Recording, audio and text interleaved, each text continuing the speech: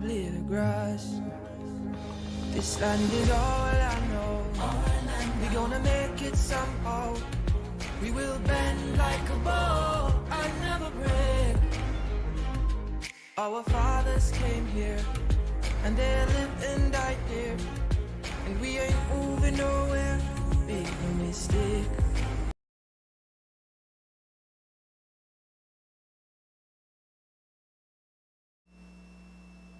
Honorable members, I declare this 32nd sitting of the National Assembly of the 12th Parliament of the Cooperative Republic of Guyana to be duly constituted and in session. The clerk will lead us in prayers. Almighty God, we are here gathered together, do most humbly beseech thee to guide us in all our consultations, so that we may together build a land where knowledge is free, where the mind is without fear, and the head is held high, and where words come from the depth of truth. Grant us, O God, thy aid and guidance, so that we may deal justly with the several causes that come before us, laying aside all private interests, prejudices, and personal preferences, so the result of our counsels may be to the glory of thy blessed name, the maintenance of true religion, the preservation of justice, the safety, honor, and happiness of the President, and the peace and prosperity of Guyana. Grant us, O God, the vision so to lead, that all the people of this fair land may enter into that state of brotherly unity, where the mind is led forward by thee into ever-widening thought and action. Thank you. Please be seated, honorable members. Messages from the President. Announcements by the Speaker.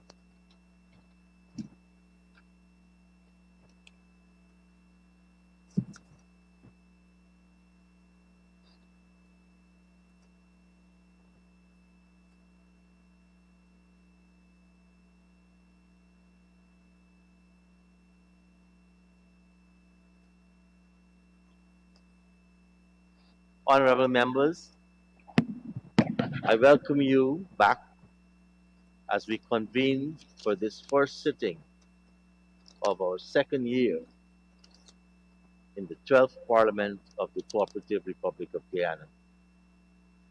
Our last year was one with many innovative actions which challenged our skills in getting through the work of the people.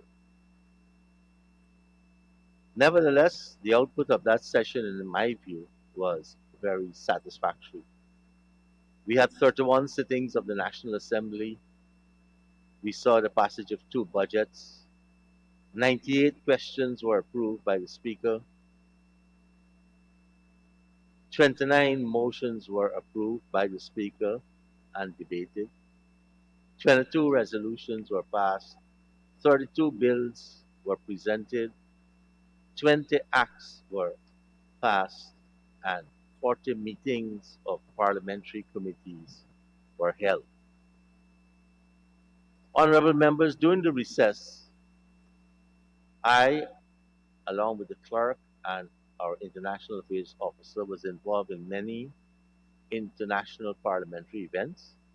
We participated in the International Parliamentary Union 5th World Conference of Speakers of Parliament, the World Trade Organization Public Forum, the 18th Parliament Plenary of Parliamericas, where the Honorable Prime Minister made a presentation. Mr. Speaker, I hate to interrupt you, but there's a rule in this House: when the Speaker is speaking, you don't interrupt him.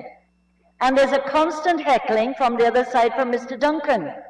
This is a sign of disrespect. And this is our first sitting after 3 months. Thank you, Honorable. Thank you, Honorable Minister. I was just about to call on that particular honorable member to observe the rules.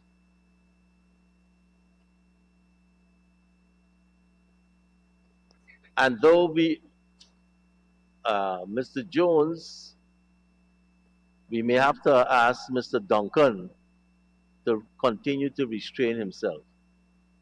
I do not like to make my remarks standing. And honorable members,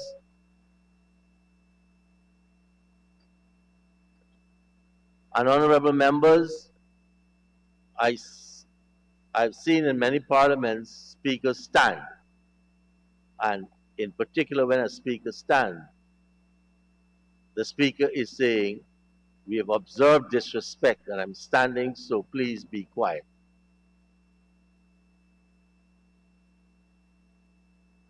Nevertheless, honorable members,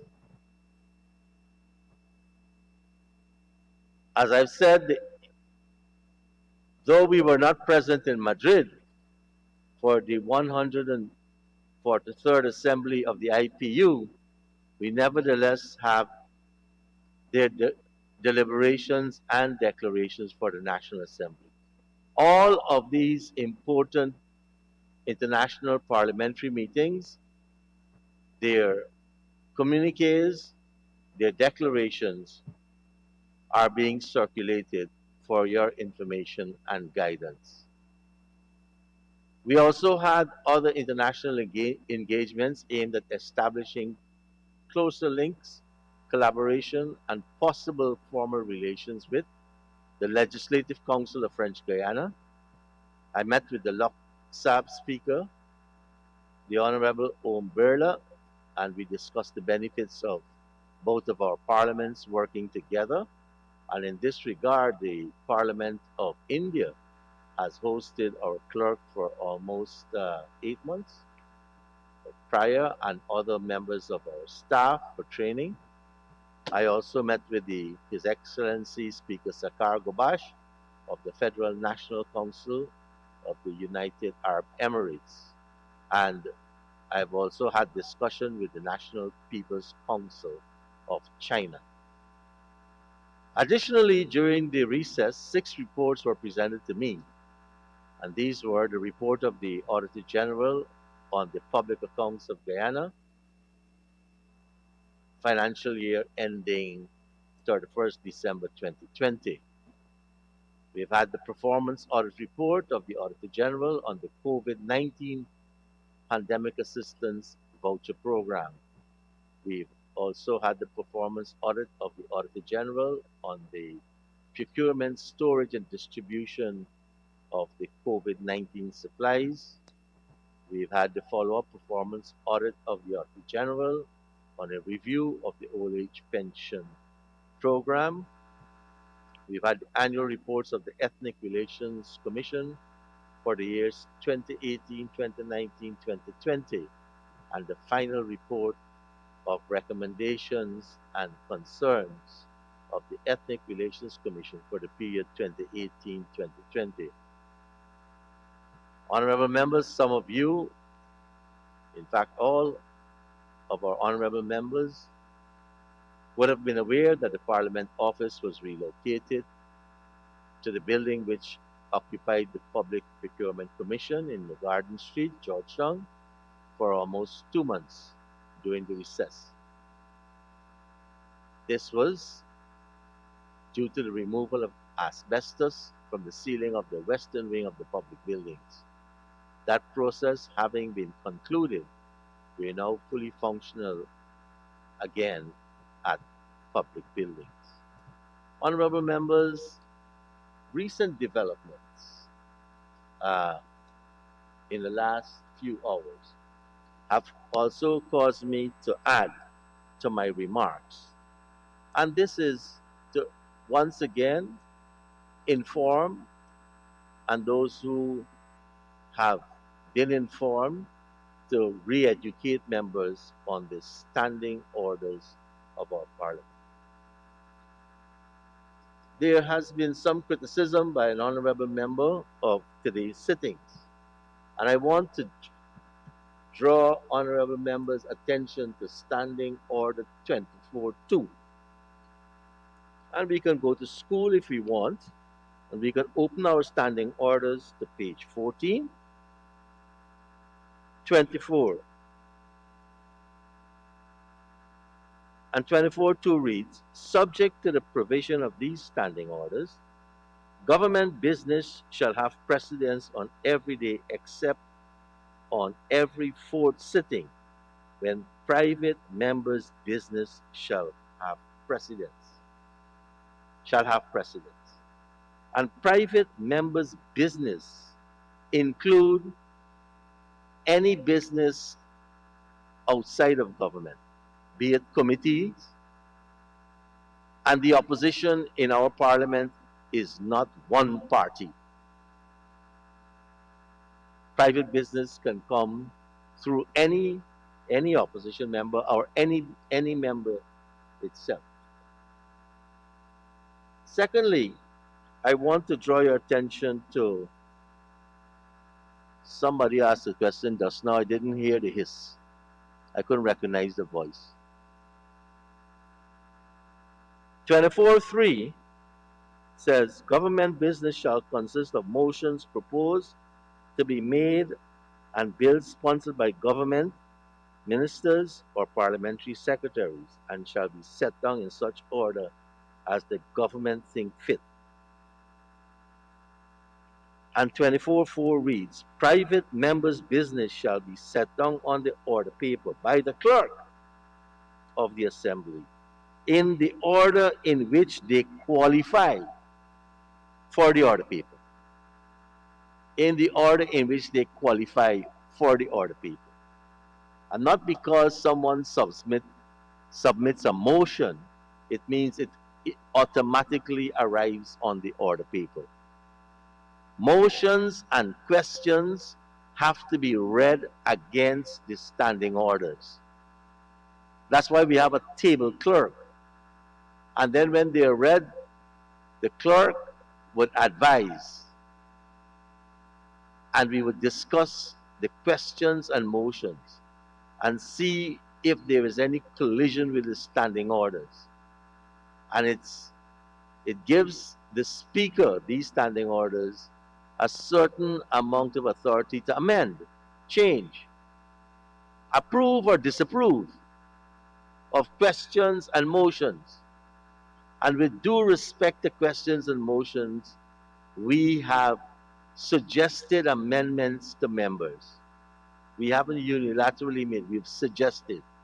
And when those suggestions are incorporated, the members will send back their request. And then it qualifies to go on a notice paper. And when the maturity period comes, then it arrives on the order paper.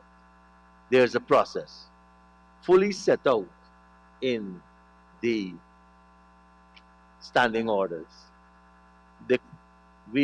And in particular, I am accused of not putting certain things on the order paper and also of reducing this particular sitting, which gives precedence to private business and opposition business, to written replies.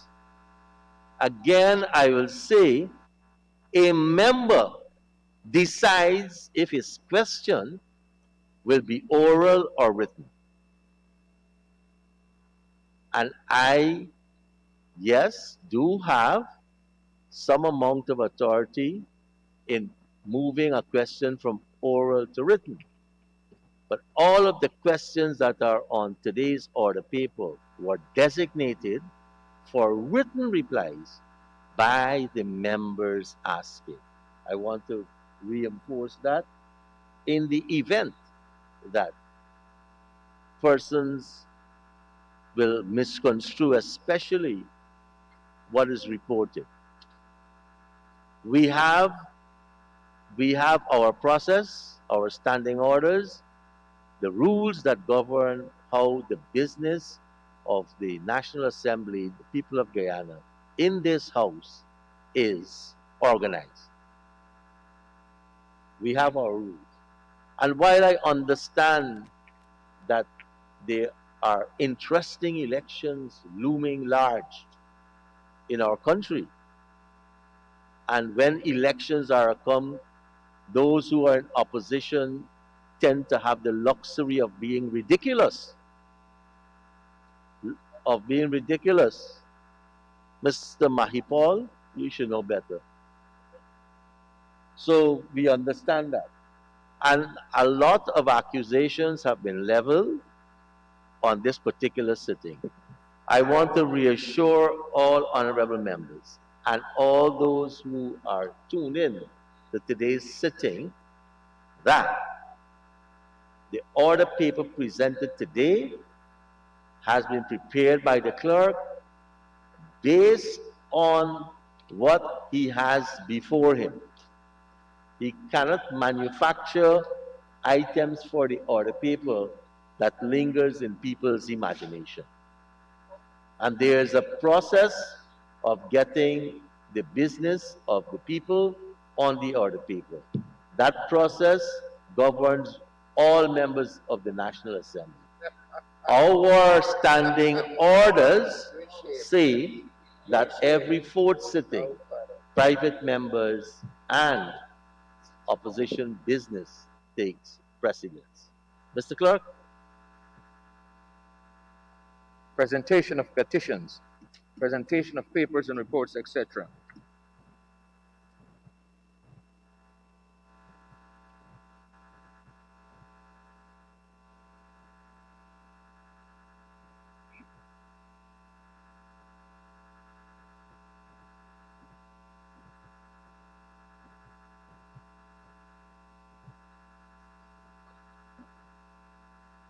Honorable members,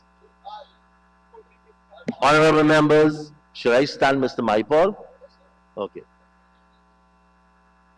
Honorable members, I present to the Assembly, 1, report of the Auditor General on the public accounts of Guyana, on the accounts of ministries, departments, regions for the fiscal year ending 31st December 2020. 2, performance audit report of the Auditor General on the COVID-19 pandemic assistance voucher program. 3, performance audit report of the Auditor General on the procurement, storage, and distribution of the COVID-19 supplies. 4, follow-up performance audit of the Auditor General on a review of the old age pension program in Guyana. The Honorable Minister of Parliamentary Affairs and Governance. Mr. Speaker, I have the honor to present to the Assembly the annual reports of the Ombudsman for the years 2019 and 2020, the annual reports of the Ethnic Relations Commission for the years 2018, 2019, and 2020, the final report of recommendations and concerns of the Ethnic Relations Commission for the period 2018 to 2020, the 8th and 9th annual reports of the Women and Gender Equality Commission for the years 2018 to 2021, and the annual reports of the Rights of the Child Commission for the years 2017 and 2018. Thank you, sir. Thank you, Honorable Minister. Honorable Minister of Public Works.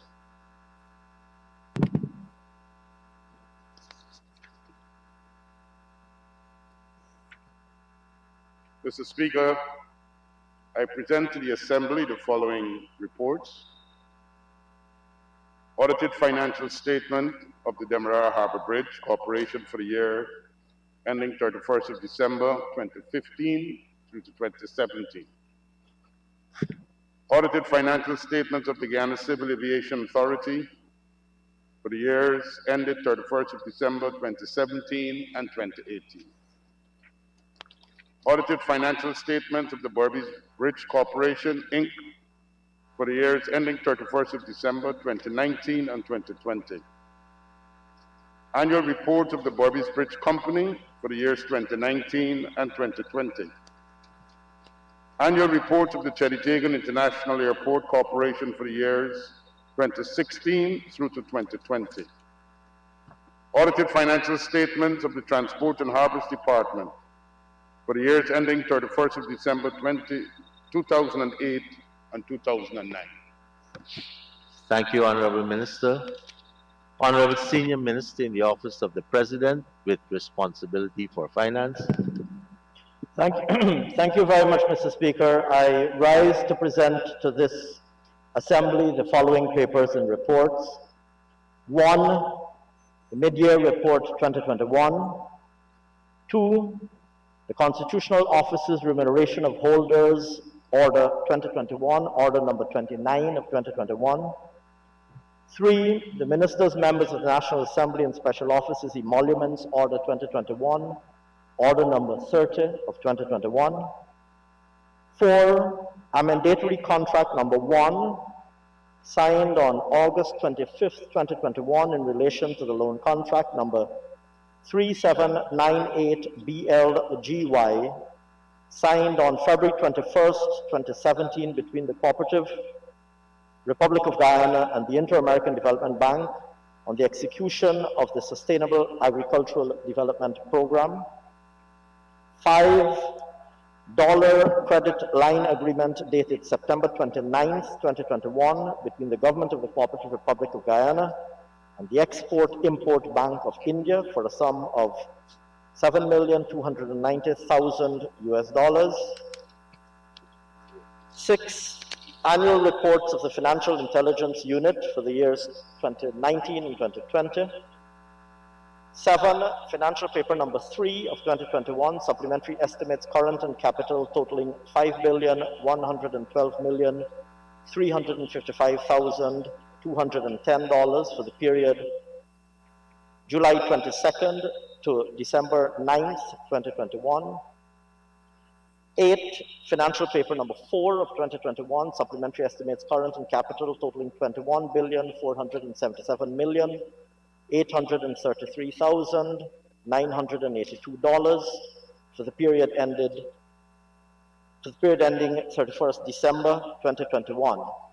And Mr. Speaker, in relation to the latter two items, that is to say financial papers number 3 and 4 of 2021, I wish, sir, to name Thursday, December 16th, 2021, as the date for consideration of the said two financial papers. Thank you very much, Mr. Speaker. Thank you, Honorable Minister. Honorable Minister of Health.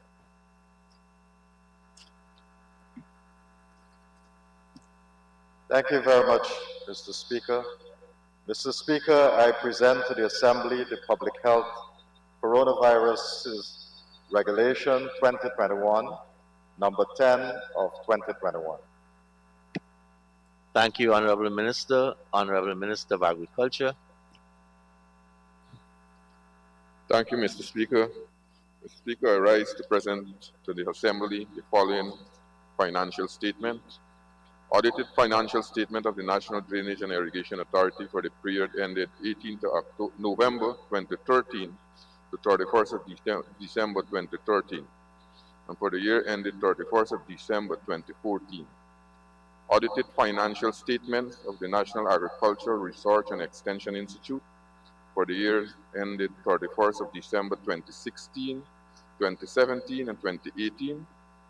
Audited financial statements of the Pesticide and Toxic Chemical Control Board for the years ended 31st of December 2018 and 2019. Audited financial statement of the year of the Guyana Marketing Corporation for the year ended 31st of December 2017 and 2018. Thank you. Thank you, Honorable Minister. Reports from committees. Oral questions without notice. Questions on notice. Honorable members, there are 16 questions on today's order paper, and all these questions are for written replies.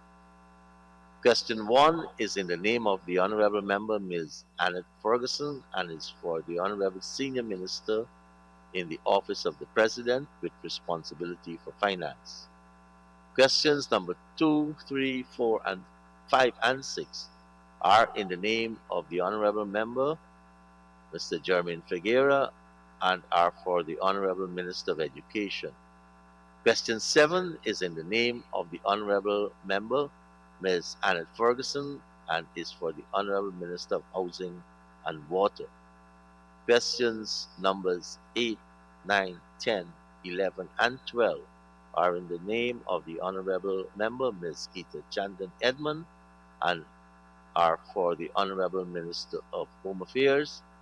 Questions number 13, 14, 15, and 16 are in the name of the Honorable Member, Ms. Nina Flo-Bess, and are for the Honorable Minister of Housing and Water.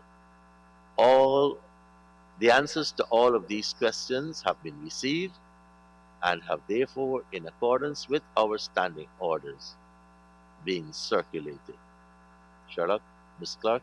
Statements by ministers including policy statements, personal explanations, requests for leave to move the adjournment of the National Assembly on definite matters of urgent public importance, motions relating to the business or sittings of the National Assembly and moved by a minister, introduction of bills. Honorable Member, Minister Gail Teixeira. Thank you, Mr. Speaker. It is my pleasure to lay for the first reading the Powers of Attorney Amendment Bill 2021, Bill number 15 of 2021, as well as the Deeds Registry Amendment Bill 2021, Bill number 16, 2021, on behalf of my colleague, Attorney General and Minister of Legal Affairs. Honorable Minister, let us take it one at a time. Bill number 15 of 2021, because I have to ask the clerk to let the bill My be read. apologies, sir.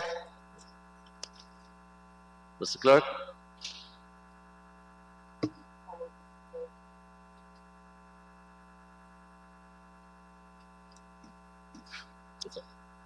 Powers of Attorney Amendment Bill 2021, Bill number 15 of 2021. Honorable Member, Mr. Shearer. Yes. The Deeds Registry Amendment Bill 2021, Bill number 16 of 2021. Let the bill be read the first time. Deeds Registry Amendment Bill 2021, Bill number 16 of 2021. The Honorable Senior Minister in the Office of the President with responsibility for finance. Thank you very much, Mr. Speaker. I wish to present, sir, to this Assembly the Fiscal Management and Accountability Amendment Bill 2021, Bill number 17 of 2021, a bill intituled an Act to amend the Fiscal Management and Accountability Act and the Audit Act, and I move that the said bill be read the first time. Let the bill be read the first time. Fiscal Management and Accountability Amendment Bill 2021, Bill number 17 of 2021. Mr. Clerk. Public business. Private members' business. Mr. Clerk. Government's business. Honorable members, we will now proceed with the second reading of the Police Amendment Bill 2021, Bill number 8 of 2021, published on the 7th of June, 2021.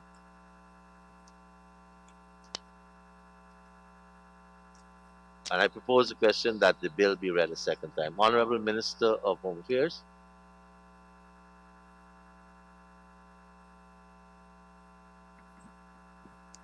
Thank you, Mr. Speaker and honorable members. Mr. Speaker and honorable members, I propose the passage of the Police Amendment Bill 2021, Bill number 8 of 2021, a bill intended to arrive at a new stage, a new posture in respect of policing in Guyana. And the bill is intended principally to have the engagement between the police and persons who may become engaged with the policing for whatever reasons, that the police would have recourse to less lethal force. That in their staged responses to engagements of persons who may need to be arrested, that the responses could be or would be less lethal by the implementation, the addition of certain resorts in respect of assets, implements, and so on. So in the first instance, we want to, by the insertion immediately after the definition of aircraft, of the definition of the following arms, which includes less lethal weapons, by amending Section 2 of the Principal Act. At B, to B, by the insertion immediately after the definition of inspector of the following definitions. Less lethal weapons includes A, nightsticks, batons, and clubs. B, chemical irritants, including a pepper spray or tear gas. C, conducted electrical weapons, including a taser or stun gun. D, connected impact projectiles, including rubber-coated bullets. Or C, a water cannon.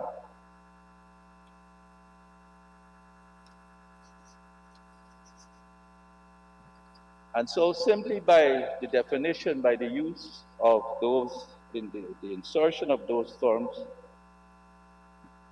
by those definitions, we identify that we want to avoid situations in which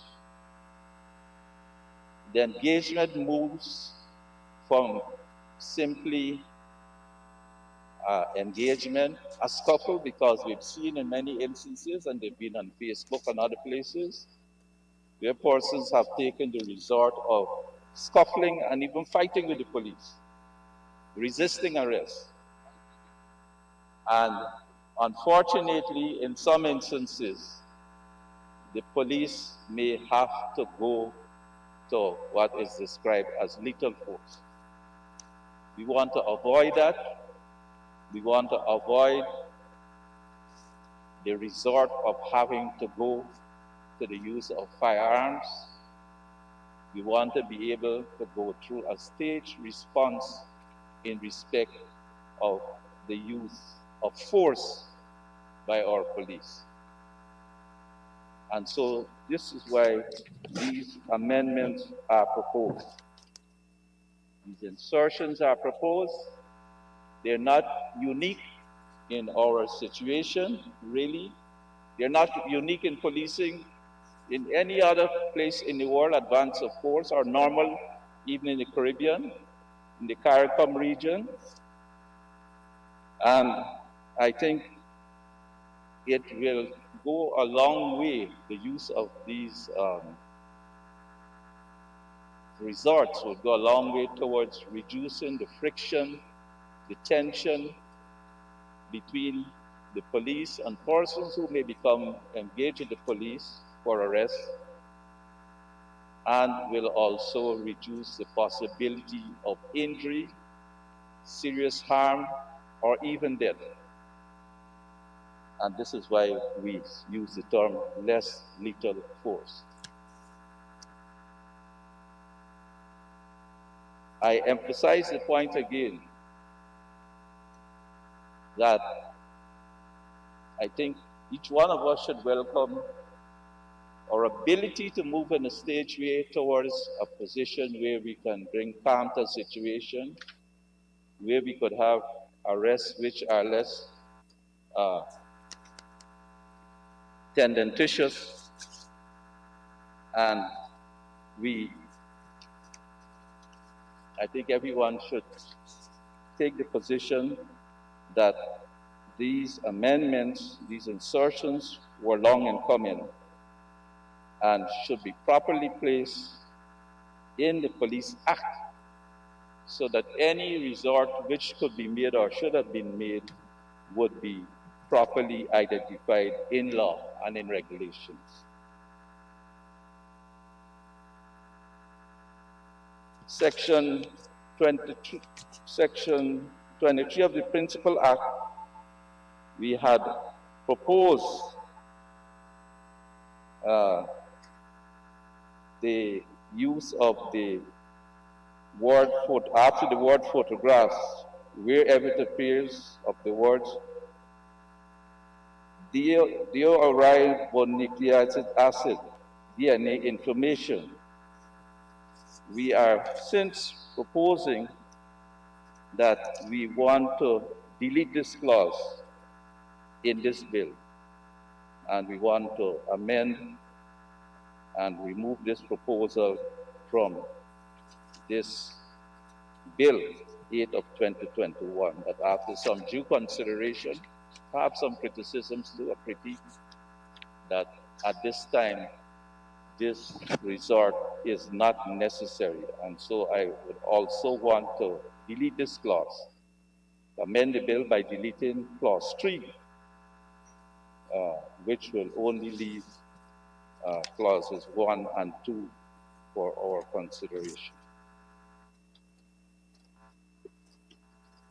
Thank you, Mr. Speaker. Thank you, Honorable Minister. Our next speaker is the Honorable Member, Ms. Dawn Hastings-Williams. Honorable Member, you can make your contribution.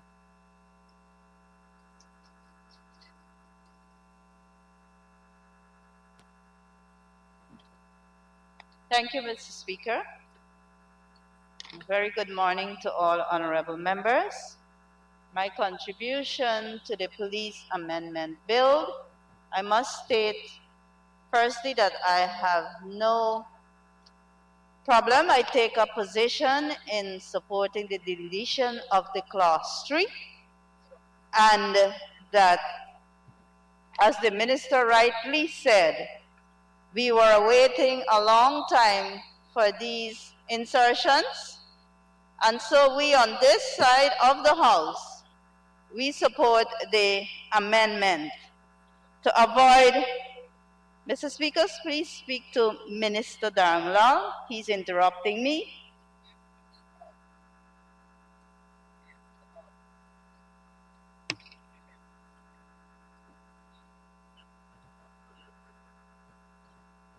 I'll continue, Mr. Speaker.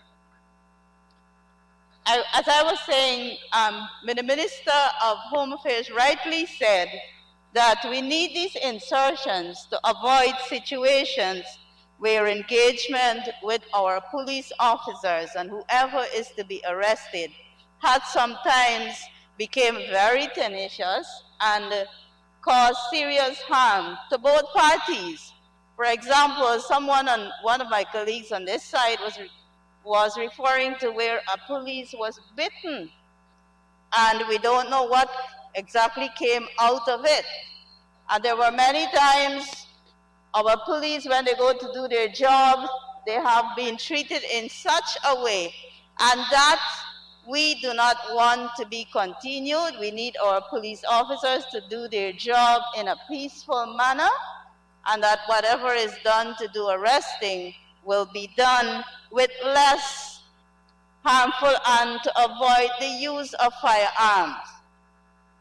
And so, Mr. Speaker, I fully support the amendment to this police bill. I thank you. Thank you very much, Honorable Member. I now call on the Honorable Member, Mr. Sanjeev Dattadin, to make his contribution.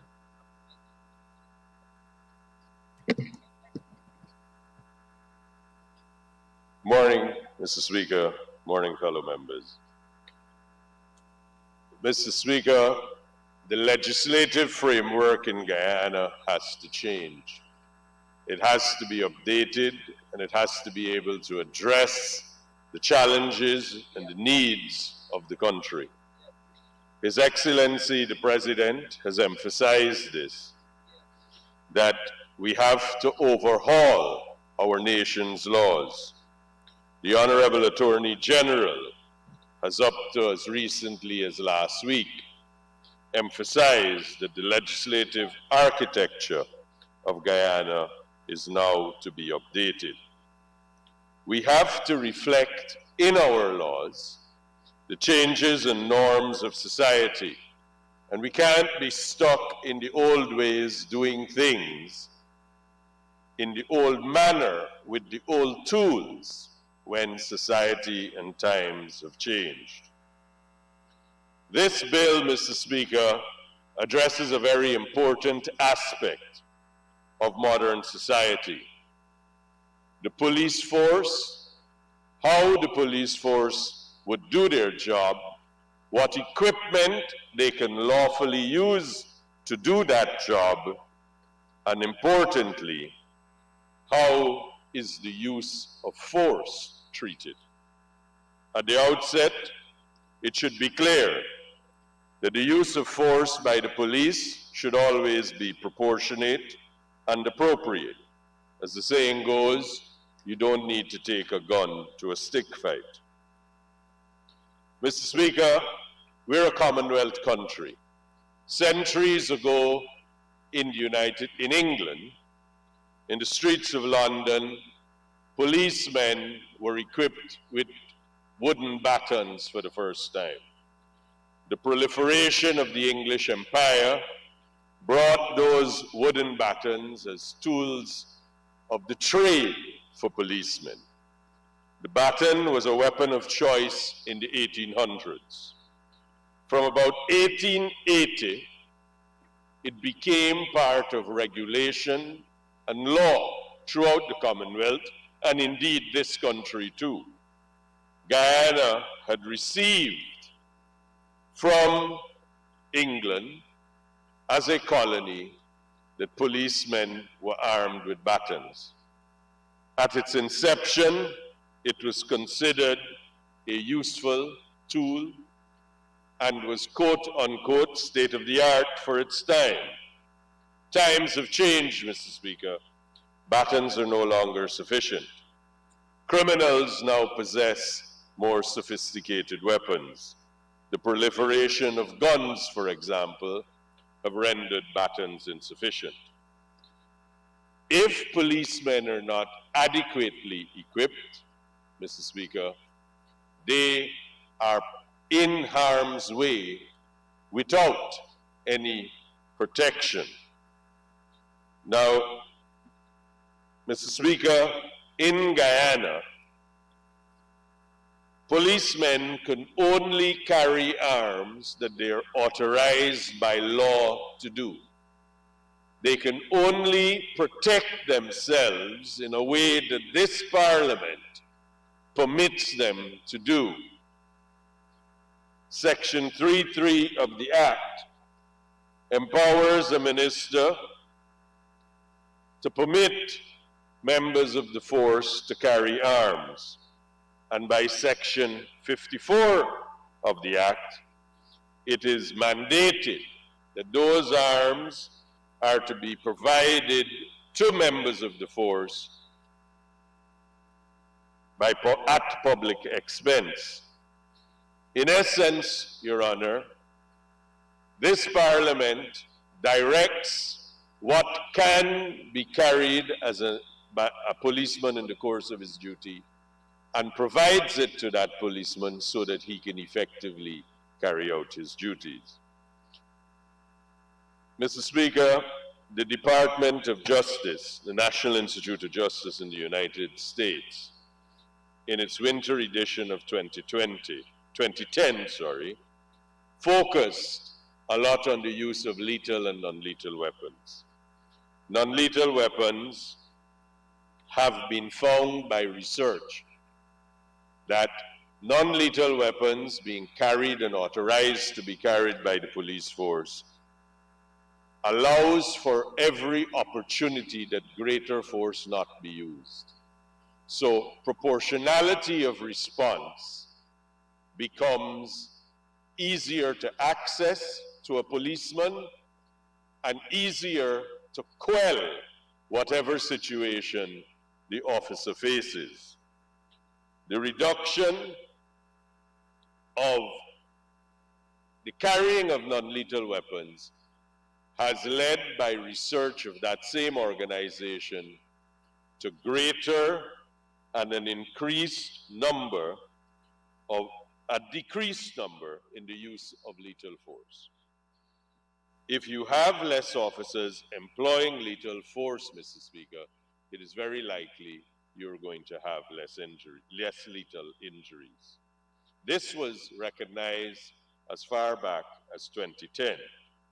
Mr. Speaker, the world has recognized that it is vastly different now than it was a mere 15 years ago.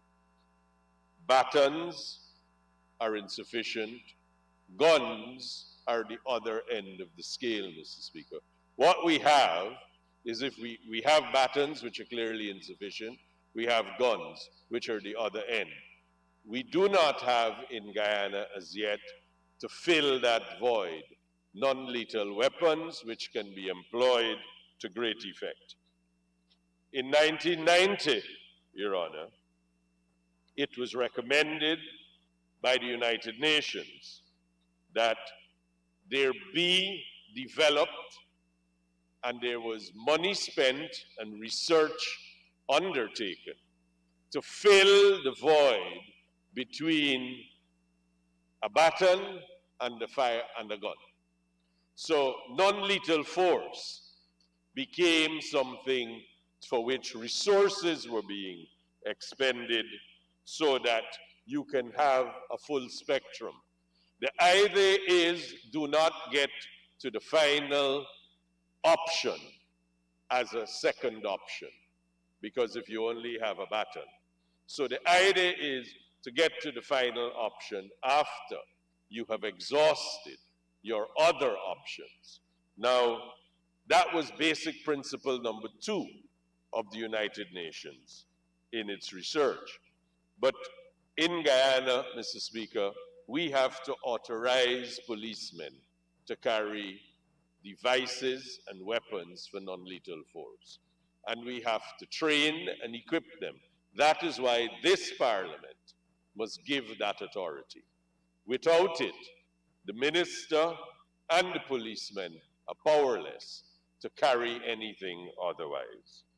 Now, basic principle 3 of that same United Nations Declaration recommended that research be done into an evaluation, which was undertaken by that body. And it was discovered that in many cases, you have policemen of different experience and ranks.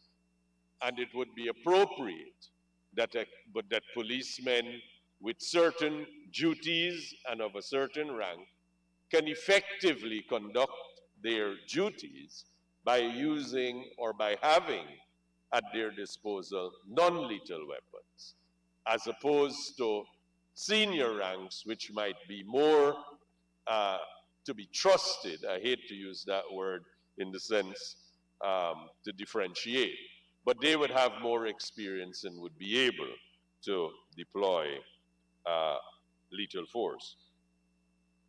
In 2014, the Human Rights Council, Mr. Speaker, made it known that guidelines had been developed for the use of non-lethal force, and those guidelines were found to be very effective at de-escalating situations to where lethal force was required.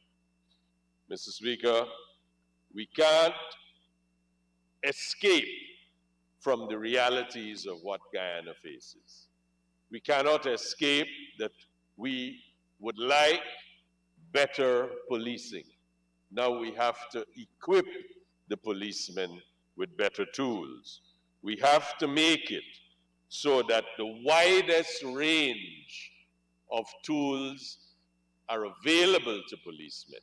Their equipment must be such that it allows them the widest spectrum of resources to adequately perform their duties. To restrict them to only a clearly insufficient baton and the next step to be a firearm, Mr. Speaker, that would not be adequate, and that would only give them limited options.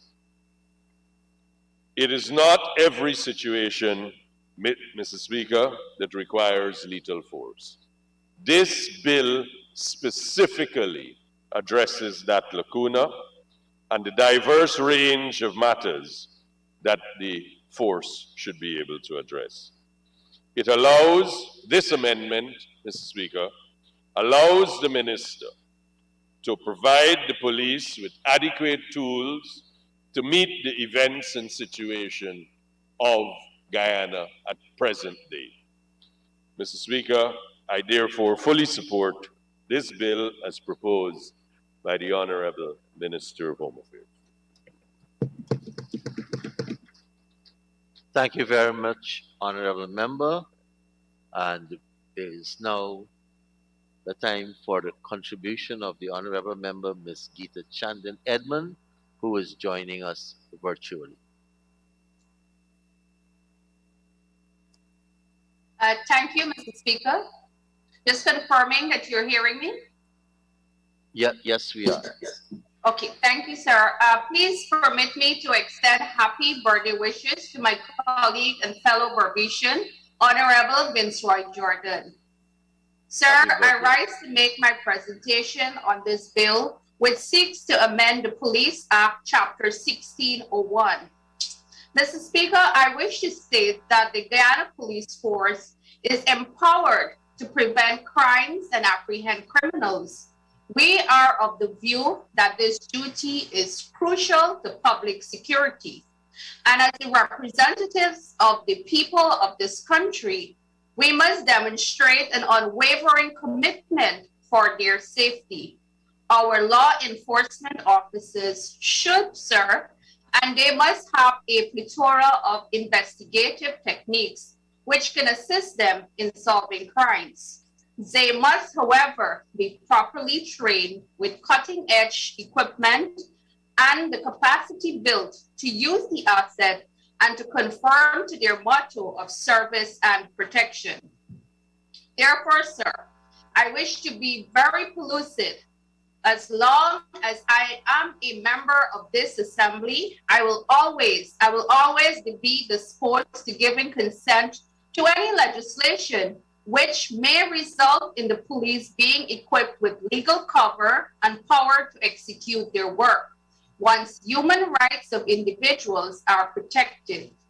Sir, I must say that it is very heartening to see that the proposed controversial clause 3 of this bill was removed. We know, sir, that DNA sampling is a part of modern investigative techniques. We are also well aware of the efficiency of this process, but it is not absolute. It is highly contextual, and every instance of its practice has to be examined based on the circumstance. What is our circumstance? What is our context? We know that what was attempted was to adopt these measures in a context and circumstance of a highly politicized police force and a nation which has no guarantee that we're dealing with a government that will not be tempted to take any data procured and use it for nefarious or political purposes. This means, sir, that as a responsible parliament, we must ensure that we oversee this process and guard against its unlawful use. The Guyana Bar Association, civil society, and the wider Guyanese population had issued a clarion call to put a halt to this legislative march. In a statement issued on June 15th, the legal fraternity stated, and I quote, "The Bar Association opposes collection of DNA of persons in custody." Mr. Speaker, in the absence of extensive learned and scientific opinions in the highest standards of scrutiny, it would have been reckless to proceed with this clause. Since, Mr. Speaker, it was pregnant with all manner of frightening implication. When there is competition between public and private interests in a democratic society, the standard of all democratic constitution is that public interest can only take precedence in extreme circumstances. The proposed amendment, which was removed, did not even hint at the possibility of extreme circumstances. Sir, it proposed that once someone is in the custody of the Guyana police force and is detained at any police station, an officer can arbitrarily proceed to extract a DNA sample from that individual. This, Mr. Speaker, is the wild, wild west approach and is symptomatic of what Guyana has become in a year. So thankfully, good sense prevailed, and the government has listened to sound advice. Sir, this should always be the case when public policy is being established. We must therefore thoroughly consider all the issues if we are to be seen as a mature parliamentary body and true representatives of our people. Thus, sir, it is against this backdrop that I state that I'm heartened that the controversial clause was removed and the government has listened to the cries and the calls of the wider population. And, sir, it is hoped that the government will continue to act in a similar manner in relation to other cries by the nation. The cries are loud and they are getting louder. And I say to my friends on the other side, listen to the people. Sir, it has not escaped our attention and that of the Guyanese population of the ongoing deteriorating security situation in Guyana and its impact on the lives and the well-being of the citizens. Sir, national security must be given priority treatment. And it is incumbent on all of us in this parliament to interrogate all the issues, sir, objectively in relation to national security matters. We're continuously receiving disturbing reports on the state of affairs, more particularly in relation to human safety and public security. And we have observed the fear being manifested and expressed from all sections of society. And sir, there is deafening silence from the minister responsible for Home Affairs.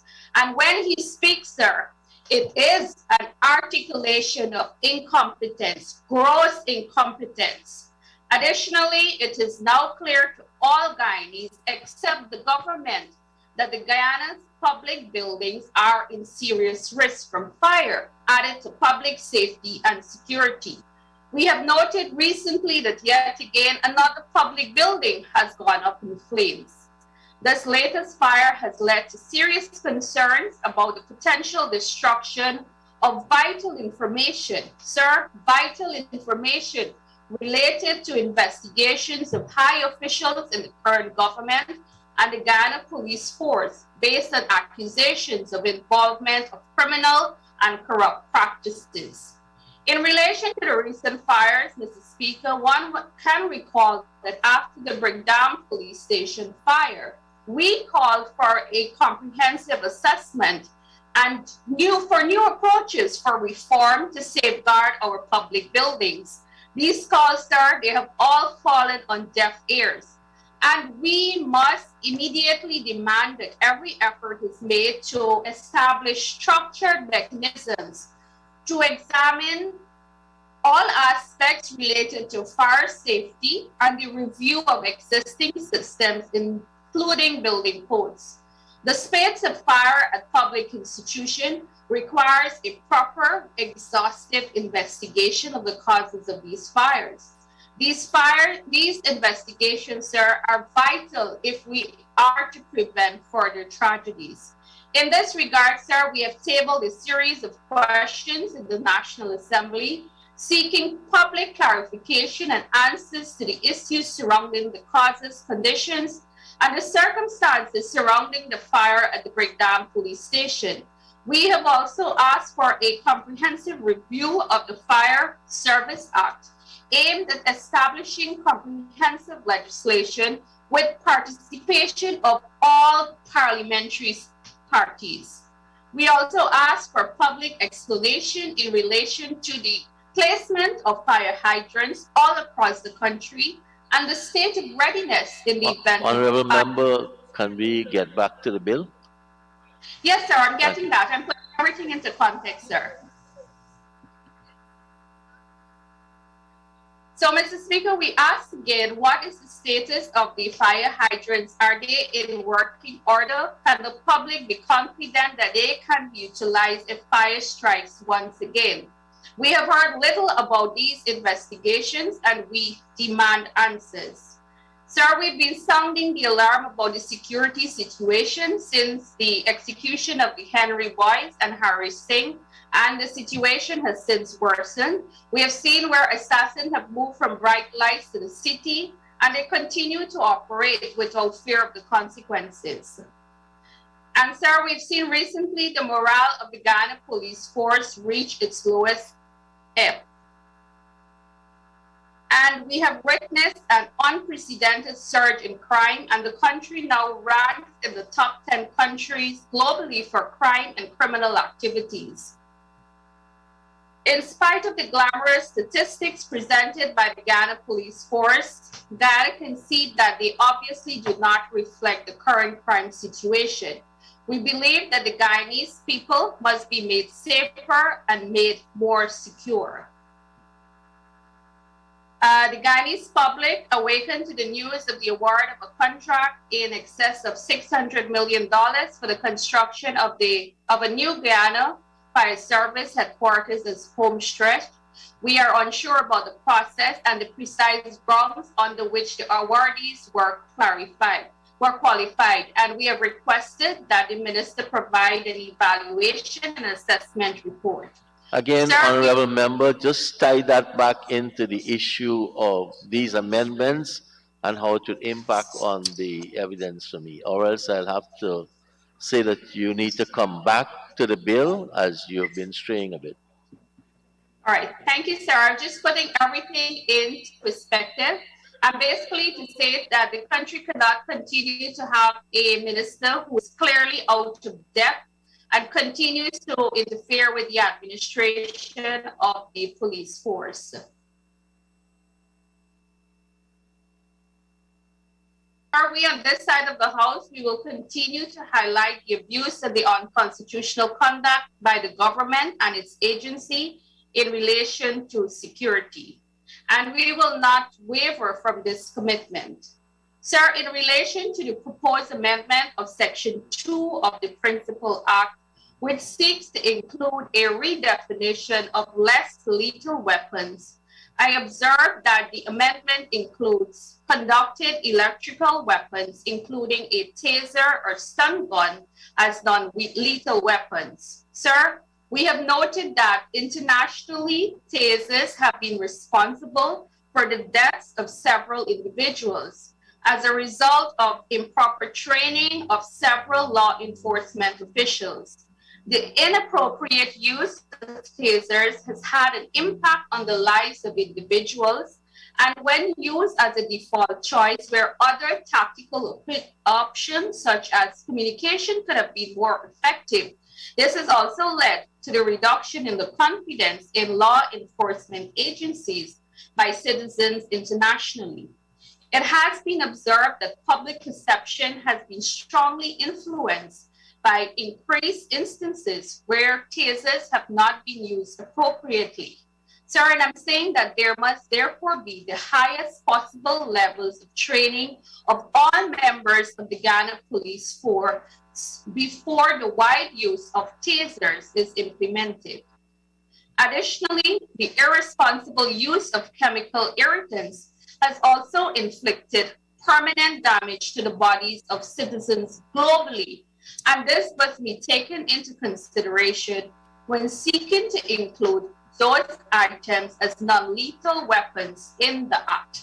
Mr. Speaker, when one considers that the Guyana Police Force has already been tainted as a result of their irresponsible use of force, sir, I say that there must be exhaustive consideration of this redefinition of non-lethal weapons to be used by the members of the force and law enforcement officers in general.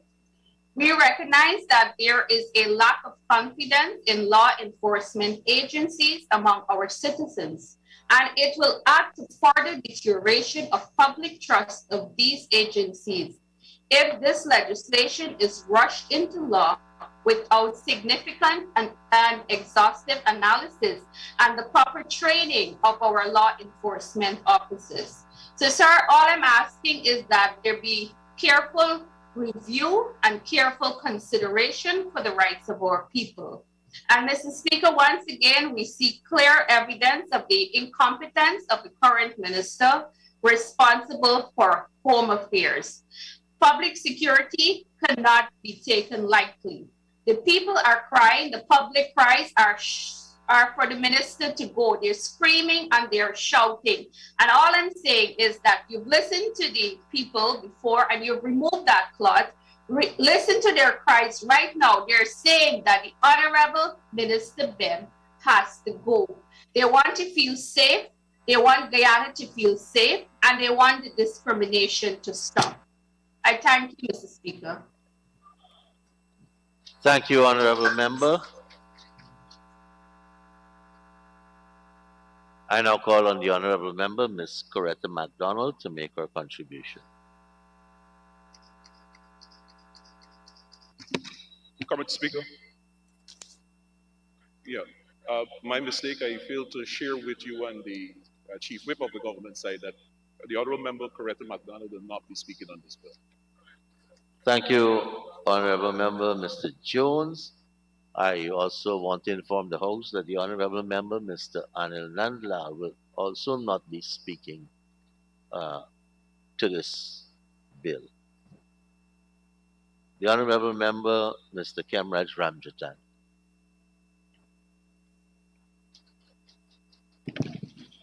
Mr. Speaker,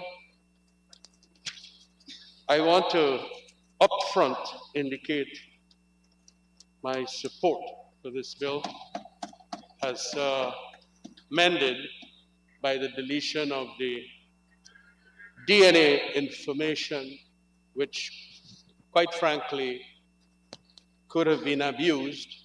And quite frankly, I did not believe at all that the integrity of the collection and preservation of DNA samples would have been to that high quality that I think we should make it. So that's an important deletion. And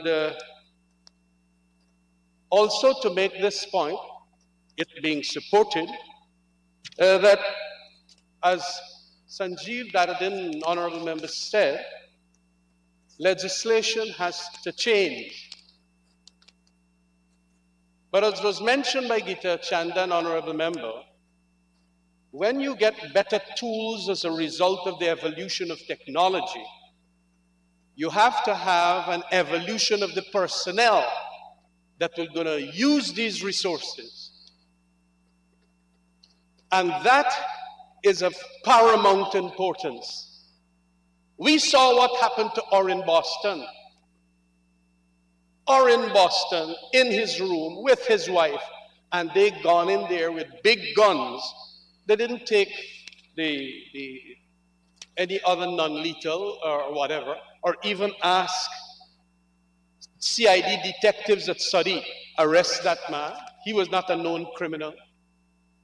But with all the powerful lethal weapons they had, somehow they were punctured mentally or intellectually and rushed into the man's house and start shooting. That's what I am talking about.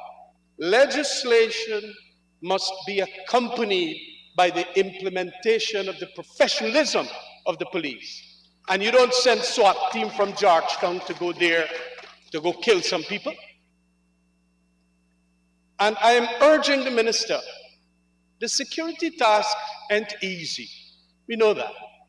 But please, when you do these things, you also, and this came around as a result of the Russell Coombs set of recommendations, that whatever it is, if you want to use drones now, if you want to use better technology in relation to facial recognition in the surveillance field, you have to have a core set of members who are going to ensure that they deal with these things professionally and with integrity, and that the reliability in court, especially when being used, that they ensure that it is 100%, nothing less. And so that's the point I wish to make here and urge the minister that get on with the business of that aspect of it now that you're going to get all your nightsticks and buttons and clubs and chemical irritants and electrical weapons and so on. I hope those electrical weapons don't kill. Kinetic impact projectiles, whatever those are, at least the members of the Public Security Committee in Parliament here, I think I am a member, Geeta is a member, we should be told what are these projectiles and so on so we could see. Because you could very well have all these that you regard as non-lethal being very lethal. And so let us understand it. We know about the water cannon already, so we don't need to go into that. Don't think it's working. But please now, Mr. Ben, honorable member, get down to the task of implementing these changes that is going to work in our policing architecture, which will see professionalism in the use of these so-called non-lethal weapons. So we can get a combination of the change and the professionalism from the men using it, rather than the unfortunate thing at Essequibo. Thank you very much. Thank you very much, Honorable Member, Honorable Minister of Home Affairs.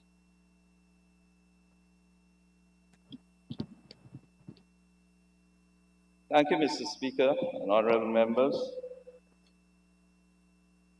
I am a bit surprised and puzzled at some of the responses we've had from the opposition side in respect of what is a fairly simple and welcome matter as presented.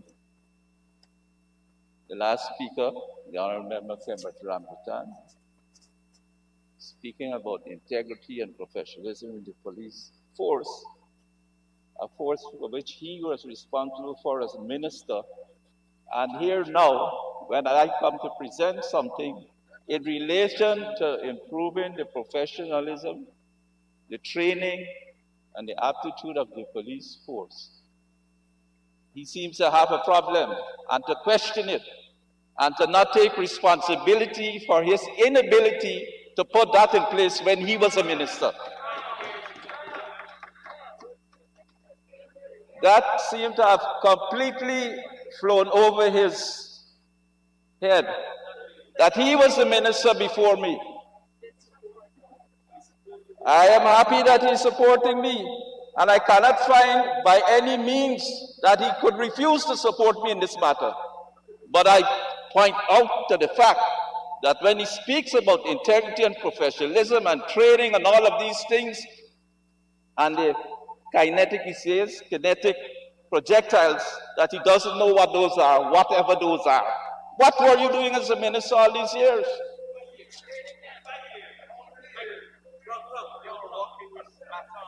I am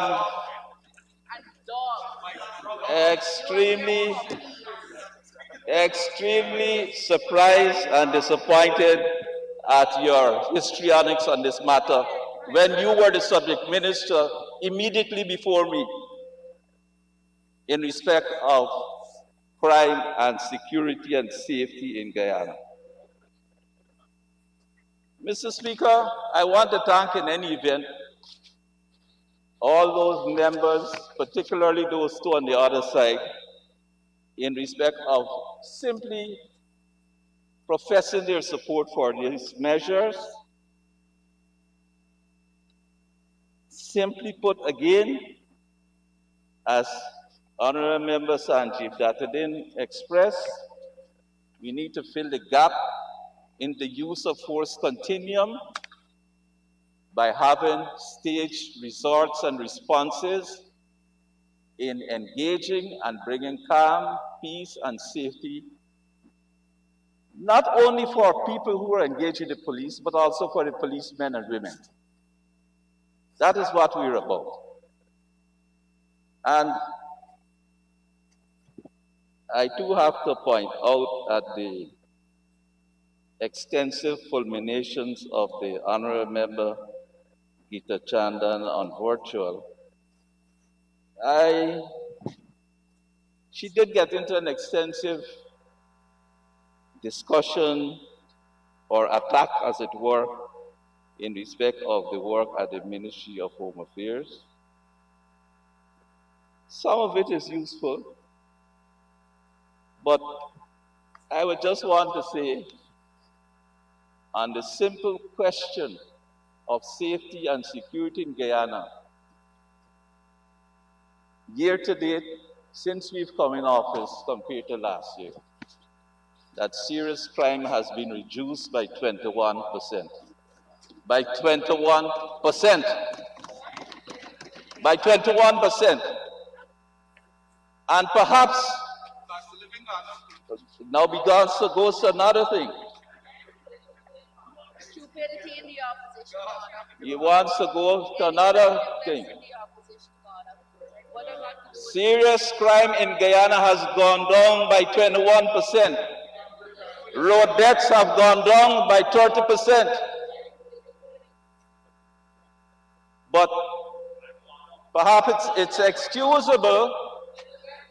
It's excusable perhaps that persons who are not paying attention to the level of crime when the Honorable Member Kamraj Ramdatan was Minister of Public Security. People were more concerned with the bigger crime, the theft of our democracy. The theft, the bigger crime, the greatest crime, the theft of our democracy. People were more absorbed with that. So maybe it's excusable for all of us to maybe not pay attention to the statistics and to even believe the statistics that we have now. But, Mr. Speaker, I don't want to quarrel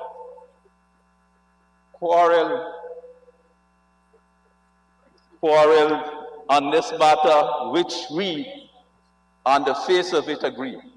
We agree. So, Mr. Speaker, I want to thank all the speakers who have made presentations in respect of the matter. They were unnecessary digressions, unhelpful remarks, but on we go. On we go to prevent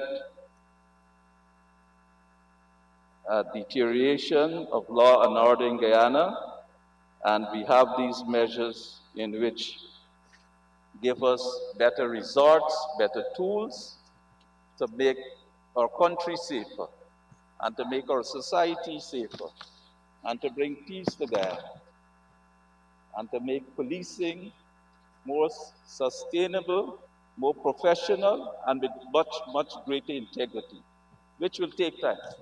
Thank you, Mr. Speaker. Thank you very much, Honorable Minister.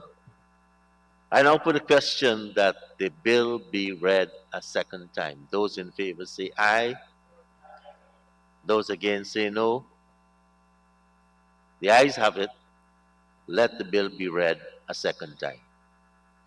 Police Amendment Bill 2021, Bill number 8 of 2021. The Assembly will now resolve itself into committee to consider the bill by clauses.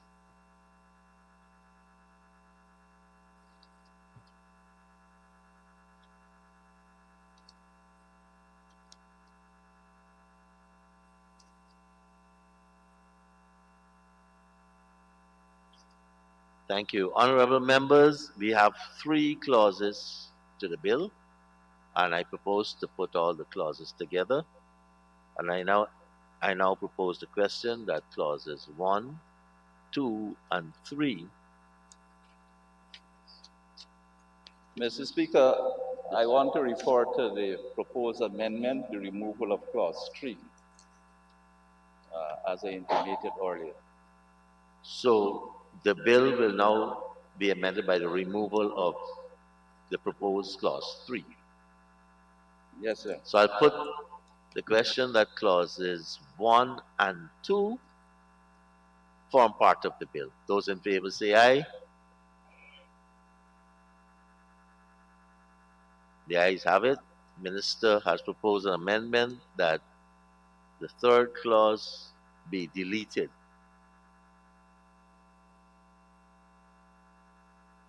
I now put a question that the bill as amended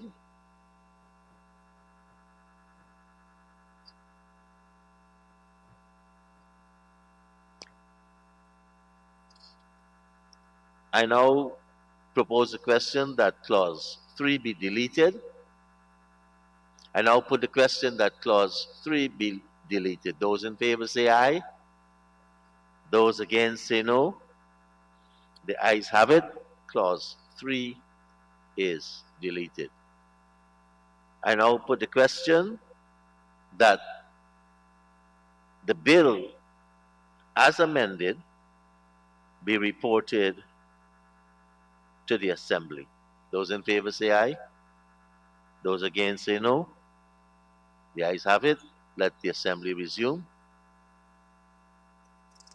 Honorable Minister of Home Affairs. Thank you, Mr. Speaker. I rise to report that the Police Amendment Bill 2021, Bill number 8 of 2021, was considered in committee clause by clause and was passed with amendment. I move that the bill be now read the third time and passed as amended. The question is that the bill be now read the third time and passed as amended. Those in favor say aye. Those against say no. The ayes have it. Let the bill be read a third time. Police Amendment Bill 2021, Bill number 8 of 2021. Thank you, honorable members. Honorable members, I think this is a good time to take the suspension for lunch.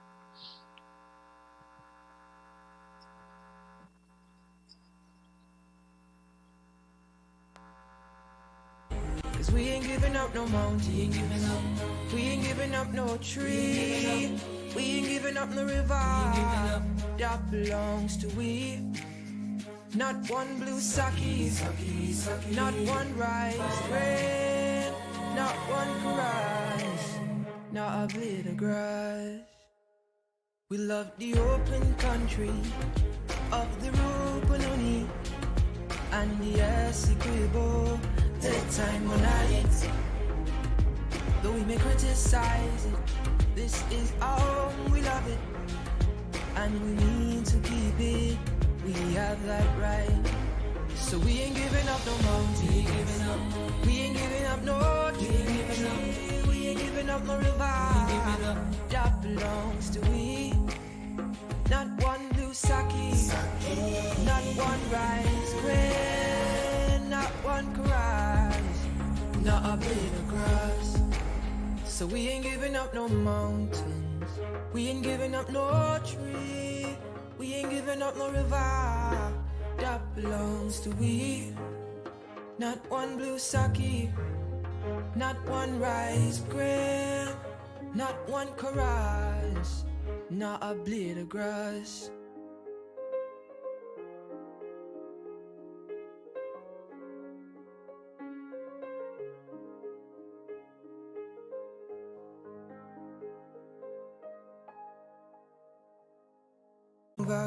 We ain't backing down.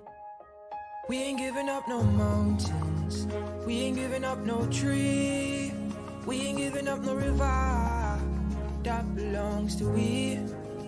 Not one blue sake, not one rice grain, not one chorus, not a blade of grass.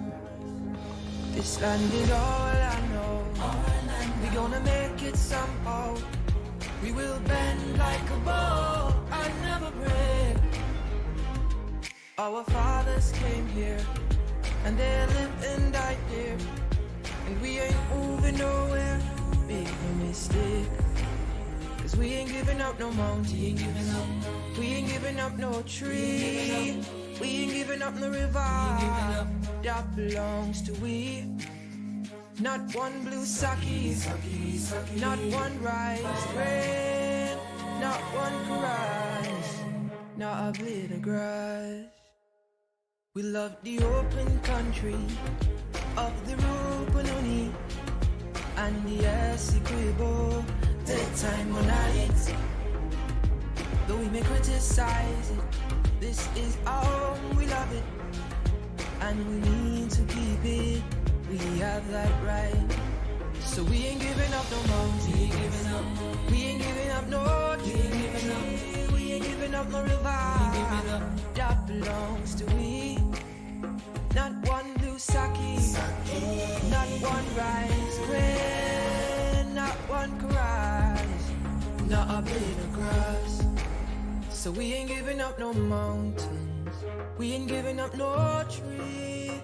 We ain't giving up no river that belongs to we. Not one blue sake, not one rice grain, not one rice, not a blade of grass.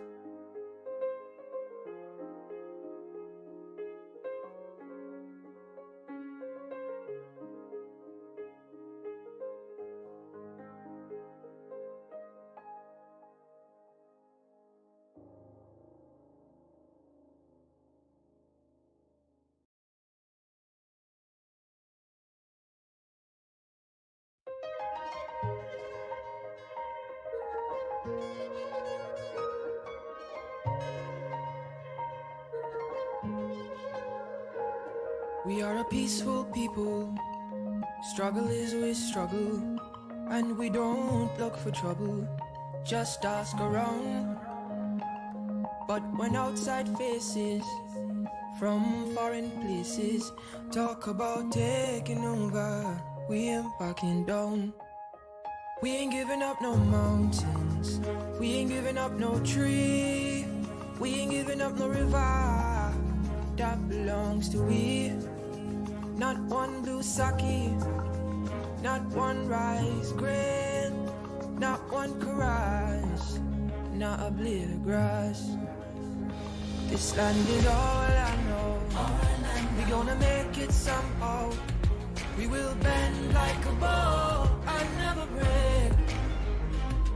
Our fathers came here and they lived and died here, and we ain't moving nowhere. Big no mistake. Cause we ain't giving up no mountain. We ain't giving up no tree. We ain't giving up no river that belongs to we. Not one blue sake, not one rice grain, not one rice, not a blade of grass. We love the open country of the Rupununi and the Essequibo, daytime or night. Though we may criticize it, this is our home, we love it, and we need to keep it. We have that right. So we ain't giving up no mountain. We ain't giving up no tree. We ain't giving up no river that belongs to we.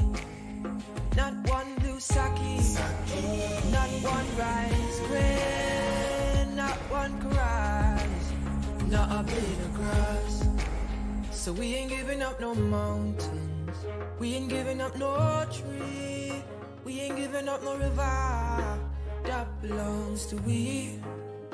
Not one blue sake, not one rice grain, not one rice, not a blade of grass.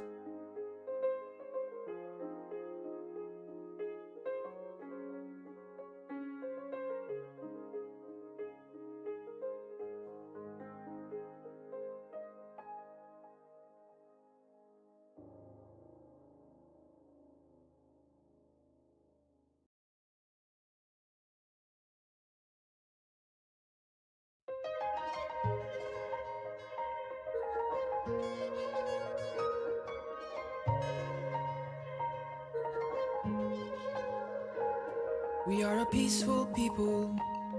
Struggle is we struggle, and we don't look for trouble, just ask around. But when outside faces from foreign places talk about taking over, we ain't backing down. We ain't giving up no mountains, we ain't giving up no tree, we ain't giving up no river that belongs to we. Not one blue sake, not one rice grain, not one karage, not a blade of grass. This land is all I know. We gonna make it somehow. We will bend like a bow and never break. Our fathers came here and they lived and died here, and we ain't moving nowhere. Make no mistake, 'cause we ain't giving up no mountain, we ain't giving up no tree, we ain't giving up no river that belongs to we. Not one blue sake, not one rice grain, not one karage, not a blade of grass. We love the open country of the Rupununi and the Essequibo, the time when though we may criticize it, this is our home, we love it, and we need to keep it.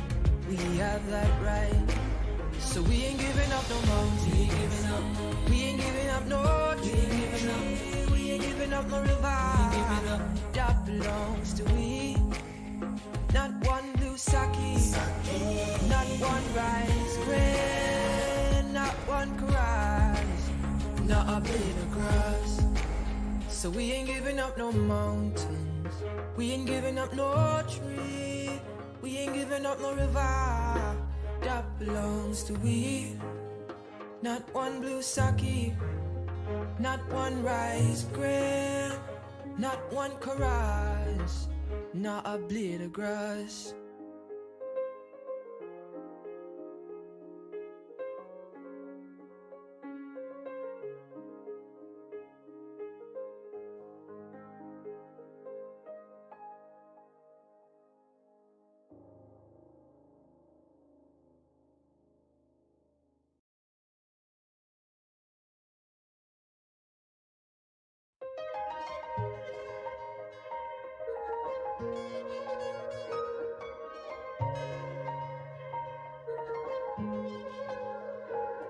We are a peaceful people, struggle is we struggle, and we don't look for trouble, just ask around.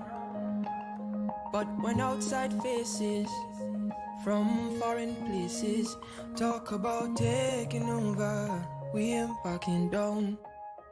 We ain't giving up no mountains, we ain't giving up no tree, we ain't giving up no river that belongs to we.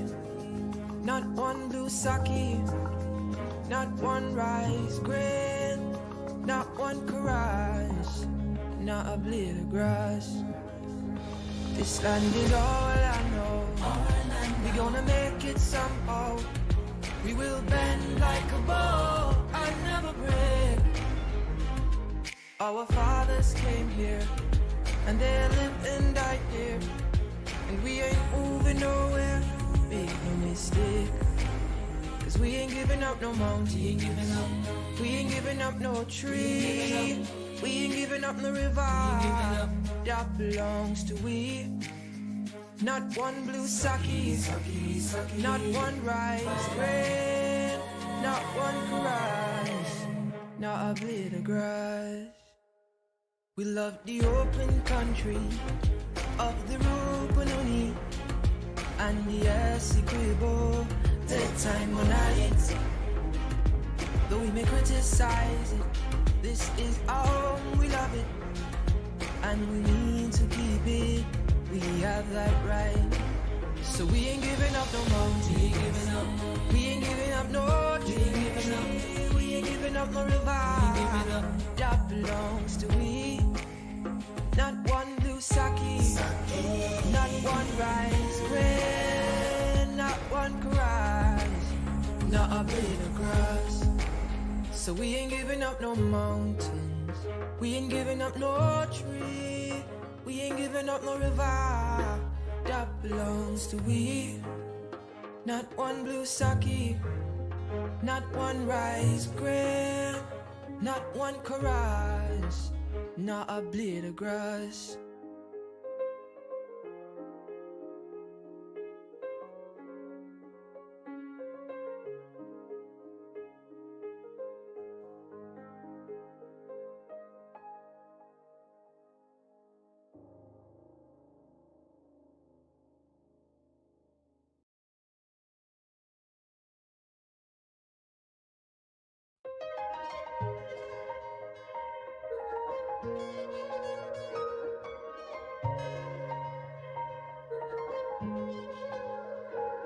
We are a peaceful people, struggle is always struggle, and we don't look for trouble, just ask around.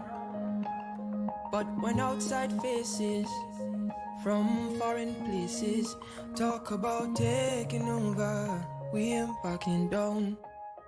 We ain't giving up no mountains, we ain't giving up no tree, we ain't giving up no river that belongs to we. Not one blue sake, not one rice grain, not one chorus, not a blade of grass. This land is all I know, we gonna make it somehow. We will bend like a bow and never break. Our fathers came here, and they lived and died here, and we ain't moving nowhere. Make no mistake, 'cause we ain't giving up no mountain, we ain't giving up no tree, we ain't giving up no river that belongs to we. Not one blue sake, not one rice grain, not one chorus, not a blade of grass. We love the open country of the Rupununi and the Essequibo, the time when though we may criticize it, this is our home, we love it, and we need to keep it, we have that right. So we ain't giving up no mountain, we ain't giving up no tree, we ain't giving up no river that belongs to we. Not one blue sake, not one rice grain, not one chorus, not a blade of grass. So we ain't giving up no mountains, we ain't giving up no tree, we ain't giving up no river that belongs to we. Not one blue sake, not one rice grain, not one chorus, not a blade of grass.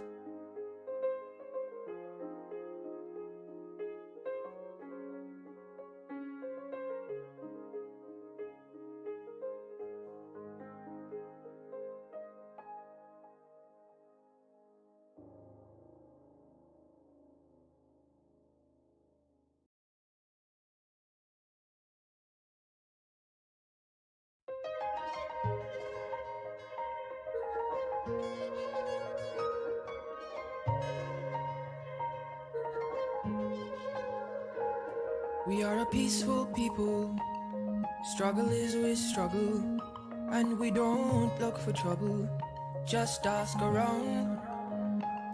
But when outside faces from foreign places talk about taking over, we ain't backing down. We ain't giving up no mountains, we ain't giving up no tree, we ain't giving up no river that belongs to we. Not one blue sake, not one rice grain, not one chorus, not a blade of grass. This land is all I know, we gonna make it somehow. We will bend like a bow and never break. Our fathers came here, and they lived and died here, and we ain't moving nowhere. Make no mistake, Cause we ain't giving up no mountain. We ain't giving up no tree. We ain't giving up no river. That belongs to we. Not one blue sake, not one rice grain, not one rice, not a blade of grass. We love the open country of the Rupununi and the Essequibo, daytime or night. Though we may criticize it, this is our home, we love it, and we need to keep it. We have that right. So we ain't giving up no mountain. We ain't giving up. We ain't giving up no tree. We ain't giving up no river. That belongs to we. Not one blue sake. Not one rice grain. Not one rice. Not a blade of grass. So we ain't giving up no mountains. We ain't giving up no tree. We ain't giving up no river. That belongs to we. Not one blue sake. Not one rice grain. Not one chorus. Not a blade of grass.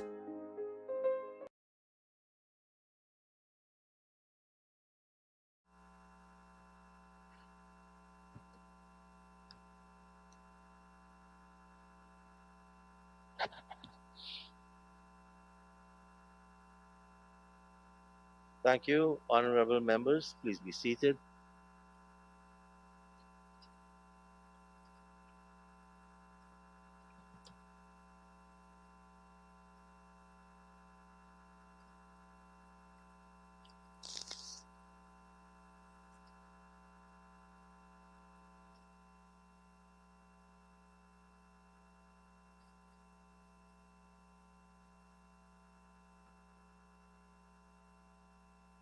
Honorable members, we will now proceed with the second reading of the Firearms Amendment Bill 2021. Bill number 9 of 2021, published on the 7th of June 2021. Honorable Minister of Home Affairs.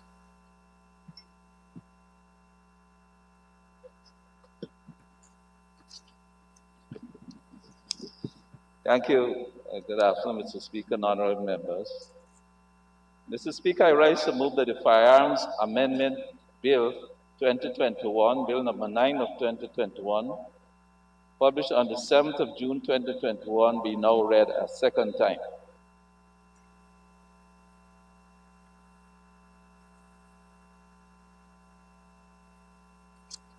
Mr. Speaker and honorable members, the purpose of the bill, in effect, is to assure a safe chain of custody in relation to the examining, the testing of firearms and ammunition for the work of forensic applications. We now have forensic laboratories for some time, and the issue is that we need to make sure that each person along the way who handles and examines and tests firearms or ammunition as part of investigation are appropriately covered under the legislation to make sure that there are no gaps, no lacunas, no opportunity for surprises when it comes to examination in the courts in respect of the serious matter of the use of firearms in committing crimes. And so it is fairly simple, a paragraph at 1. The act to amend is at 1. This act, which amends the Firearms Act, may be cited as a Firearms Amendment Act 2021. And Section 2, Section 20 of the Principal Act is amended by inserting after paragraph 8 the following paragraph as paragraph 9. That 9 being, an analyst of the Guyana Forensic Science Laboratory may, without holding a license, have a firearm or ammunition in their possession during and for the purpose of executing their duties in the area of ballistics. And so, since the forensic laboratory is there, and exhibits may move from the police, the CID, and other persons who are covered under the Act for this purpose, officers, analysts, persons, again, who have to do higher levels of forensic examination have to be covered to make sure that there, as I said, no gap, no surprises, no opportunity for persons to argue that an analyst or a person who is not covered under the Act should not have handled the weapon or the ammunition and perhaps may be involved in some indiscretion which will affect the outcome of a case relating to the use of firearms in the commission of crimes. And it is, of course, for the legal empowering of the analysts of the Forensic Science Laboratory to handle firearm and ammunition in the execution of their duties in the area of ballistics. Thank you, Mr. Speaker. Honorable Minister, the next person to make a contribution is the Honorable Member, Ms. Geeta Chandan Edmond, who is joining us virtually. Honorable Member. Thank you, Mr. Speaker. Once again, I'm just confirming that you can hear me. Yes, we can. Thank you so much, sir. I rise to make my presentation on this bill, which seeks to amend the Firearms Act, Chapter 1605. Mr. Speaker, this bill is being presented in the context of possibly the worst performance ever by government in the area of public security. It pains to see what this sector has become after 5 years of exceptional leadership, which led to the nation experiencing their re-emergence of order and a lawful society after 23 years of mayhem and lawlessness. The record is there for all sundry and to see. We have restored public trust after years of phantom, death squad, and go police. We restored the Guyana police force to a professional institution. We have established a command center and a smart city. Honorable Member, in your previous presentation, I had to caution you with respect to deviation. And I want to make two other observations. There is a standing order about repetition. And we've heard you mention and call for certain ministers' resignation. So you don't have to repeat that every time you speak. Secondly, let's stay on track with respect to the proposals before us. The record of the previous government, we shortly will have another budget debate, and you're going to be afforded as much opportunity to go widely as you want.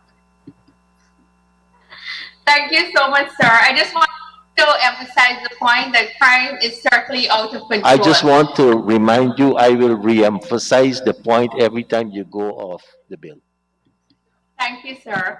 And I've mentioned all what I've said earlier to put into perspective the kind of security environment we are in and the context in which the legislation is proposed. This is, sir, I just want to say that this is absolutely necessary for us to get a holistic understanding of the issues at play. There is no issue with what the legislation is trying to achieve, sir. We accept that the technical staff at the Guyana Forensic Laboratory must be empowered with the legal cover, sir. We believe that they have to be empowered with the legal cover to handle weapons and to do the required testing.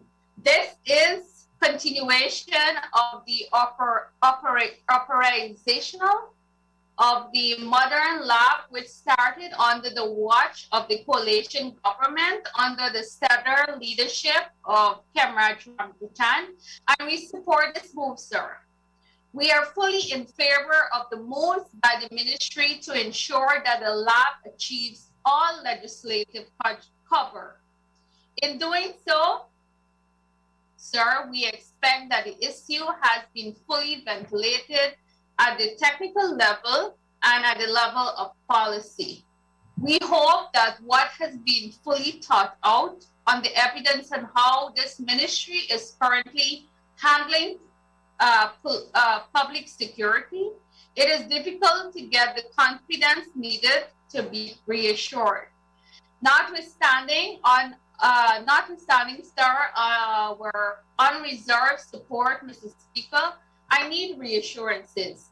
As you know, the business of ballistic testing is not an engagement to be taken lightly. It is the science, sir, of propulsion, flight, and impact of projectiles. Forensic ballistics, sir, involves the examination of evidence from firearms that may have been used in a crime. When a bullet is fired from a gun, sir, the gun leaves microscopic marks on the bullet and cartridge cage. These marks are like,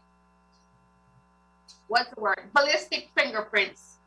If the investigation recovers bullets from a crime scene, forensic examiners can test fire a suspect's gun and then compare the marks on the crime scene bullets to marks on the test fired bullets. The examiner will then assess how similar the two sets of marks are and determine if the bullets are likely to have been fired from the same gun, sir, or different guns. So, sir, marking on bullets can tell a scientific story about a particular crime, sir, and it allows for less reliance on eyewitness recounts, which may be inaccurate. Importantly, sir, it prevents the opportunity to deny eyewitnesses concocting stories for different reasons. The ballistic test could even, sir, contradict eyewitness accounts and ensure the correct delivery of justice. In the Guyana context, this science is very important because witnesses are often subject to bribery or would simply not produce themselves to the court system to testify. So, sir, the metal is in a gun's barrel is hard. This leaves bullet scrapped and nicked as they are loaded and then fired. Two bullets with the same characteristic markings likely came from the same gun, tying guns and their owners to the crime scene. And this is the point I'm really trying to establish, sir. So, Mr. Speaker, what I'm saying is that this is very important in the grand scheme of crime fighting. And the APNU, AFC, we welcome moves to make crime solving efficient. It is important, sir, that once the staff at the laboratory is now tasked with completing this important task, which has always been within the remit of the police force, they are subjected to all of the necessary training. And sir, it is hoped that they are exposed to training in basic firearm identification, advanced firearm identification course, the identification of firearm identification course, and the certificate of instruction of firearm, etc. And it is hoped, sir, that they receive scholarship and they are given the opportunity to be exposed to the highest global standards. So, sir, as a former member of the bench and a current member of the bar, I cannot emphasize how important that is. If the technical staff are called upon to testify, and they are not in possession of the requisite qualification, their expertise will be called into question. Defense attorneys, sir, they will simply have a field day. Therefore, it is my wish that the minister understands the totality of what this legislation encompasses. Mr. Speaker, we have seen endless gun crimes over the years which have remained unresolved. It is no secret that our borders allow for guns to flow undocumented in this country. Therefore, sir, this legislation would mean little for ballistics if we do not improve our border security. Gunpolicy.org, which documents the firearm by country, lists the number of illicit firearms held by citizens in Guyana as 2012, 155,000, and in 2017, 120,000. They also document gun ownership for 100% at 20,000.4. I'll be, at the end of this, I'll provide all the relevant citation. If those numbers are to believe, sir, we believe and we can expect our need for ballistic testing to be great. So, Mr. Speaker, it's not just about ballistics. There are other parts of this equation which I hope the minister has anticipated. We support the government with the introduction of this bill, but we want to ensure that strict protocols and standard operating procedures to ensure that the aims of this achievement, of this amendment is achieved.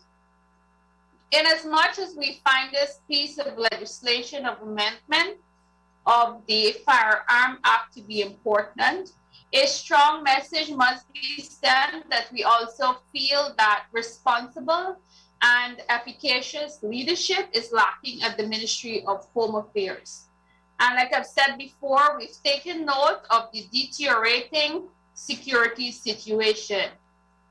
And like you've said, Sarah, and I respect your ruling, so I will not repeat those aspects of what I said before in my earlier presentation. So what I'm basically trying to say, sir, is that a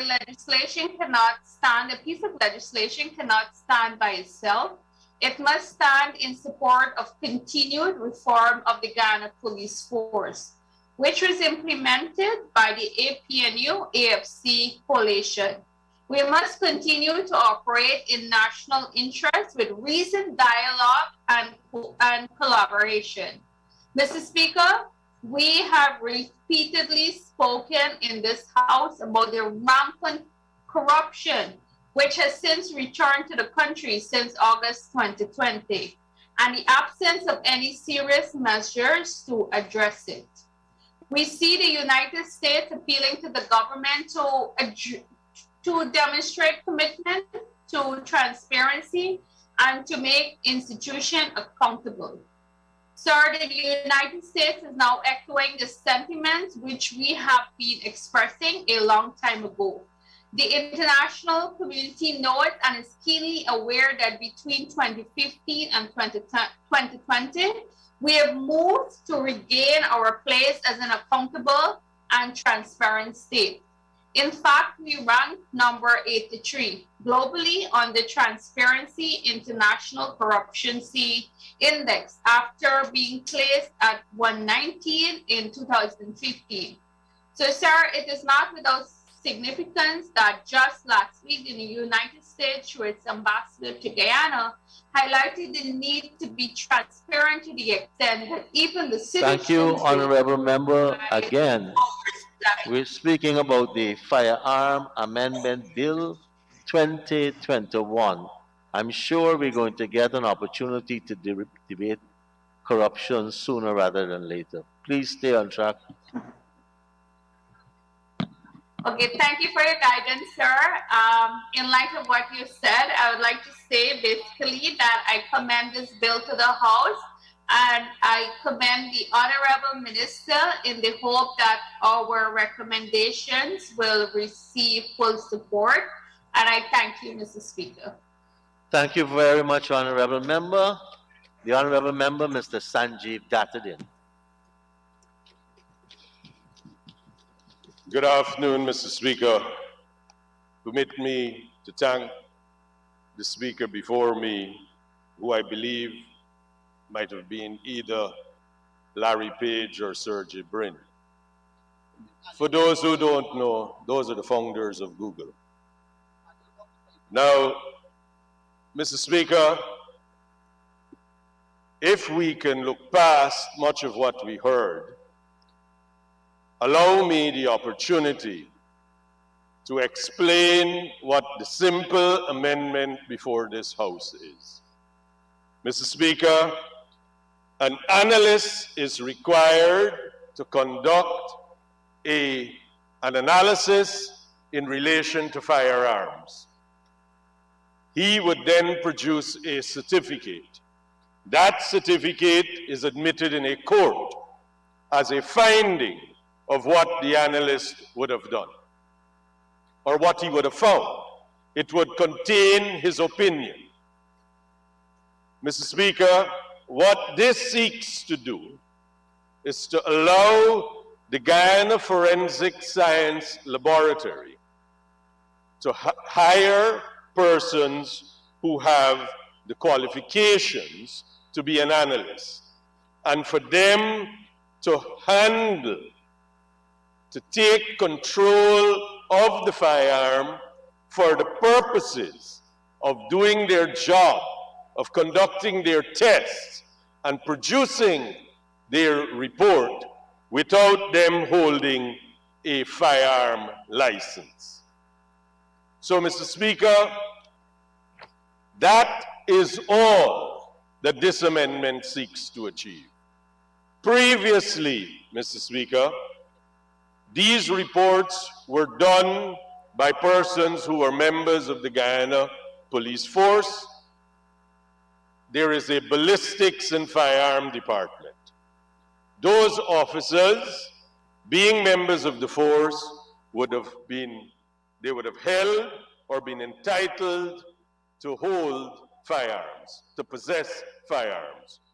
Mr. Speaker, all this does. Earlier, Mr. Speaker, I had indicated that the Attorney General had said only a week ago, the legislative framework of the country must change to suit its needs. Part of that is a forensic science laboratory. That has been created. It is now being staffed. Now, the people who staff it must produce the results we would like. They must do their job. For them to do their job as it relates to firearms, they must be allowed to hold, examine, and conduct their analysis. To do that, to have any control of a firearm in Guyana, by law, you must have a firearm license. What this does, Mr. Speaker, is it allows those employees who are tasked and hired for the specific purpose of examining the firearms to handle it, to produce their report, and to give evidence in a court of law without them having to have a firearm permit. Now, Your Honor, this in itself is not an unusual circumstance in firearm laboratories. They are, of course, only allowed to handle a firearm in the conduct of their duties. So it's not to take it home, it's not to walk around with it, it is to do their job. Now, regardless of anything that the honorable member on the other side who spoke before me says, that is all that is before the House. That is all that we are seeking. The Honorable Minister is seeking to amend the law so that the forensic laboratory can better perform its functions. To do that, Mr. Speaker, the law must be amended because the possession of a firearm in any form is regulated by a statute. And obedience of the rules would mean that the person who at present works in the forensic laboratory and does not have a firearm license cannot perform these tasks related to a firearm, cannot be an analyst, cannot do an examination, cannot produce an analyst report, cannot be done without a license. This amendment is to allow that to happen so that law enforcement will take place with an underpinning of law and rules which we can follow to produce the results that we wish. So, Mr. Speaker, I support absolutely the amendment by the Honorable Minister, Mr. Ben, and I commend it to the House. Thank you very much, Honorable Member. Mr. Datadin, the Honorable Member, Mr. Rajkumar. You can go ahead. Thank you, Mr. Speaker. Mr. Speaker, the Firearms Amendment Bill, Bill number 9 of 2021, in my opinion, it is my opinion that this amendment is necessary for an analyst employed at the Guyana Forensic Laboratory to operate within the confines of the law. And this is the view of the members of this side of the House. Mr. Speaker, Section 16 of the Firearm Act makes it unlawful for a person to have in his or her possession any firearm or ammunition without a firearm license. However, this is subject to the exemption of Section 20 of the said Act. Section 20 of the Firearm Act provides 7 categories of persons who are permitted to handle or have in their possession firearm or ammunition without the need for a firearm license.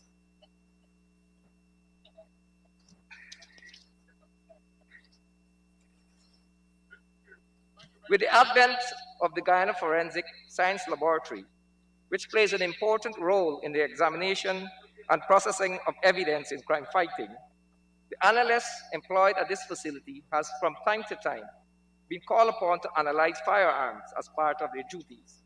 These analysts, whether they are police officers or civilian employees, have been providing the service in the area of ballistics since the commissioning of this facility. Clause 2 of the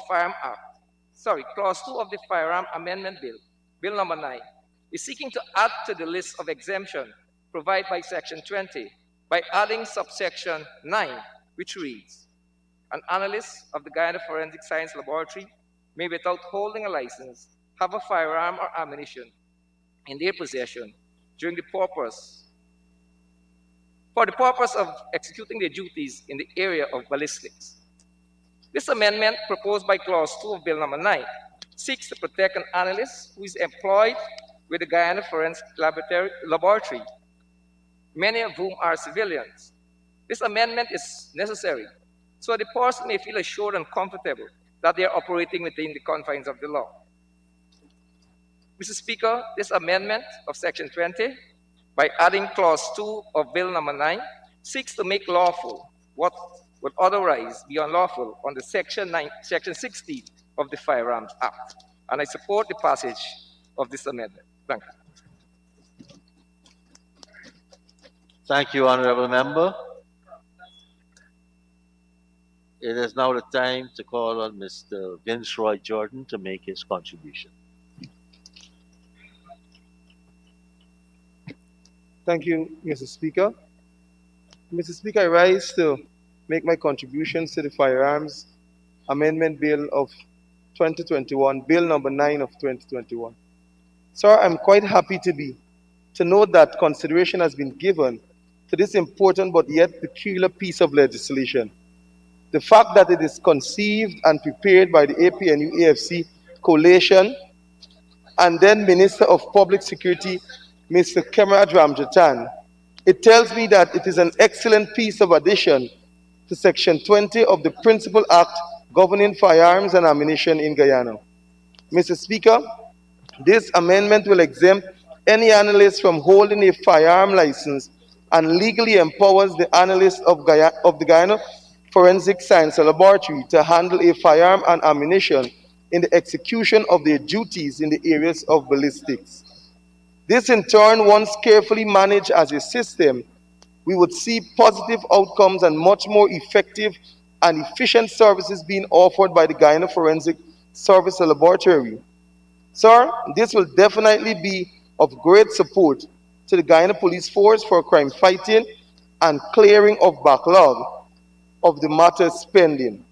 Albeit, sir, the then APNU-AFC coalition government understood what it was to prudently and effectively govern and ensure that the necessary important pieces of legislation were crafted so as to guarantee the best of service and a good life for all Guyanese.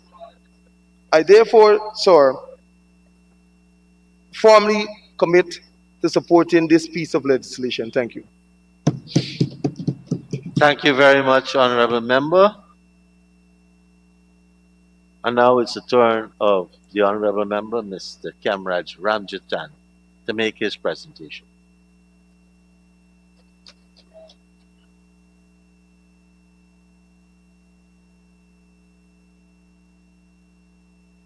This is a piece of low-hanging fruit that was cultivated in the chambers that I'm happy to see Mr. Ben plucking and scoring some political points.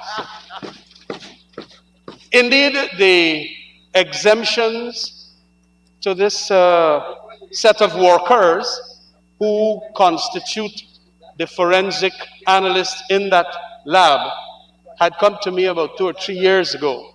And indeed, we had done some preparation and indeed agreed that yes, there should be a waiver and an exemption, but we also wanted to, well, we had a lot of problems that you brought onto our administration, you know, and it kind of stalled it.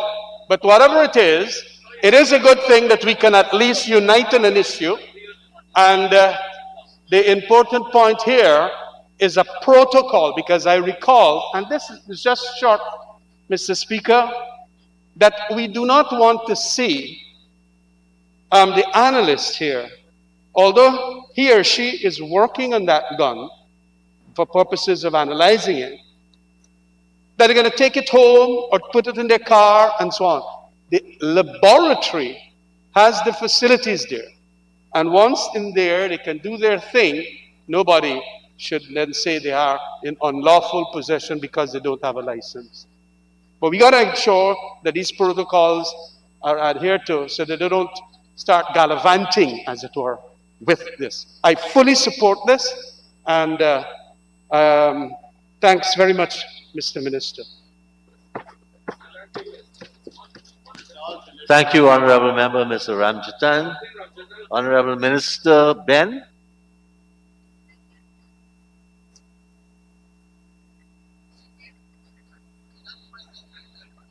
Not present anywhere, that's the problem. Thank you, Mr. Speaker. I would like to thank the honorable members who spoke before in support of the bill. But there's something a little strange happening here. Something a bit strange. I'm hearing that it was the APNU-AFC which established the Forensic Science Laboratory, which is not true. It happened under Minister Clement James Rohi. And I would also want to clarify The low-hanging fruit that you spoke of, they were hanging so low you couldn't pluck them. As simple as that.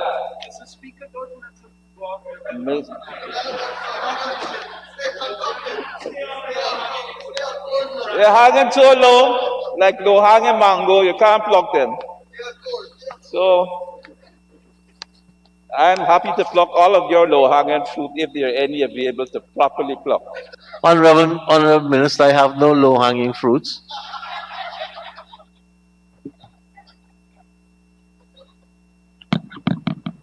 Sorry, Mr. Speaker, If you can address the chair, it will avoid my comment. Yes, sorry, Mr. Speaker. But that said, I don't think there's any need to try to embellish what is a fairly simple matter. And I think that we can go forward into consideration of the bill in to full consideration of the bill in committee. Thank you very much, Honorable Minister. Honorable members, I now put the question that the bill be read a second time. Those in favor say aye. Those against say no. The ayes have it. Let the bill be read a second time. Firearms Amendment Bill 2021, Bill number 9 of 2021. Thank you. The House will now resolve itself into committee.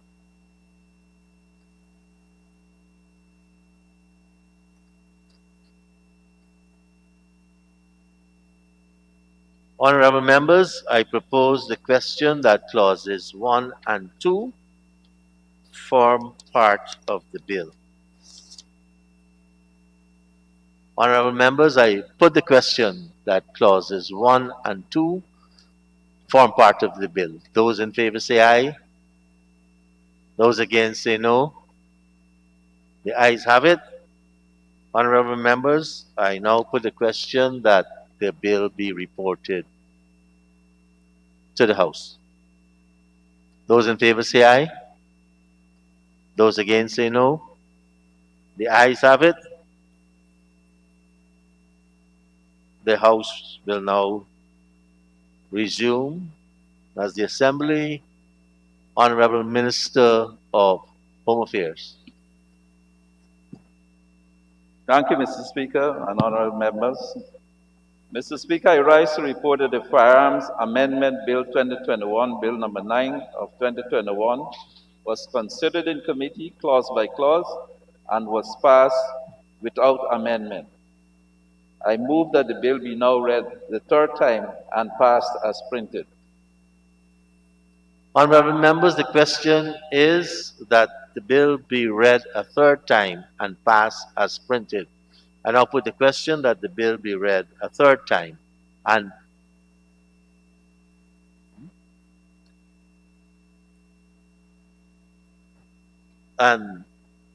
those in favor say aye. Those against say no. The ayes have it. Let the bill be read a third time. Firearms Amendment Bill 2021, Bill number 9 of 2021. Thank you very much. I call on the Honorable Minister of Home Affairs as we now proceed with the second reading of the Narcotic Drugs and Psychotropic Substances Control Amendment Bill. Sorry, I'm jumping one. The Evidence Bill.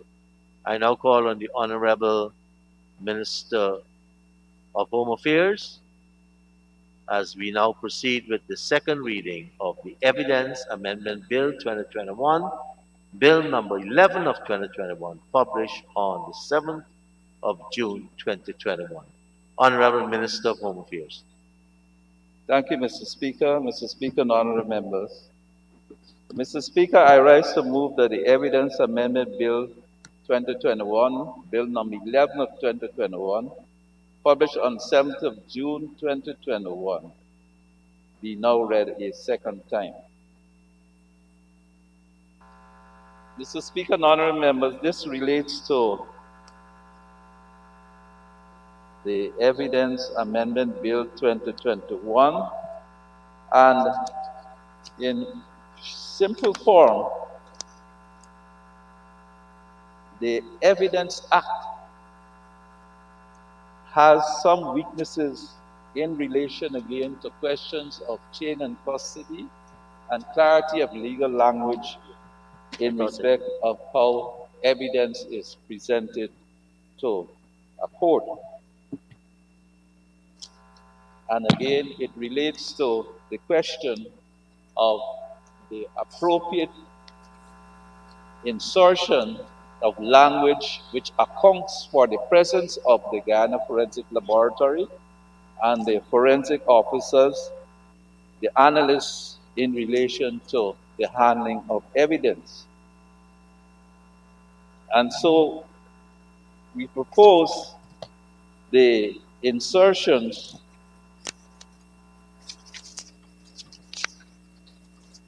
of appropriate language to make the legislation more secure so people could proceed in relation to the appropriate coverage for handling of evidence and for being identified as persons handling evidence in relation to the bill. Clause 2 of the bill seeks to amend Section 43(1) of the Principal Act to include the report of an evidence officer as receivable by the court as evidence of any matter or thing contained within this report, that report relating to receive for examination of any evidence admitted to the evidence officer. This clause also amends subsection 4C(5) of the Principal Act by expanding the list of objects that can be examined by an analyst to include here. Additionally, subsection 4D is amended to make receivable as evidence certificates and laboratory examination forms issued by the Guyana Forensic Laboratory or any other prescribed accredited forensic laboratory. Further, this clause amends Section 5 to include a science officer of the Guyana Forensic Science Laboratory and remove the reference to a scientific officer of the Guyana Police Force, in replacement, of course. Finally, this clause inserts a subsection 6 to include, for the purposes of this section, the definition of an evidence officer. So, that all being said, again, it is to make sure issues relating to evidence, those who are now responsible for being appropriately identified for handling such evidence in relation to the Evidence Act, and to make sure that the certificates, examination forms of the Forensic Science Laboratory or any other accredited forensic science laboratory, as may be prescribed by the Minister, of course, by order after consultation with the Director of the Guyana Forensic Science Laboratory. And so, again, it is quite straightforward. It is to tighten our legislation. It is to take account of the fact of our being aware of the use, the appropriate use of the Guyana Forensic Science Laboratory, and to make sure that we carry a watertight case, as may be said, to the courts to make sure that we can appropriately deal with issues relating to crime and the evidence relating thereto to the courts. Thank you, Mr. Speaker. Very much, Honorable Minister. The Honorable Member, Ms. Geeta Chandan Edmond.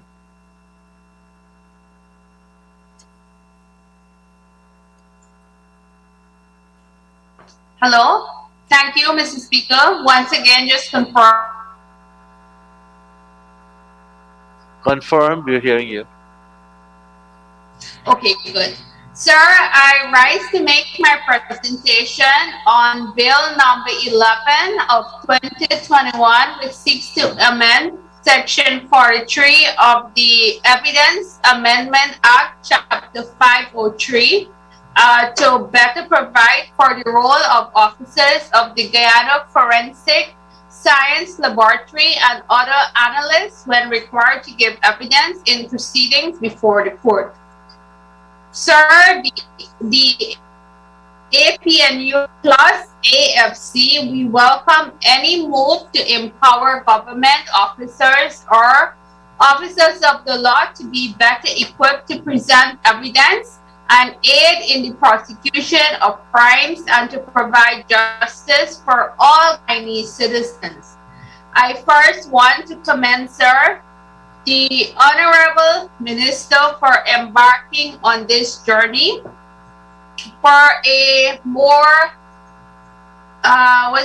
comprehensive approach to collecting evidence.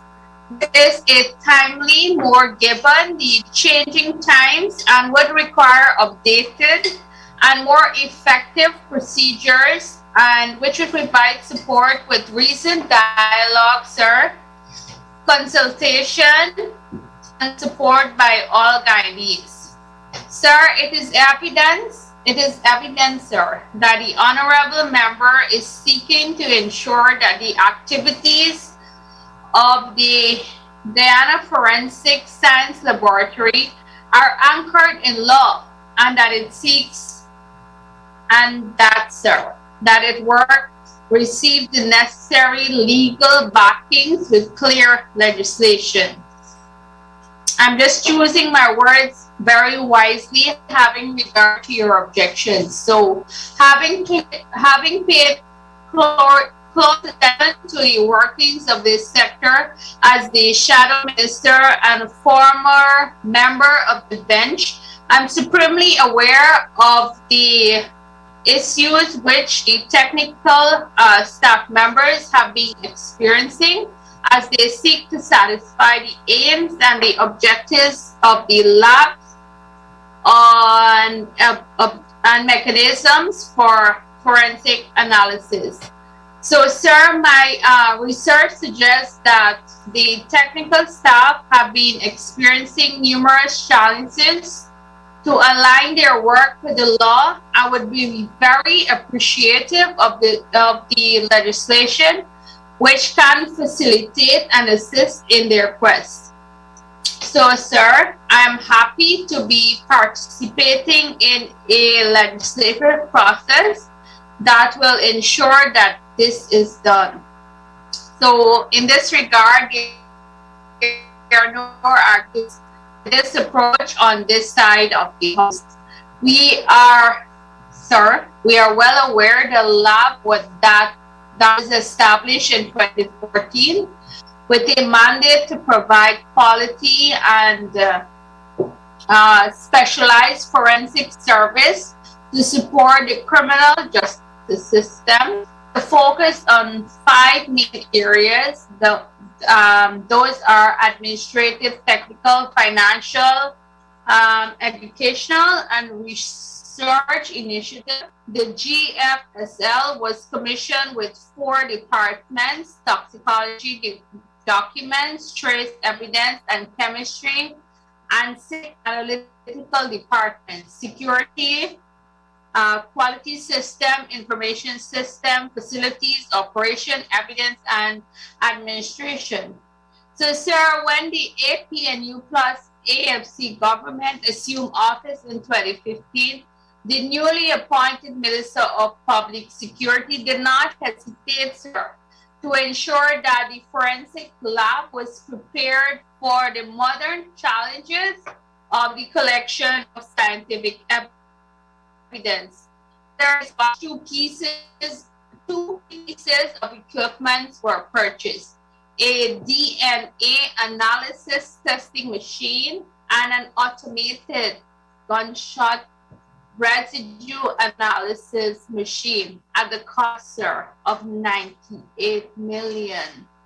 Every effort, sir, was made to ensure the lab functioned by ISO 1702.5:20005 standards.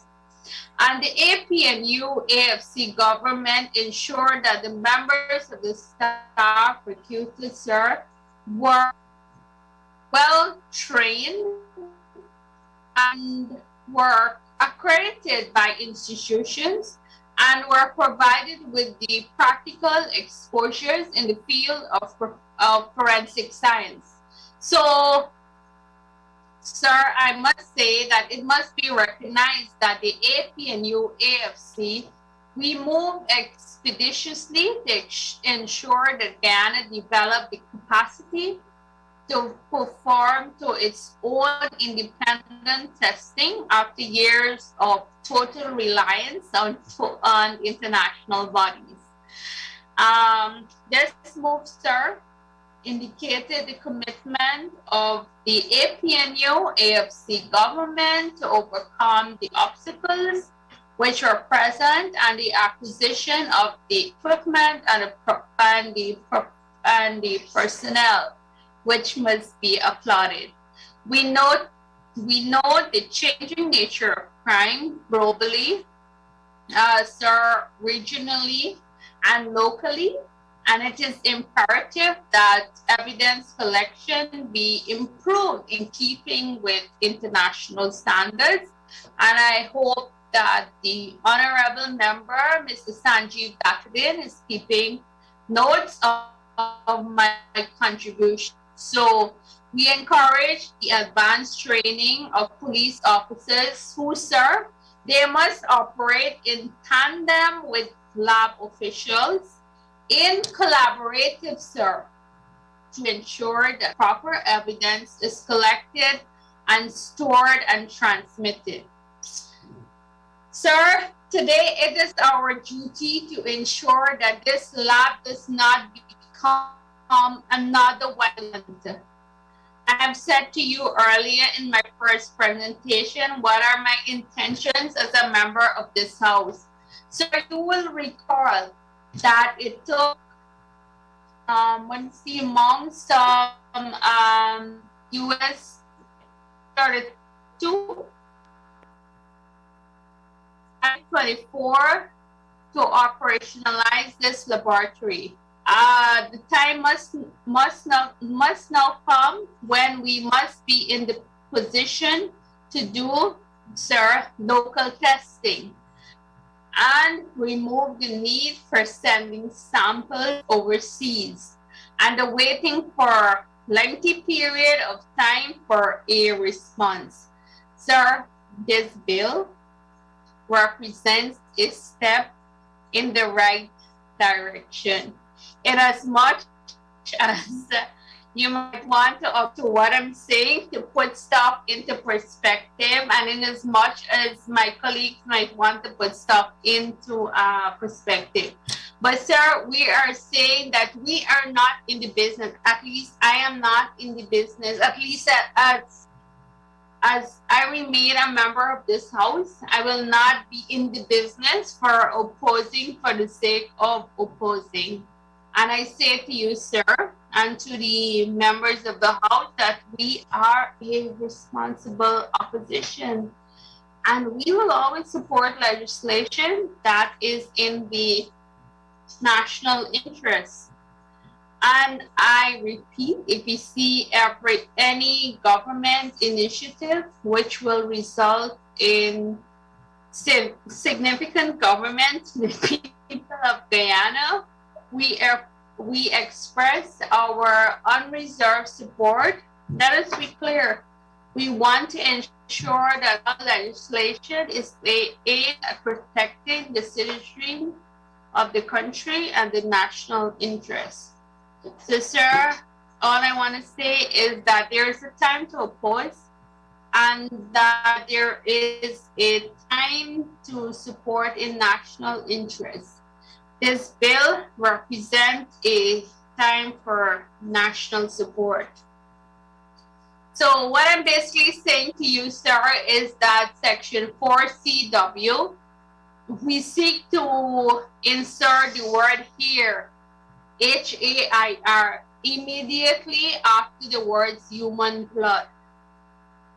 So, sir, research has shown that hair being the most common biological material found at the scene of crime, and it plays a crucial role in criminal investigations relating to wildlife, and other sciences of forensic science. We often we see here being picked up as being used as contributing to biological evidence in crime cases. But sir, what I wanted to say and what I want to be recorded in the answer is that it can be helpful in determining the perpetrators of crime and providing more information about what happened during the actual incidents. Sir, we know that hairs are probably encountered in the forensic investigation and can be a good and critical source of DNA. So we know that when the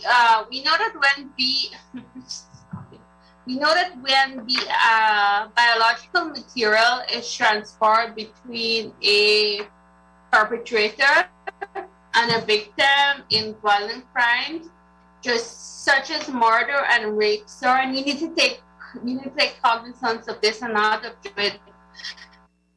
DNA from the scene, from the crime, as well as the biological recovered from the scene, has the power to potentially identify the perpetrator. And this is what I want to establish from the inception. So, sir, what I wanted to say is that in the crime investigation, hairs are commonly encountered and have been proven to be an important source of DNA, which is helpful in establishing the scope of crime. Some of the hairs include the hair bulb, which is composed of living cells that generate the keratin shaft. And this is so very important, sir, so don't object to it.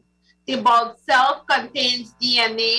The DNA can help connecting the suspect to the weapon and the crime scene. It also provides strong evidence if found over the body of deceased or the accused. So what I'm basically trying to say, sir, that it is important to note that there's a major role of the crime scene investigator to check the crime scene thoroughly and to collect all the evidence that can be used to solve the crime. Medical officers conducting the post-mortem investigations have also had the important role of collecting all the evidence over or inside the body of the deceased while performing the autopsy. So, sir, what I'm basically trying to say is that proper collection, preservation, and timely transmission of evidence is of utmost importance while solving any crime case. So failure to comply with any of these parameters may cause the loss of importance, evidence, and degradation of samples. So there's a whole lot I can speak about of hair morphology, but I know you will object to me.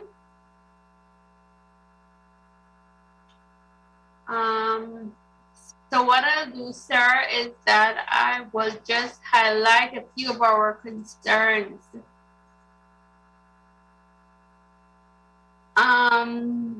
We want to know is, there's so much concern, sir, and I hope that you will entertain us.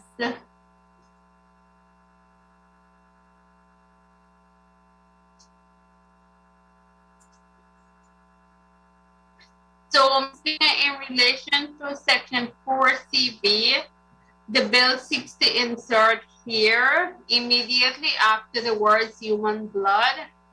And research has shown that hair being the most common biological found in scene of crime plays a crucial role in criminal investigation related to wildlife taxonomy and pathology.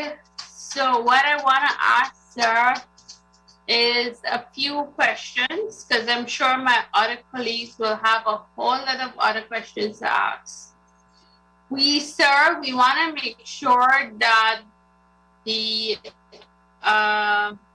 evidence is stored properly and it will not be tampered with, it will not be leaked. Sir, let me see.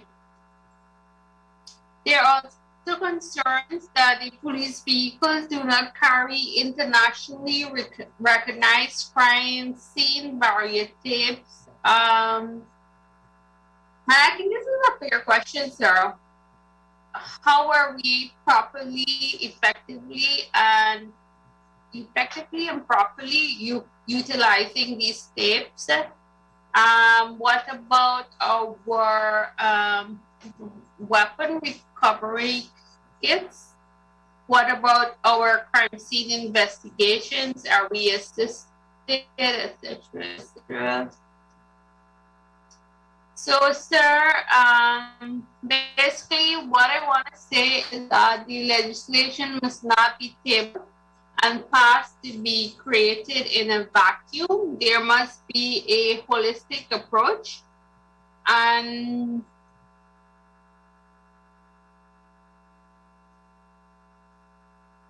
at this juncture, I wish to draw the attention of our colleagues to the 1995, the U.S. Attorney General Janet Reno report, when she dealt with a technical working group on crime scene investigation to compile a guide of the best and highest standards of the collection of evidence.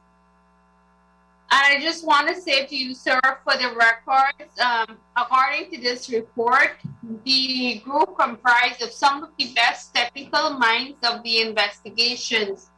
The members hail from medical and investigative backgrounds. Their work produced, quote unquote, crime scene investigation, a guide to law enforcement. Recommend and commend this document to anyone whose work includes crime fighting, investigation, and the collection of evidence.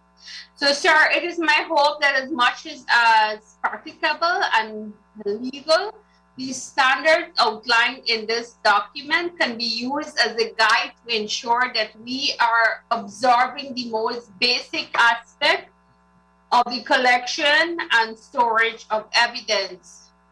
Sir, it is an opportune time to draw attention to Section 5C of the aforementioned report under the heading Collection, Preserve, Inventory, Package, Transport, and Submit of Evidence. This represents, sir, the standards which we must aspire to embrace. It states, and I quote, "The handling of physical evidence is one of the most important factors of the investigation. The team members shall ensure the effective collection, preservation, packaging, and transport of evidence. The team members should maintain scene security throughout the processing, and the scene is released. Document in the collection of evidence by the recording of its evidence by its location at the scene, date of the collection, and who collected it. Collect and each of each item identify as evidence.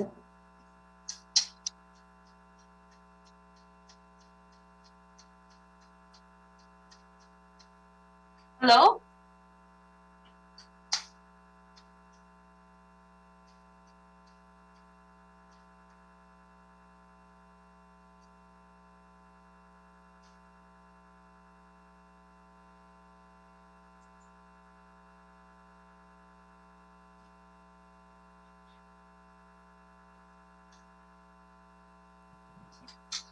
Did we lose her, or is she finished?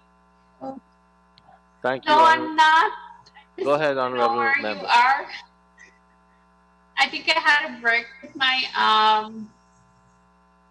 Okay. I'm sorry, sir. So basically, sir, what I wanted to say is that the evidence must be stored properly, and it should not be tampered with. Are you hearing me, sir? Hello? We are hearing you. Oh, okay. So, sir, what I'm basically trying to say is that if these officers are not trained in the collection of data such as hair and other critical samples, we are, what's the word? We are well aware of the haphazard fashion in which evidence is collected by the police, handed to the evidence officer, and then passed to the analyst at the lab. So there is, what I'm just trying to say is that there is so much to be desired in this regard. So, sir, what I wanted to say is that my call is for high level of professional training and the use of cutting edge material in these investigations. I'm sure no one would object to this. What I basically wanted to say from the inception, sir, is that legislation must not be tabled and passed to create what's the word? Effect in a vacuum. So there must be a holistic approach. It is not all well and good to have legislation that takes care of the operation of the lab while neglecting other parts of the process of collection and storage of evidence. So, sir, I just wanted to, at this juncture, if you would permit me, because I know my colleague Sanjeev Datadin here referenced to research material, and I wanted to draw your attention to a very important piece of research which I encountered during my preparation for this presentation. So what I found, sir, is that in 1995, the U.S. Attorney General Janet Reno, she asked a technical working group on crime scene investigation to compile, sir, a guide of the best and the highest standards of the collection of evidence. Sir, this group comprised of the, what's the word? The best technical minds on investigation, and the members, sir, they hail from medical and investigative records. And I will produce the citation to your Hansard staff. So what I'm basically trying to say, sir, is that their work produced, quote unquote, crime scene investigation, a guide to law enforcement 1. Recommend and commend this document to anyone whose work includes crime fighting, investigation, and the collection of evidence. So, sir, what I wanted to say is that it is my hope that as much as practicable and legal. The standards outlined in this document can be used as a guide to ensure that we are observing the most basic, the most basic aspects of the collection and the storage of evidence. So, sir, what I wanted to say to you, Mrs. Speaker, this is an opportune time for me to draw to your attention of Section 5C of the aforementioned report under the heading, one sec, collect, preserve, inventory, package, transport, and submit of evidence. This represents the standards which we must aspire to embrace. It states, and I quote, the handling of physical evidence is one of the most important factors in investigation. I don't think no one on our side will even argue with this.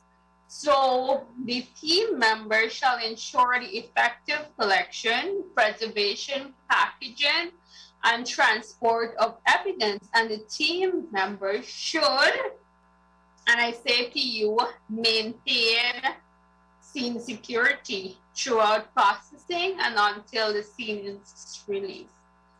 So 2, document the collection of evidence by the, what's the word, sir? Recording of its location at the scene, date of collection, and collected and each item identified as evidence. Establish chain of custody, obtain standard reference samples from the scene, consider obtaining elimination samples immediately secured from the scene. Identify Honorable and member, secure Honorable member, I don't know if you were informed there was a time limit for speakers on these bills. I think it was 20 minutes and you were about 5 minutes over. So I was about to ask you to wind down. Thank you. I'm sorry, sir. I was going on the impression I had 30 minutes. So if no one is going to ask for a time permit, I just wanted to go into different containers. I mean,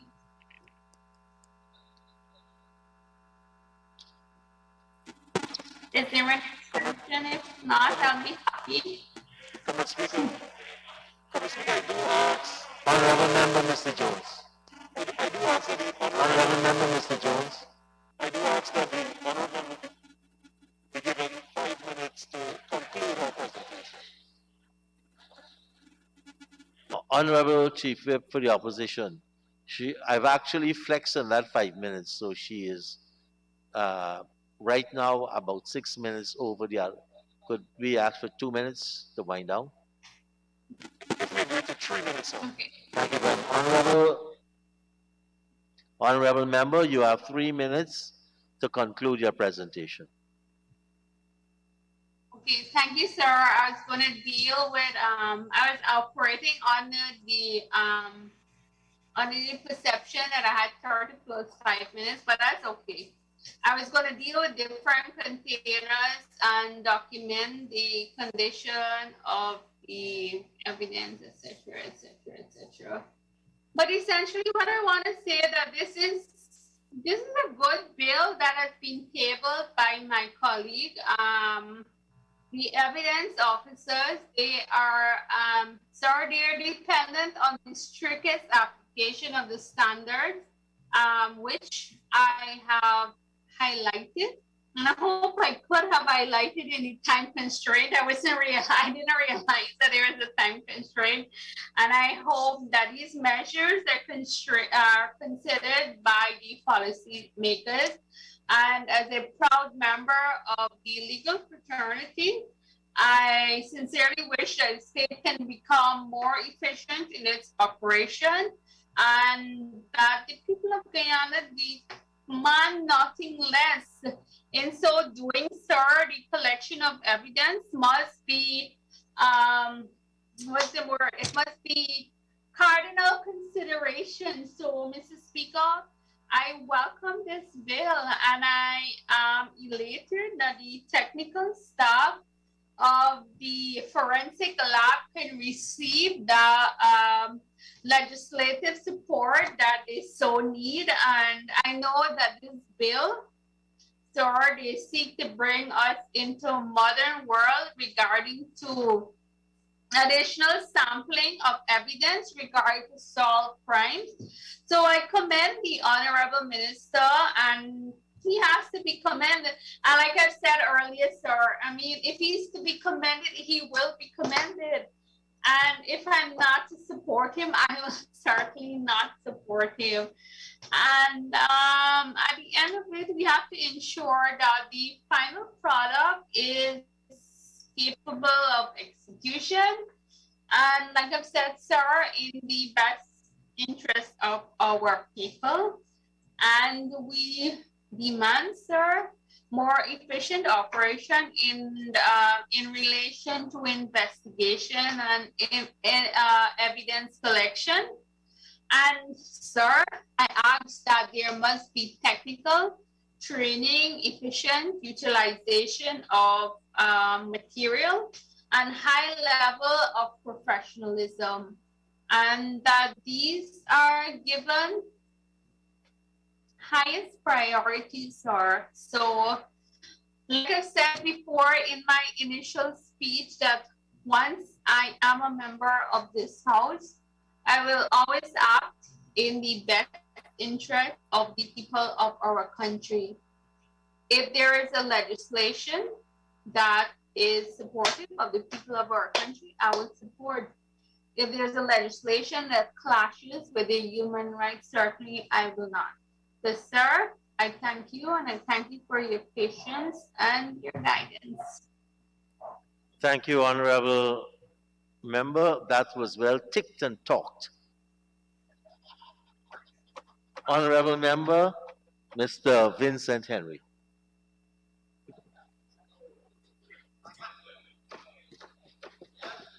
Thank you, Mr. Speaker. Oh, yes. On behalf of the Guyana Action Party, a member of the APNUFC coalition, I rise to make my presentation on the proposed Evidence Amendment Act of 2021. Mr. Speaker, before I delve into the subject matter, please allow me to express my sincere condolences to the families and friends of the deceased persons who are not with us because of COVID-19. Also, Mr. Speaker, on behalf of the people of the hinterland, I wish to express deep condolences to the Boston family on the death by the hands of the Guyana police, and sincerely hope that justice will prevail and that the Evidence Act that we are about to pass will be of help to bring this matter to an acceptable conclusion. Mr. Speaker, please allow me to also express congratulations to the 2,000 councillors of the indigenous villages of Guyana who were elected earlier during this year to serve their villages in leadership capacities, or as we say in the hinterland, as servants of the people. It is my hope that this government will fulfill its promise of increasing the 2,000 stipends to the level of minimum wage in Guyana, and also pay village councillors an honorarium for the work that they selflessly do in their villages. Mr. Speaker, I note that evidence being used internationally has progressed from good detective and police legwork to include the use of science to solve crime and bring perpetrators to justice. Further, the methods of acquiring and processing of evidence to solve baffling crimes have improved monumentally to a point where specialists are trained and retained to utilize the processes and equipment that are being used in this age of modern technology. Mr. Speaker, it is the view of many who have been following these developments that while it is good to keep up with modern scientific methodologies of solving crime, It must also be noted that it is important to ramp up on the other hand, that does not allow the new methodologies to be abused and used to perpetrate crimes against innocent persons who, for one reason or another, are targeted by the justice or the political system. In the Guyanese layman's language, this simply means that the new methodologies must not be used to set up persons who are of interest to the police, nor persons who are not supportive of the government of the day. In the opposite way, Mr. Speaker, persons who are powerful because of wealth, social status, or political alliances must not be allowed to circumvent the law because appropriate available evidence is not allowed to see the light of day. Mr. Speaker, I therefore request that the laws and the penalties that are there to act as disincentives for corrupt officials who may be tempted to falsify evidence be also amended to allow heavier penalties than those that currently exist to be imposed on anyone who falsify evidence that contributes to the sanctioning of innocent persons. These heavier penalties must also be applicable to persons who hide evidence in favor of guilty persons. Mr. Speaker, further to the gathering and processing of evidence, I would like to propose that the judicial system of Guyana be improved to allow the formation of community courts in indigenous villages.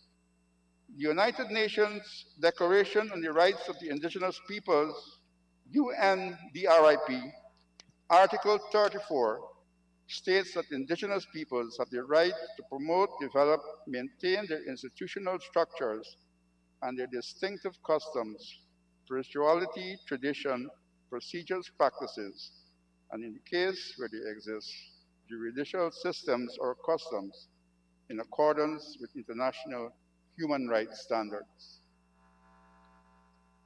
Mr. Speaker, recently, hinterland residents have become worried after noting that some sentences handed down on persons found guilty in the hinterland are seemingly draconian in comparison to those granted to persons on the coast who were found guilty for similar or even more serious offenses. Also, Mr. Speaker, although the laws of Guyana allow for the indigenous persons facing charges in a court to be accompanied by a court-provided interpreter, it is opposite to note that these interpreters are rarely made available. Thus, there are examples of indigenous persons who had no legal support and are not able to answer basic questions because of their languages, but are found guilty and given hefty sentences that bear no relationship to moderation.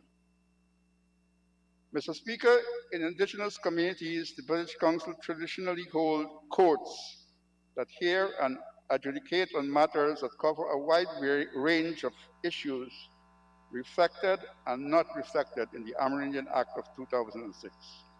Some of these are predial larceny, domestic violence, family problems, etc.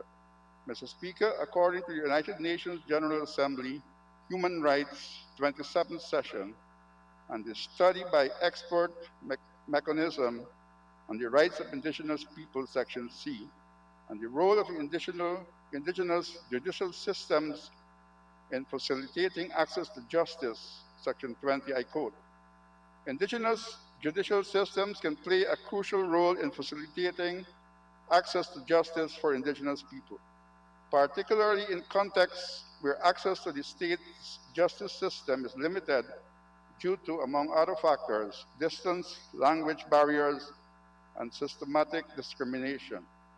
Informal justice institutions can provide better access to justice because they may reduce the need for travel if they are conducted in the local area. may cost less, may be less prone to corruption, and may be conducted by trusted people in language that everyone understands and in a culturally acceptable manner. This is particularly true in contexts when state justice systems are plagued by inefficiency, etc. End of quote. Mr. Speaker, it is time to utilize free, prior, and informed consent FPIC to formalize these community courts and decide the modus operandi that can be acceptable within the laws of Guyana. Mr. Speaker, the community courts will help to alleviate the problems of the harsh utilization of the law against the people of the hinterland and allow its utilization in a culturally sensitive manner. Mr. Speaker, earlier I insisted that evidence must be used fairly and equitably in the discharging of justice. Not so long ago in Region 9, Guyana, and further, people were shocked when reports were made that an indigenous female youth was allegedly shot by the Regional Executive Officer of Region 9. Mr. Speaker, the people of Region 9 and the world are waiting to see what the PPP government will do.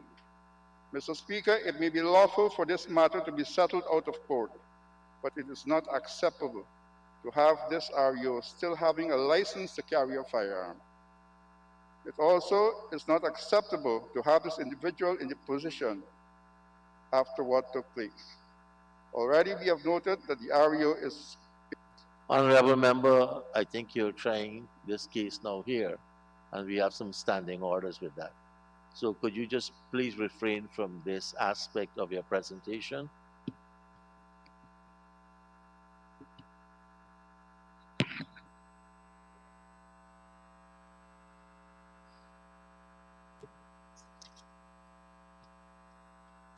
Mr. Speaker, I was about to close. In closing, I support the Evidence Amendment Act of 2021, but ask that parallel systems be put in place to deter persons from abusing this act in a dishonest and negative way. I do thank you. Thank you very much, Honorable Member Mr. Henry. The Honorable Member Mr. Ronald Cox, you can make your presentation now.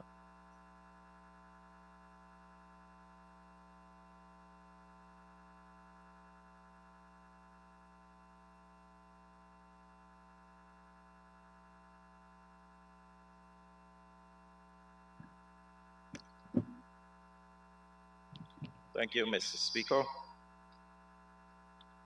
Mr. Speaker, as I rise to make my contribution on Bill number 11 of 2021, Evidence Amendment Bill. Permit me to first express birthday greetings to my colleague, the Honorable Vince Roy Jordan, and season greetings to all Guyanese. I wish that this season will bring us love, peace, and goodwill. Let me state from the onset that I'm no attorney at law. I must state this because I wish not for my learned attorneys in this honorable house to condemn and ridicule my cognitive and intellectual capabilities, as have become a norm in this noble house. I may be no lawyer, but like everyone else, I have an academic career of my own.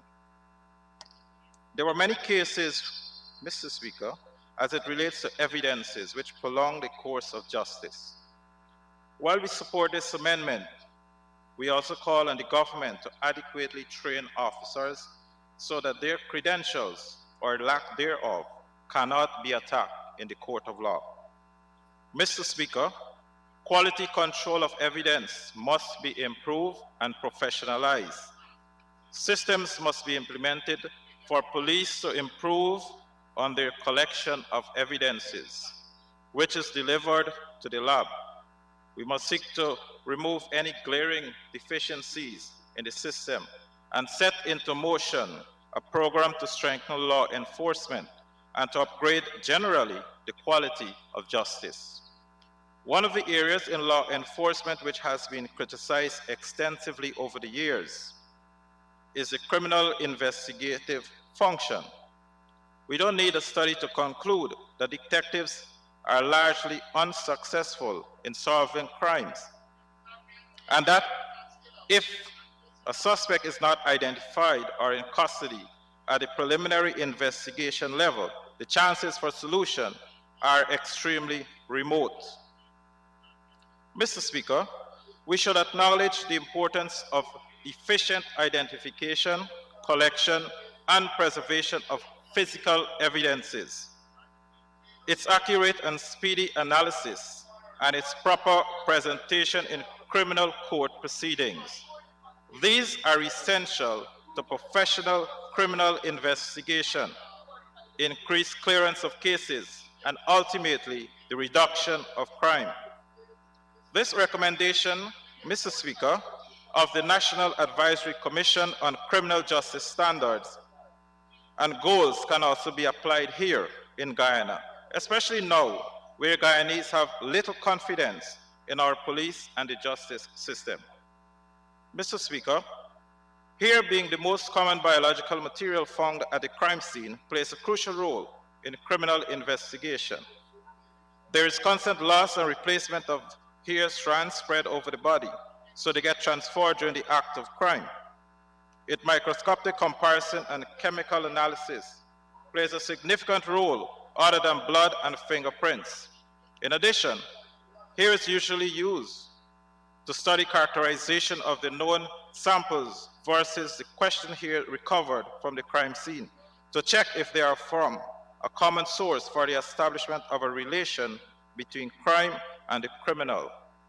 Mr. Speaker, hair identification is done not invasively followed by invasive examination, and it provides very precise results along with other relevant information about the suspect and proves its utility over other evidences in the detection of drugs or illegal substances, along with the information of habits and geographical region. Mr. Speaker, we must also analyze the effectiveness of using physical evidences during the 4 stages of the criminal justice system, or processes: search, analysis, investigation, and adjudication. We must always seek to use physical evidences. This can be centered on improved communications among investigators, prosecutors, and criminalists, and improved training program for non-scientific users of forensic evidences. There must also be better integrated record keeping, as outlined earlier by my learned colleague, the Honorable Geeta Chandan Edmond. Systems that patterns of uses and measures of impact might actually be monitored on a regular basis.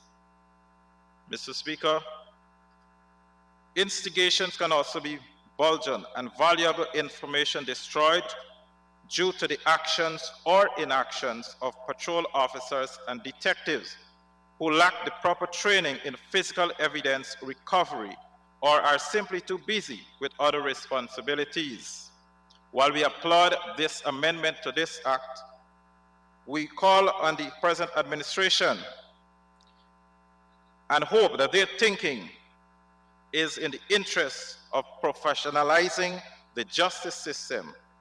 Mr. Speaker, as I applaud those who brought this act in its amendment form to this National Assembly, I want to say it is against those backdrop that I support this amendment, and I do hope that my recommendations are also taken seriously. Thank you.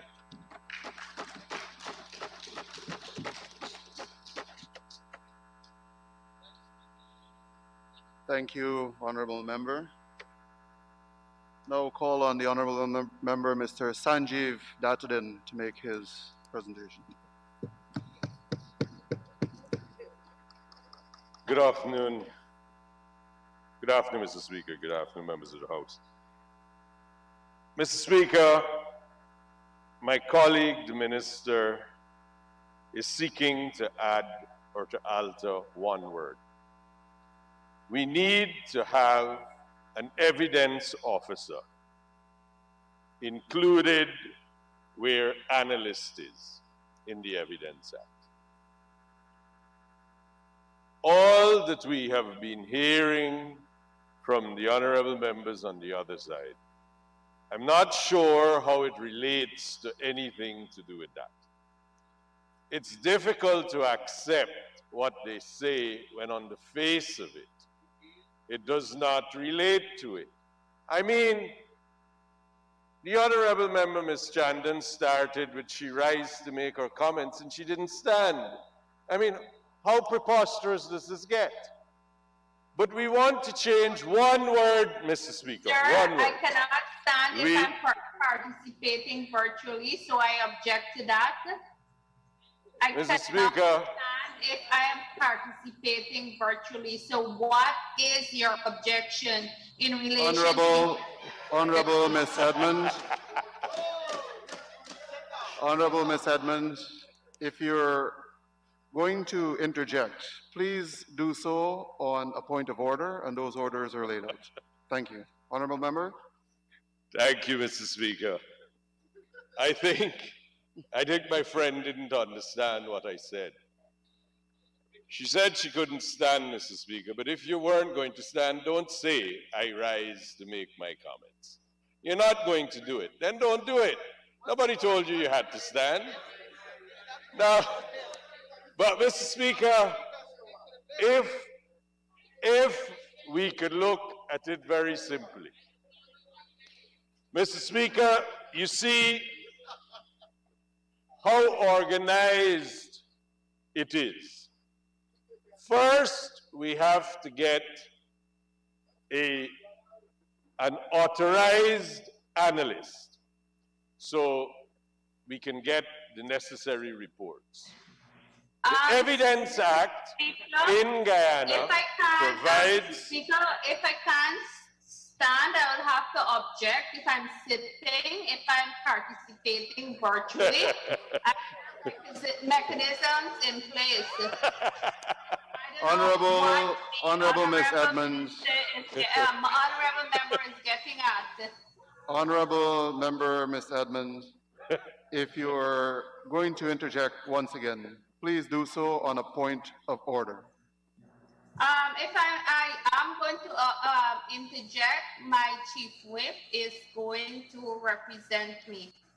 That's all I wanted to say. Christopher, sorry, boy. Yeah, Christopher. Honorable Ms. Edmonds, Honorable Ms. Edmonds, you've had your opportunity to make your presentation. I will ask once again that the standing orders be respected and permit the honorable member to continue. Thank you. These standing orders will always be respected, sir, but Mr. Dattadin has to also respect the standing orders, and I'm sure my chief whip will make representations on my behalf. He's not making any representation yet. You better tell him. Honorable member, continue. So, Mr. Speaker, if we can get back to things that make sense. This is it. Evidence is produced in court in matters by virtue of legislation. There is an Evidence Act. The Evidence Act provides that for you to receive the reports of analysts, as the Firearm Act that we discussed before and provided for, before you could receive it, the legislation must permit it. But in the architecture, as I have emphasized before, Mr. Speaker, where the legislative framework is changing to meet the needs of the country, we now have a Guyana forensic laboratory. Man, go take a drink, man. Now, when this forensic laboratory comes into being, the previous way in which things were done, where we would have, in the legislation, it provides for a scientific officer of the Guyana Police Force. So what we now need to permit, in fact, is an evidence officer. And that evidence officer should be from the Guyana Forensic Science Laboratory. Now, again, the Guyana Forensic Science Laboratory is intended to perform certain duties. To be able to do those duties, for the men and women that will be hired to perform those duties, they need to be able to produce their reports and deliver their evidence into courts. Because whatever they will be examining and analyzing will be for litigation and court purposes. So they need to be able to be authorized. Not anyone can do that unless the Evidence Act specifically provides for it. That is why this House is called upon to allow the persons with the necessary skill and training who will be hired by the Guyana Forensic Science Laboratory to produce those reports in accordance with our legislation. Additionally, we need, or there is a need because of movement of science and technology, that they be permitted to analyze hair samples and produce their results to the court. Previously, it was only as it related to human blood. But technology is now advanced. We all know, and if you don't know, it's very simple. We can obtain scientific evidence from hair. So all this provides is that we've widened the things that we can take evidence to the court with, and we are authorizing those with the necessary skills to be able to go to the court and present their findings. Now, Mr. Speaker, the Evidence Act is the piece of legislation in this country that is the framework for all of evidence in courts to be addressed and provided for.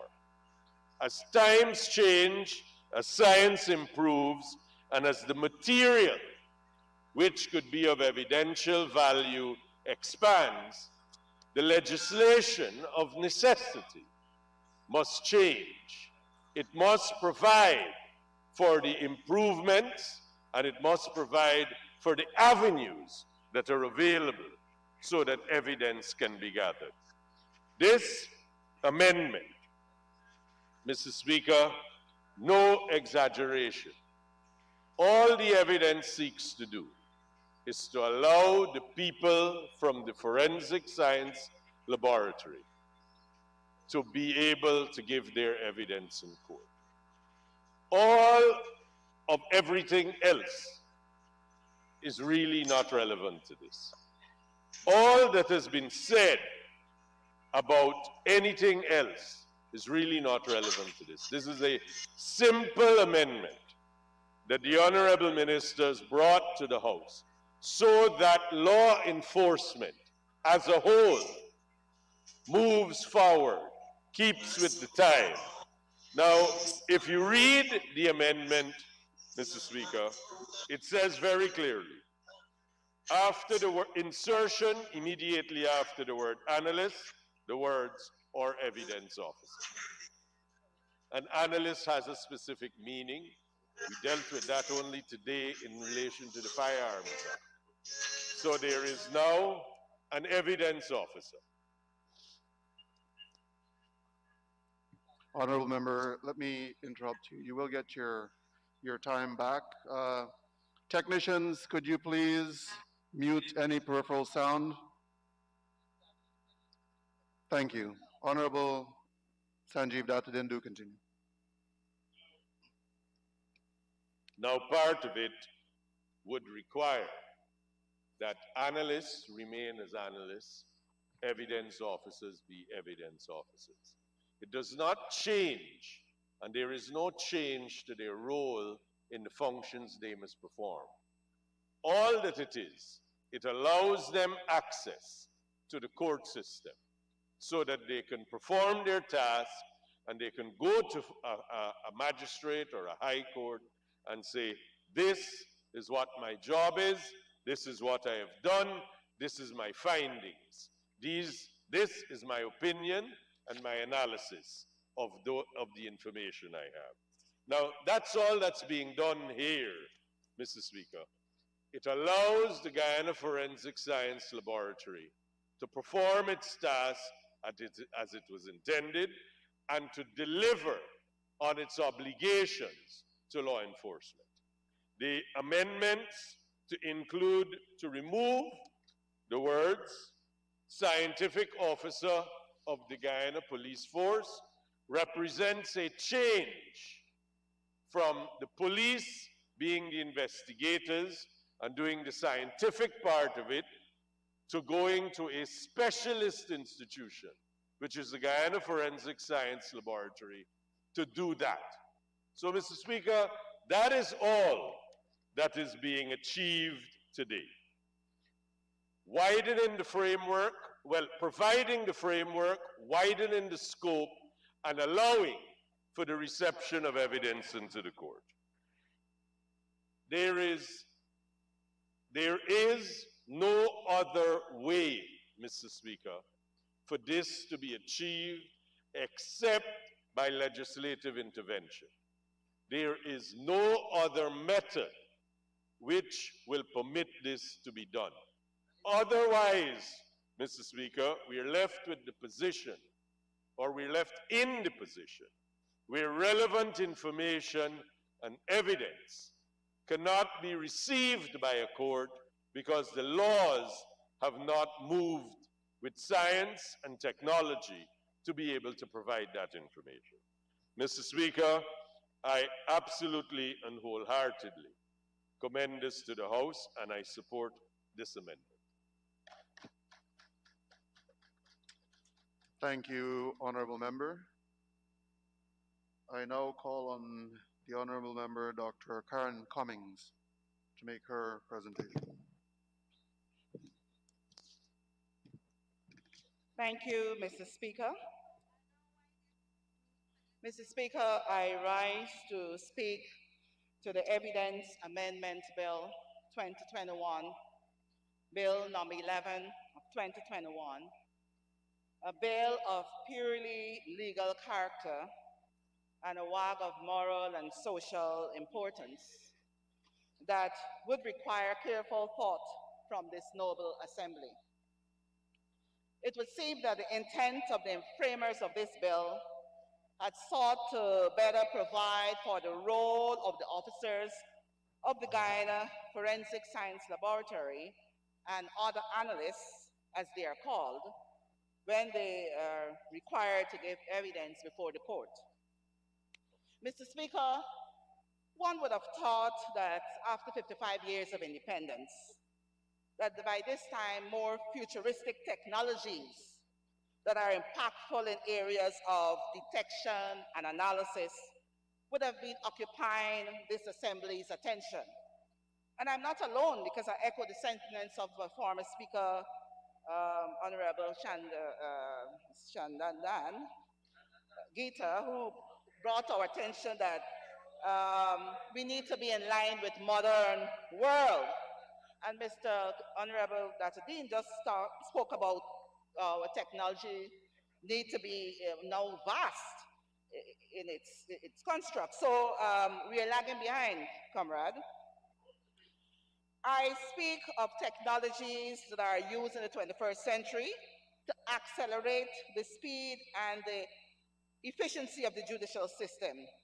Mr. Speaker, for example, I'll give you a few. We have laser ablation inductively coupled plasma mass spectrometry. According to Parvaz Stew, 2017, who looked at crime scene to court room and futuristic technology, stated that if there is a broken glass found as evidence, there are multiple derivations required as to the force of impact, direction of bullets, and the type of weapons used, just to give you an example. This technology has the highly sensitive isotropic recognition technology, which samples materials like glass samples and reduces them back to their atomic structure. By this process, the forensic analysts would be able to analyze and any other material evidence which have been found to compare and matched to the evidence. There is also alternative light photography, where damages are ascertained, I should say, before it is visible to the naked eye, thus aiding in knowing situations like physical damage which a patient suffered that can make a difference between life and death. I'm advised, Mr. Speaker, that with this type of technology, there is an omnichrome camera which uses blue light and orange filters to clearly show bruising in the affected place deep down. There is high-speed ballistic photography. According to Parvus 2017, in this type of technology, there is high-speed camera, which can shoot bullets or any fast-moving objects to track their origin or its pathway. This does not need an expertise and is very much important to examine the position and place of incident. This is most used in bullet trajectories, impact marks, and wounds. I'll give you two more. I'm speaking of video spectral comparator 2000, which is used to analyze delicate documents, especially paper, to look at the hidden handwriting and when or how it was damaged, and if at all, by fire or water. This analysis is also able to let us know the origin and quality of paper. 3D forensic facial reconstruction, a technology which is used to reconstruct a face based on the evidence which was found. Say it may be a skull or any part of it. And yet one other. Software, the link analysis software for forensic accountants. When there is an accounting, analyzing, and the generating of probable illegal behavior by comparing strange financial activities, customer profiling, and statistics by using a tool of software. Mr. Speaker, such technology helps in tracing the illegal fund transfers, which ordinarily takes a heap of paperwork. Mr. Speaker, I reiterate that these are some of the new technologies that the Attorney General and legal officer should be informing this noble assembly about, thus bringing some music to our ears as to what the forward trajectory of the science officer of the Guyana Forensic Science Laboratory would look like futuristically. However, Mr. Speaker, I must say that this small amendment under review should be of value to legal practitioners, the judiciary, the justice system, but more importantly, to the people of Guyana, who depend upon this system for the delivery of justice. On looking at the Evidence Act itself, one would agree that it has gone through several stages of metamorphosis, as careful consideration would have been made of its language, its purport, and its nature to improve the judicial system, thus making it more supportive and beneficial to the citizenry. Of course, it would be known who the officers of the Guyana Forensic Science Laboratory would be, let alone the other analysts, as the Act has indicated that the officers include a government analyst, an assistant government analyst, a radiologist, a government bacteriologist, a pathologist, a scientific officer of the Guyana Forensic Laboratory, or any other qualified person that a minister may by order prescribe so as to add to this category of evidence providers. And rightfully so, Mr. Speaker, as the amended bill at Clause 6 has stated that the evidence officer of the Guyana Forensic Science Laboratory is expected to be assigned the duty of being the custodian of the legal evidence, to receive evidence from and release evidence to an analyst or officer who is investigating evidence before the court. Mr. Speaker, the question will be, or the most important question is, should the forensic officer be independent of the police? Mr. Speaker, there continues to be the interesting debate as to whether the forensic officer should be independent of the police. according to GUPTA 2017. Amongst the several types of evidence that are collected from the crime scene is forensic evidence. And the latter helps in determining the possible nature of the crime and who the perpetrator is. The evidence that is admitted in court helps the judge to determine whether the accused is guilty of the crime he is being implicated or not. Mr. Speaker, the criminal legal system is based on the maxim, presumed innocent until proven guilty. When a crime is committed, the investigative authorities reach the crime scene and collect any biological evidence that they may find. Such evidence could be bloodstains, saliva, sexual secretions, or fingerprints, to name a few. The forensic specialist then analyzes the samples and deduces information regarding whom the sample belongs. So if there is an accused, the sample will be tested against the sample to check if there's a match. Due to the uniqueness to one person, the forensic evidence can be most conclusive. For instance, fingerprints are known for its uniqueness, as there are no two persons who would have the same fingerprint. Of course, this could be due to the theory that fingerprints are formed in the womb due to the pressure and positioning of the infant. Therefore, because of the conclusive nature of this evidence, Mr. Speaker, it is important to ensure that samples are not tampered with by the forensic analyst to implicate the accused for a crime he has not committed. Moreover, it is even more important to ensure that forensic evidence is used to exonerate any person who has been wrongly convicted of a crime, for a crime.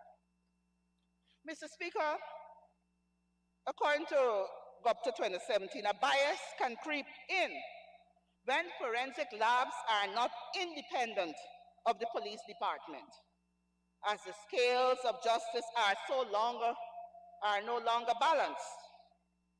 The illegitimate use of influence that the police department may have on scientific labs and its employees is not limited, but has been a persistent problem in several jurisdictions.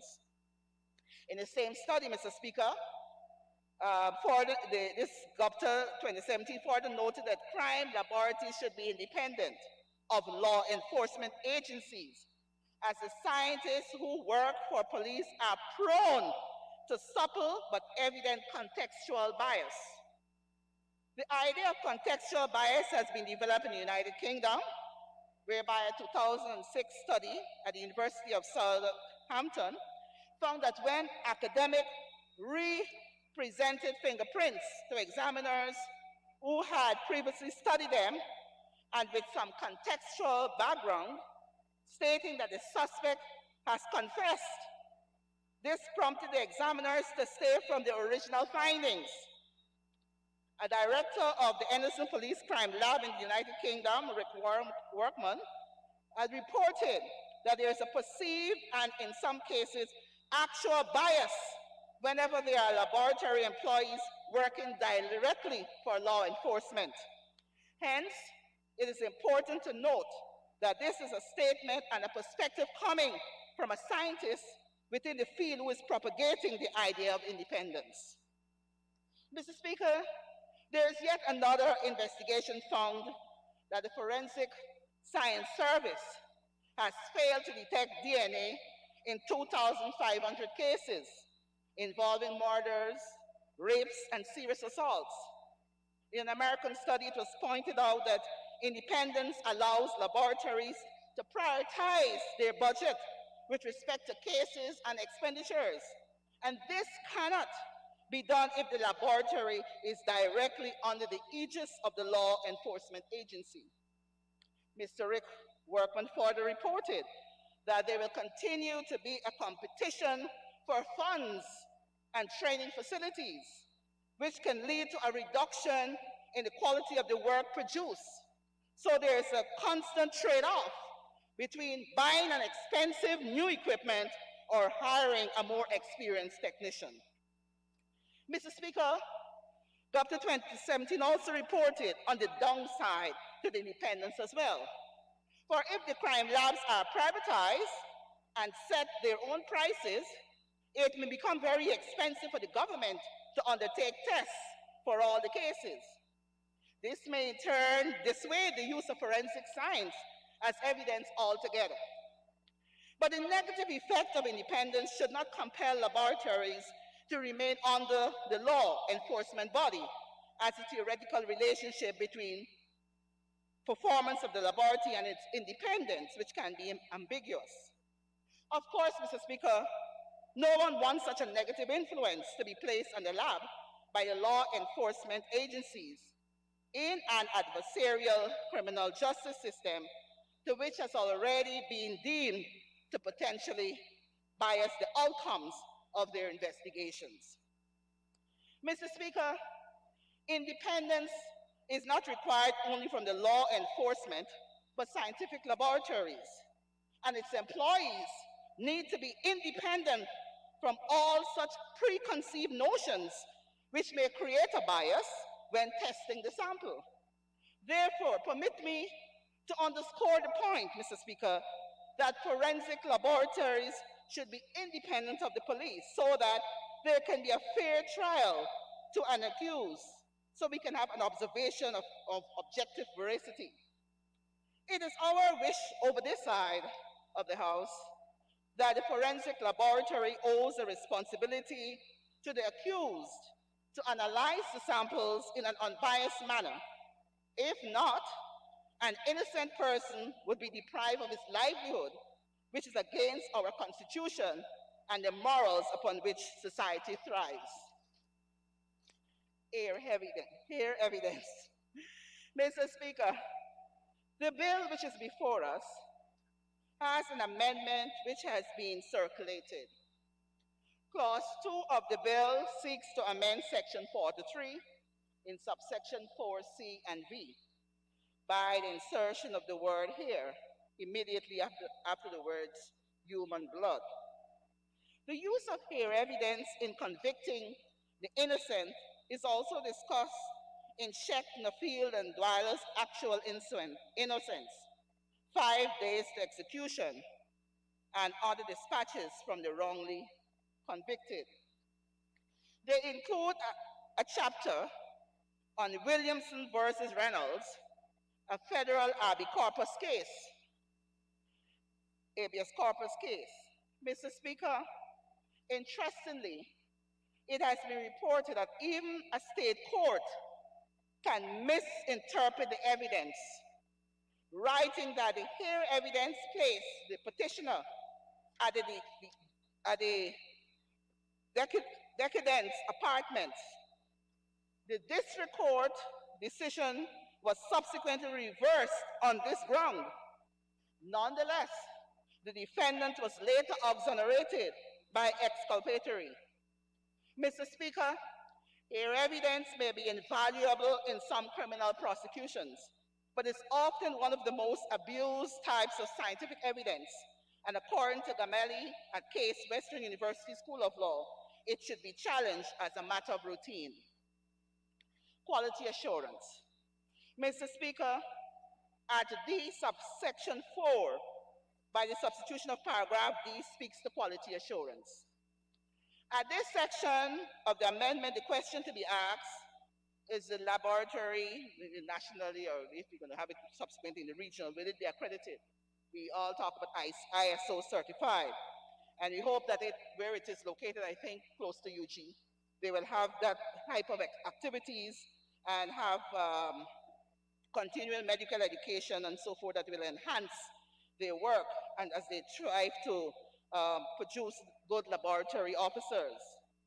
The APNU AFC coalition is positing that there should be periodic proficiency testing by internationally recognized form to provide public assurance of the quality of evidence collection, management, and analysis.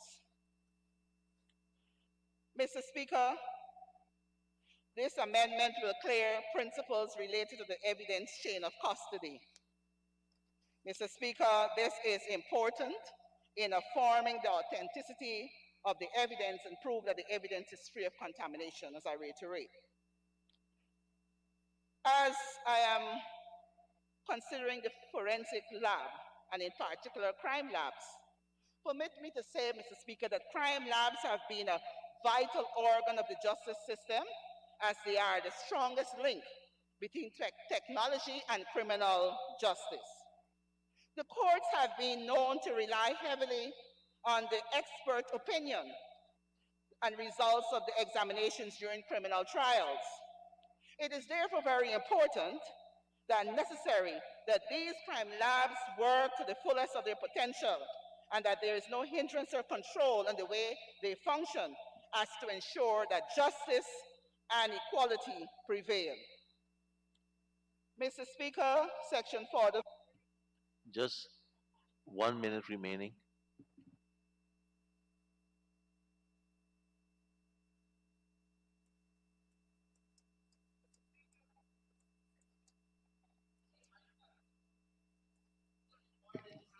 Yes. Yes.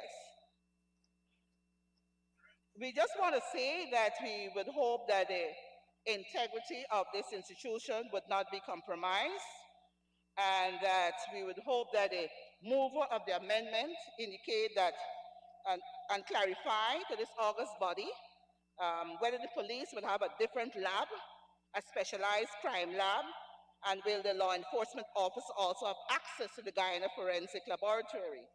Will they specifically deal more with crime scene type investigations when they accumulate the evidence they themselves will take to the lab? Will they take to the lab themselves? So we need some clarity.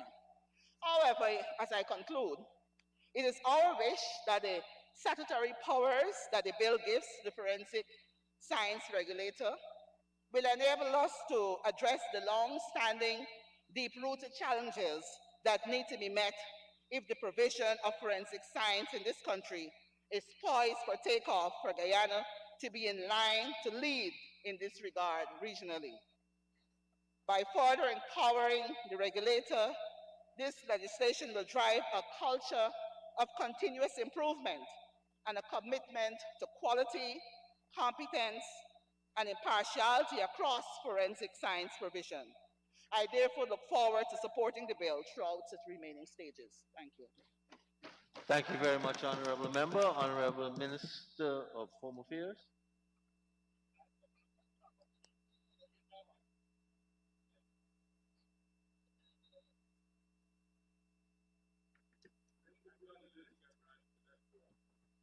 Thank you, Mr. Speaker.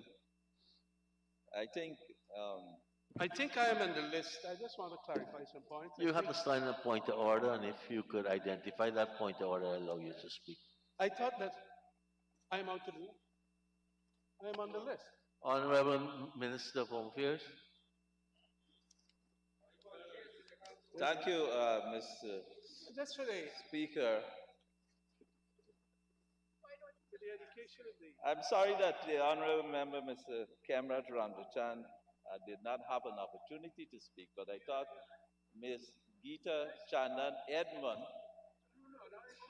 Honorable Minister, let me hear the Chief Whip, please.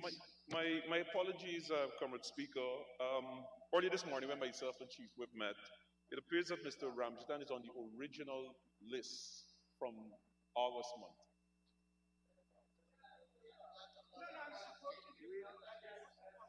Right. And essentially, the Honourable Member has mentioned it is in support of the bill. Honourable Chief, so just clarify to ensure it's not a typo on our part, and I just want to remind members, lists are provided and the standing orders provide that the person who is called upon is the first person to catch the speaker's eye or attention. But not, I just want to ensure this is not a list that unintentionally dropped anyone. And so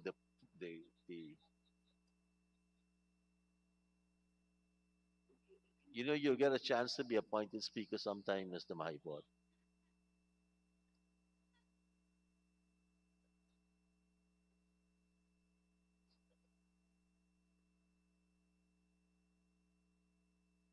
Honorable Minister.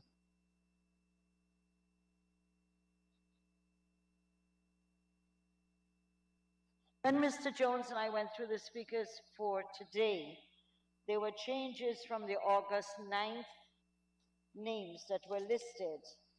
And so I don't recall Mr. Ramjitan being put on this bill. He was put on the next bill, which is narcotics, and he was put on police and firearms. But I can't find the handwritten copy that went to be typed, just to make sure that we're not making a mistake. So I can't. Mr. Jones? I can't say that right now because I don't have the handwritten one that they would have used to type from. Comrade Speaker, I have the original list, and indeed Mr. Ramjitan is slated before the Honorable Minister.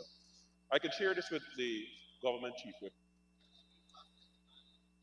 No, we changed the August 9th one, Mr. Jones, and I did the handwritten one. In terms of the speaking arrangement, as we indicated, Mr. Ramjitan is the second to last speaker before the Minister. Mr. Chairman, the August 9th list was changed by Mr. Jones. It wasn't changed. All I'm saying, yes, Honorable members, we Honorable went Minister. through name by name, but if the opposition wishes Mr. Ramjitan to speak, we have no objections. But the point is that we went through and amended the August 9th list. I'm not going to sit in this house and Mr. Jones cast aspersions. Honorable members, I would stick with the list before me. Please, as the list come to me, let us double check, and from today I'll ask both sides to initial the list before they come to me. Honorable Minister of Home Affairs.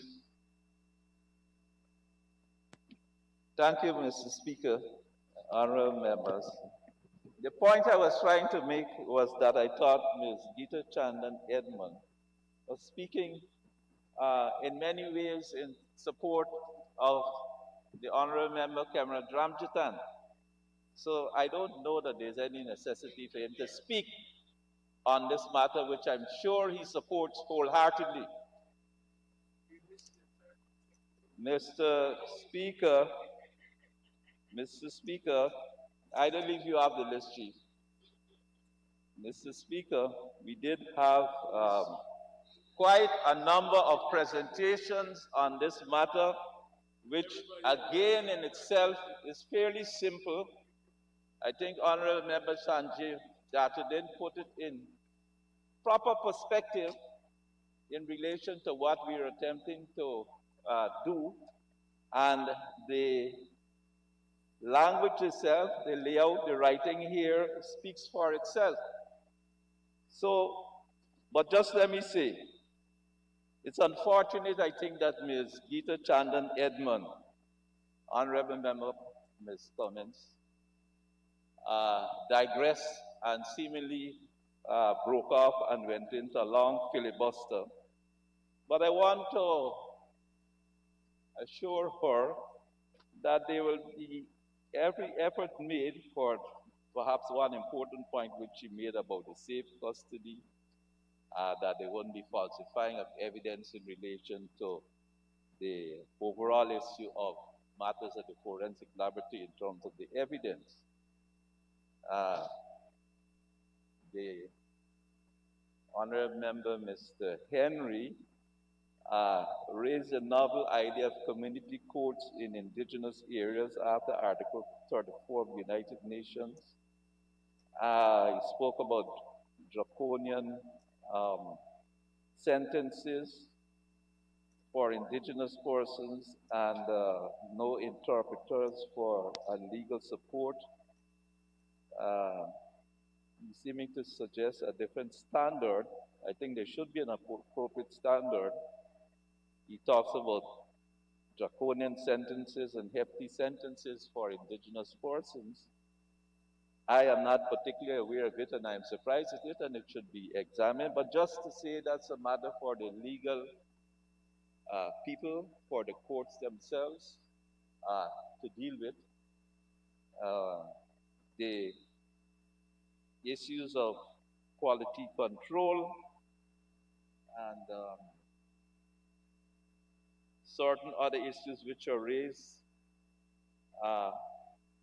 are related at the side with respect to the operations of the forensic science laboratory. But these issues have nothing to do with what we're attempting to do in respect of the legislation being implemented at hand. We intend to. I've heard a lot about ICP technology, and all kinds of other things. I think there was a great deal of cognitive dissonance in the presentations from the other side. Had not much to do with what we are working at. But I would say I heard at one point unreserved support for the proposed legislation, and therefore I suggest that we go forward going into committee to deal with the proposals clause by clause. Thank you, Mr. Chair. Thank you, Honorable Minister. Honorable Minister Tishir. If I can indulge you, ask your indulgence. The August 9th record of speakers did not include Mr. Ramditan for the evidence bill and did not include him for the evidence bill on December 13th. Thank you, Honorable Minister. But from now, I ask that we get the list initialed by both sides. And Comrade Speaker, I'll just forward to you via WhatsApp the original list that I have. Honorable members, that concluded the debate on the evidence bill 2021. I now put the question that the bill be read a second time. Those in favor say aye. Those against say no. Let the bill be read a second time. Evidence Amendment Bill 2021, Bill number 11 of 2021. Now, the House will now resolve itself into committee.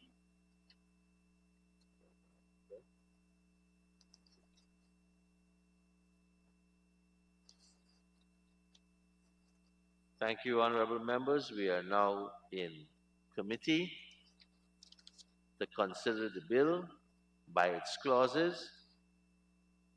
And I would like to put both clauses of the bill, both clauses of the bill at this time.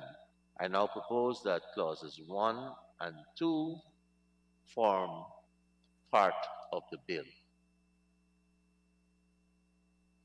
I now put the question that clauses 1 and 2 form part of the bill. Those in favor say aye. Those against say no. The ayes have it. I now put the question that the bill as printed be reported to the Assembly. Those in favor say aye. Aye. Those against say no. The ayes have it. Let the Assembly resume.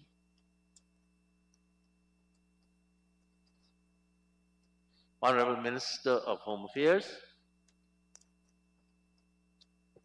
Thank you, Mr. Speaker.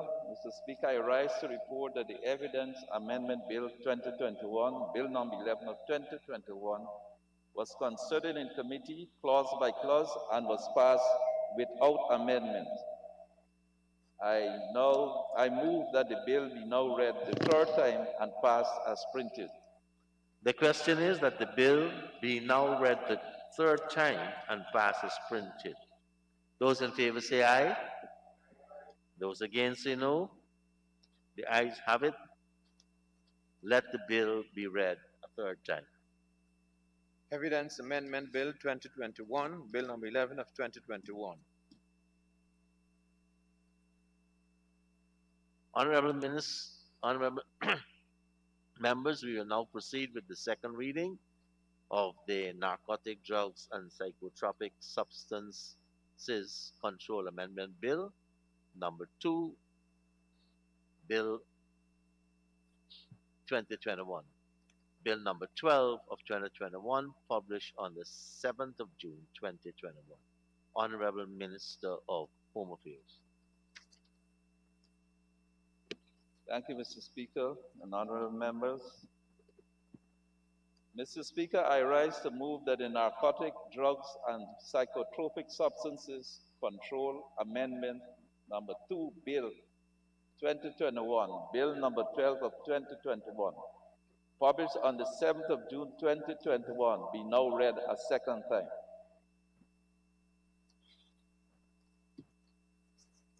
Mr. Speaker, the purpose of the amendment is to take account of the now very well-known fact that there are now a number of designer drugs, analogs of drugs which are already known, that they are compounds of narcotic drugs and psychotropic substances, synthetics of course, that a similar chemical and structural makeup and a similar or greater stimulant, depressant, or hallucinogenic effect on the central nervous system to those substances currently prohibited by the Principal Act. The intention is to ensure, by passage of this bill, that persons in possession of these substances will be charged and prosecuted accordingly. We are already seeing instances in the public by seizures by the police and the Customs Anti-Narcotics Unit, drugs, some called Molly and other fanciful names, in use in clubs, in private homes, being smuggled into the country, and we have to take the step forward to make sure that these designer drugs, which in many cases are precursor drugs for younger folk, for younger people, that we bring them into the realm of the legislation so that persons who use these drugs can be prosecuted according to the laws. So this act intends to amend the Narcotic Drugs and Psychotropic Substances Control Act, decided as the Narcotic Drugs and Psychotropic Substances Control Amendment Number 2 Act Number 2021. Section 2 of the Principal Act is amended as follows: by insertion immediately after the definition of coca leaves of the following. And I read, controlled substance analog means a substance that is structurally or chemically similar to the substances set out in the first schedule or second schedule and produces a stimulant, depressant, or hallucinogenic effect on the central nervous system that is substantially comparable to or greater than the stimulant, depressant, or hallucinogenic effect of the substances set out in the first schedule or the second schedule. And B, in the definition of narcotic, by the insertion immediately before the semicolon of the word and a controlled substance analog. And so, as I said and as I explained in simple language and printed here too, that this is an intention to bring into the realm of the law, in the realm of prosecutorial offenses, the designer drugs, the synthetics, and all those other substances which are narcotics, psychotropic substances, and stimulants of a new kind, which were previously not captured in our legislation. So I commit the bill for discussion by the House. Thank you, Mr. Speaker. Thank you, Honorable Minister. Honorable Member, Mr. Jermaine Figueroa.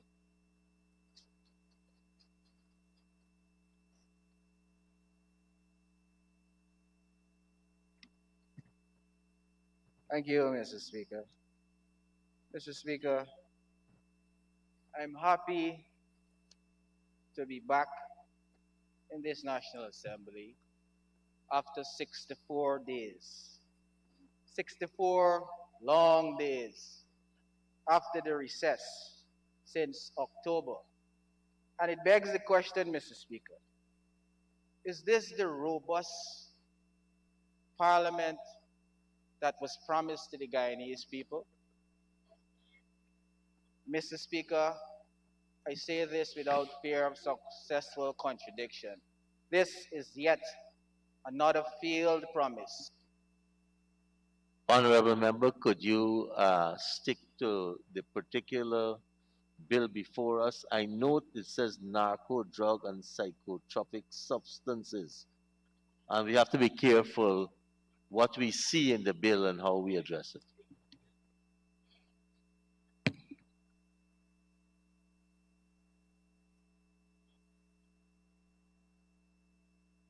Proceed, Honorable.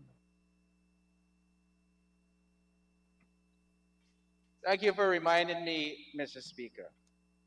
And I say this is yet a failed promise by this administration.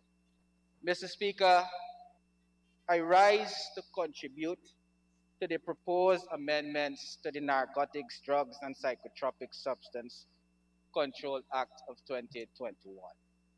Amendments, Mr. Speaker, which, according to the explanatory memorandum, seeks to control the possession and use of new and emerging psychotropic substance, popularly known as designer drugs, that are being abused especially by young people, young Guyanese men and women, and in some instances, school-age children. This amendment, Mr. Speaker, seeks to capture in its new definition all forms of new chemical compounds of narcotics, drugs, psychotropic, and synthetic substance, with named effects that this existing law does not capture. So from the outset, I want to say to the Minister that I commend your efforts with regards to this bill, and more so, Mr. Speaker, to say that I do support the intent, the good intent of the bill, Mr. Speaker. The amendments targets young people. So it is a bill that I would render my support. Young people who primarily are the users of synthetic cannabinoids. For prosecution with a straight face, Mr. Speaker, and there lies my concern, Mr. Speaker. It doesn't provide no alternative avenue for our youth, be it first-time offenders for the amount in possession above 15 grams. This, Mr. Speaker, should be of great concern for every Guyanese, that first-time offenders, young people, are not given an alternative route to alternative sentencing, for example, Mr. Speaker. Sir, so the question is, do we really want to go in this direction? Has there been any much thought to the implication this will have on our already overpopulated prison systems? Has there been any thought towards alternative sentences, alternative punishment, such as hours of supervised community services, sentenced to a drug rehabilitation center, for example? Has there been any research done, Mr. Speaker, to ascertain why our youth are attracted and are engaged in the use of these synthetic drugs? Has there been a national education campaign to educate not only young people, but parents, teachers, coaches, youth organizations, police officers about the ever-changing chemicals in these drugs, and more so the danger they pose to the user? These are questions that the bill does not answer. These are important questions that the ministers with responsibility that can put measures in place must give thought to. The Minister of Education the Minister of Social Services, have these ministries with these overarching responsibility. The Ministry of Culture, Youth and Sport, were they engaged when this bill was being concocted? And that is a national conversation, an interlinking agency conversation. I believe this bill has failed to capture, Mr. Speaker. So I do support the bill, but I believe strongly, sir, that much thought has not been put to the real intent of what the bill seeks to achieve. Where can the victims of these drugs go to seek help, Mr. Speaker? Are our healthcare providers trained to deal with these victims, and are our health facilities, do they possess the testing kits, toxicology laboratories to provide those needs that will be most useful, Mr. Speaker, for those who abuse these drugs? These are questions that has to be answered. Sir, according to the 2020 Monitoring the Future Survey of Youth Drug Use Trends, despite COVID-19, posits about 8% of 12th graders in the United States reported using synthetic cannabinoids in the past year. This rate puts synthetic cannabinoids at the third most frequently used drugs among high school seniors after marijuana and amphetamines, Mr. Speaker. Many young people have tried synthetic cannabinoids and suffered adverse health consequences, believing that because these products can be bought in the stores, gas stations, pharmacies, and are marketed online as being legal, they must be safe. This is what we have to contend with, Mr. Speaker. The reality is the use of synthetic cannabinoids can be extremely harmful. Clemson University professor John W. Hoffman, credited with the synthesis of some of the first cannabinoids, such as JWH018, was quoted, Mr. Speaker. He was quoted as saying, "These things are dangerous. Anyone who uses them is playing Russian roulette." The contents and effects of synthetic cannabinoids have profound psychological effects. They are also unpredictable due to the consistent changing variety of chemicals used in manufacturing processes, devoid of quality control and government regulatory oversight. Mr. Speaker, the other question, Mr. Speaker, what this bill does not answer is the government's readiness to do proper testing and screening of users of these drugs. With our known inability to test certain soil, DNA, COVID-19 samples, and respective variants, to name a few, when will we put the necessary infrastructures in place to properly deal with this emerging issue for our society, besides the proposed incarceration of the users who are mostly youths? The users, Mr. Speaker, who are mostly our young population. Mr. Speaker, the rise and adulteration of Molly, a popular synthetic drug that is used by many young people right here in Guyana, should be of concern. The term Molly dates back several years and has traditionally been used to describe pure, high-quality powder form of ecstasy. Molly became popular in the concerts and club scenes and was mostly used by teenagers and people in their 20s. young people, Mr. Speaker. Musical artists such as Miley Cyrus, Kanye West, and Rihanna have all included verses of Molly in their music, which has contributed to the popular rise in its use.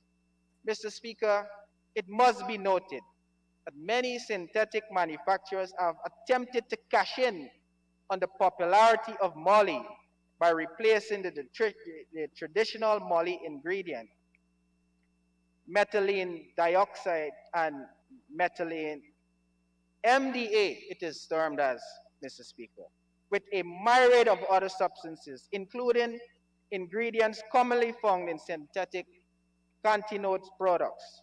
Between October 2009 and September 2013, in the United States, the DEA found that only 13% of seized drugs believed to be Molly that were submitted to a laboratory test in New York contained MDMA.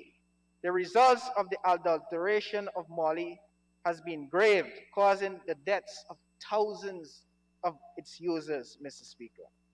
The rise of Molly and its subsequent adulteration is an example of the dangerous uncertainty inherent in all synthetic drugs.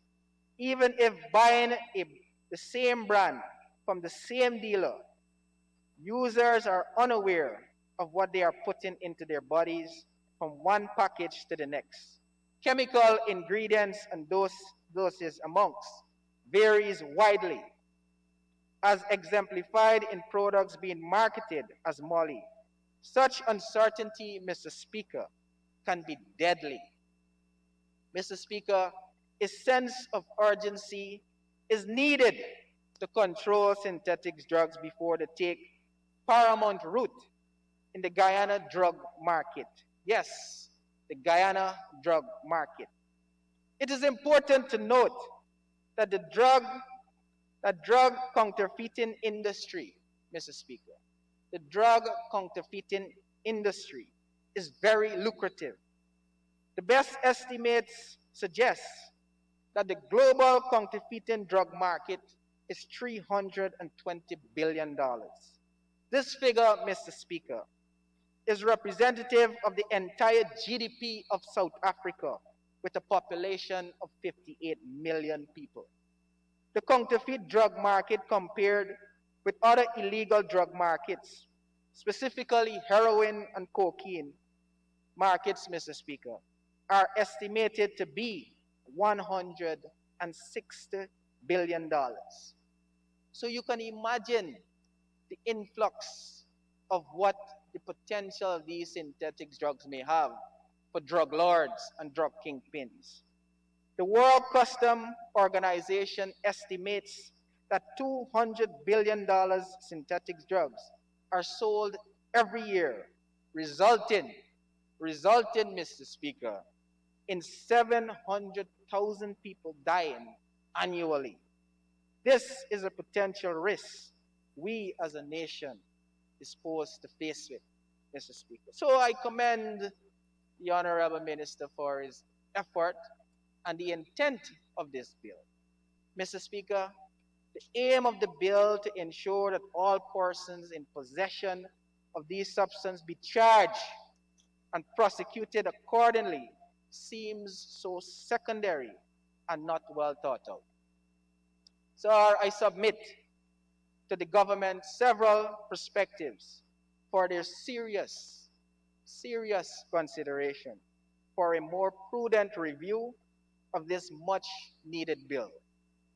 The exponential rise of these drugs in the developed world, with the advances and the advancement we as a nation aspire to achieve, still presents great challenges beyond what we are proposing as a fix to this potential societal conundrum.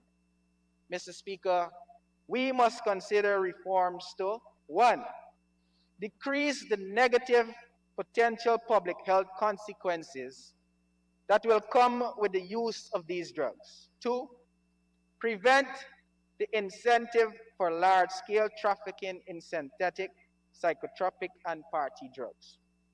And three, eliminate an easy income strain for terrorist organizations. Mr. Speaker, we must first recognize that these synthetic drugs can endanger public health and burden, Mr. Speaker, our already porous healthcare system. The potential threat to these substances to users themselves and the subsequent impact on our communities can be alarming. According to the report by the Substance Abuse and Mental Health Services Administration in the United States, Drug Abuse Warning Network, 28,531 emergency departments visits involving a synthetic cannabinoid product occurred in 2011. This number of visits was 2.5 times higher than the 11,406 emergency department visits in 2010. Can you imagine what those data are in 2021? In addition, Mr. Speaker, in 2011, the only year in which there is available data, bath salts, that's right, bath salts, Mr. Speaker, those products were involved in 22,904 emergency department visits. In many of the hospitals around the country, emergency departments had to regularly confront users of synthetic drugs, many of whom were in delusional state and pose a danger to hospital staff. Communities in general are also seeing unprecedented and unpredictable dangerous behavior caused by these substances. The use of synthetic drugs can cause anxiety, elevated blood pressure, seizures, hallucinations, paranoid behavior, and non-responsiveness. It also causes significant organ failure as well as death. Some users of synthetic cannabinoid products have described their experience under the drug, Mr. Speaker. Hear how they have described this. They have described it as a hell from which they cannot escape. These are some dangerous drugs, Mr. Speaker. Mr. Speaker, the second reason that a sense of urgency, of much thought which is needed is the potential for violent drug trafficking organizations, termed DOT, to enter the synthetic drug business, Mr. Speaker. Because of the profits from synthetic drugs, which are so immense, international criminal syndicates, particularly DTO, drug trafficking organizations, are likely to become major players in the synthetic drug trafficking if the demands persist. The DEA, Mr. Speaker, currently estimates that synthetic drugs that make its way to the United States are primarily from Asian manufacturers who are not bound by same control on substances that American manufacturers are. Mr. Speaker, because the DOT already have extensive distribution networks in place, it is unlikely they will stay out of the synthetic drug business if they believe they are missing out on easy profits. Mr. Speaker, the recreational drug market in North America alone, Mr. Speaker, is estimated to be valued at approximately $121 billion. The enormous amount of monies that can be made from selling drugs have given rise, Mr. Speaker, to large drug trafficking organizations, many of which are headquartered in Mexico. Violence, including mass killings, torture, political assassinations, and car bombings, are inherent features of DTOs. Mr. Speaker, it is estimated that between 2006 and 12, there were 60,000 organized crime-related homicides in Mexico. With immense profits to be made, DTOs will almost certainly enter the synthetic drug market if they have not done so already. A 2012 United Nations resolution highlighted the potential opportunities for transnational organized criminal groups to exploit the market for these substances. The third reason, Mr. Speaker, for a sense of urgency, for more thoughts in is the potential that synthetic drug market has to attract the attention of terrorist organizations looking for quick and easy financing opportunities. The DEA, Mr. Speaker, has stated that the proceeds from synthetic drug sales in the US have gone to countries in the Middle East. New reports specify that millions of dollars of such proceeds are flowing into the hands of terror groups. While the connection between terrorism and drug is not a new phenomenon, the connection with synthetic drugs in particular makes sense to those said organizations. Instead, Mr. Speaker, of needing acres of land and field workers to grow poppy, cocoa, even marijuana, all a terrorist organization needs to make synthetic drugs is a laboratory and a scientist. The internet can provide most of the necessary information on ingredients and recipe. Mr. Speaker, this bill and its amendment, we do support. And I said that from the embryonic part of my presentation.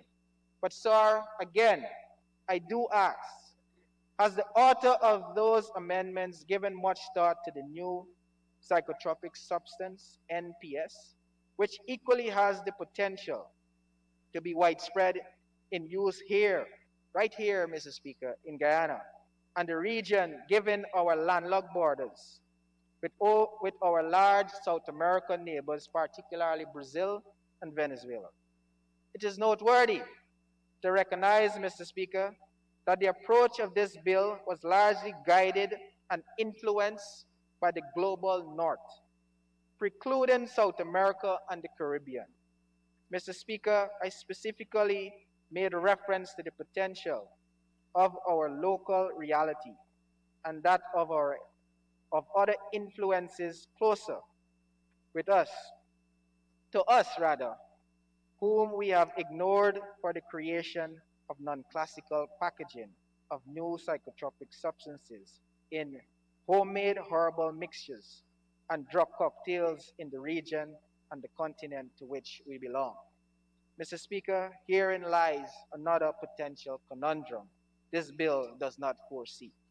I hereby make the call for comprehensive and coordinated research that will map the availability, types, patterns, and moreover, provide reasons and motives why people, young people, take in NPS in Guyana. In doing so, Mr. Speaker, it will facilitate the design of evidence-based harm reduction strategies to mitigate the challenges posed by NPS. Sir, the emergence of new psychotropic substances and the challenges they pose to the public health are attracting scholarly attention in many parts of the world. According to PK Attel and others, 2019, Mr. Speaker, NPS are narcotic drugs and psychotropic substances made available or used from the early mid-2000s for psychotropic properties. They are substances produced to mimic the effects of traditional drugs or pre-existing drug use in novel ways.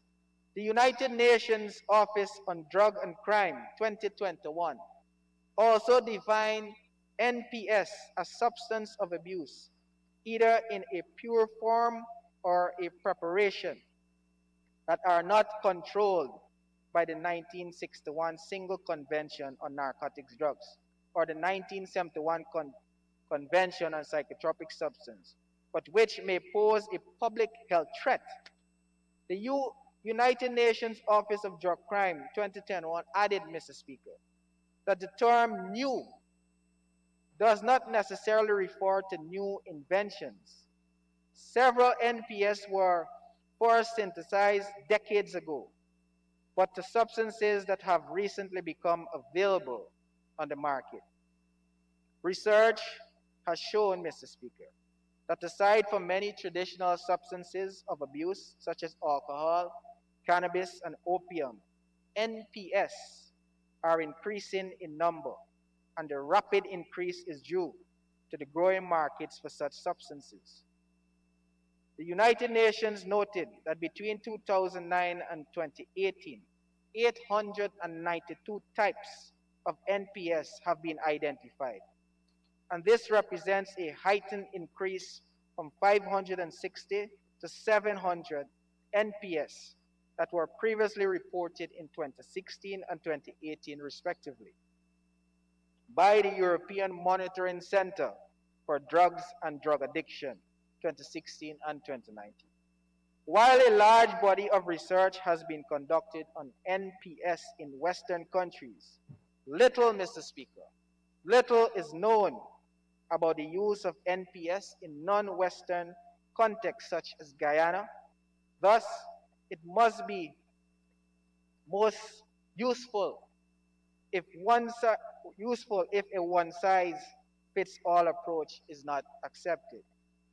This bill and its intent, Mr. Speaker, is pointed in the right direction. Minister, your bill is pointed in the right direction, a direction we on this side of the House support. But, Mr. Speaker, it is our belief that the steps in this direction needs to leap far beyond what is in the explanatory memorandum for a much more thorough and prudent approach to address the myriad of concerns these drugs present. The future of our young population, the future of Guyana and Guyana's youth, Mr. Speaker, demands such. So, Minister, I beseech you, I call on you to allow your experience and wisdom to guide you, to be magnanimous in this House and accept the proposals that we would have put to make this bill a much better bill. I thank you, Mr. Speaker.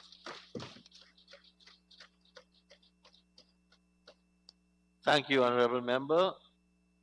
The Honorable Member, Mr. Minister Charles Ramson.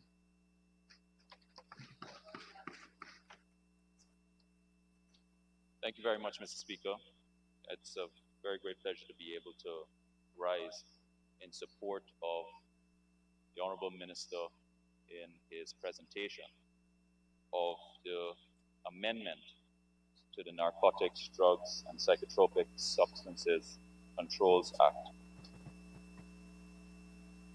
where one amendment is being made. And listening to the previous speaker in relation to psychotropic drugs, one would think that drugs like LSD, methamphetamines, ecstasy, and all of the so-called designer drugs were invented in 2021. These are drugs that would have been in existence, that have been affecting Guyana's youth, and in particular, in the last 5 years, you would have seen a number of instances where police were called into schools in relation to ecstasy. There had been some folks who were charged, arrested, investigations being done where the supply of ecstasy to young people, to school children, and not once did the loud voices that we're hearing now from the opposition, not once did it care enough to present the amendment, a simple amendment of 3 words into the bill.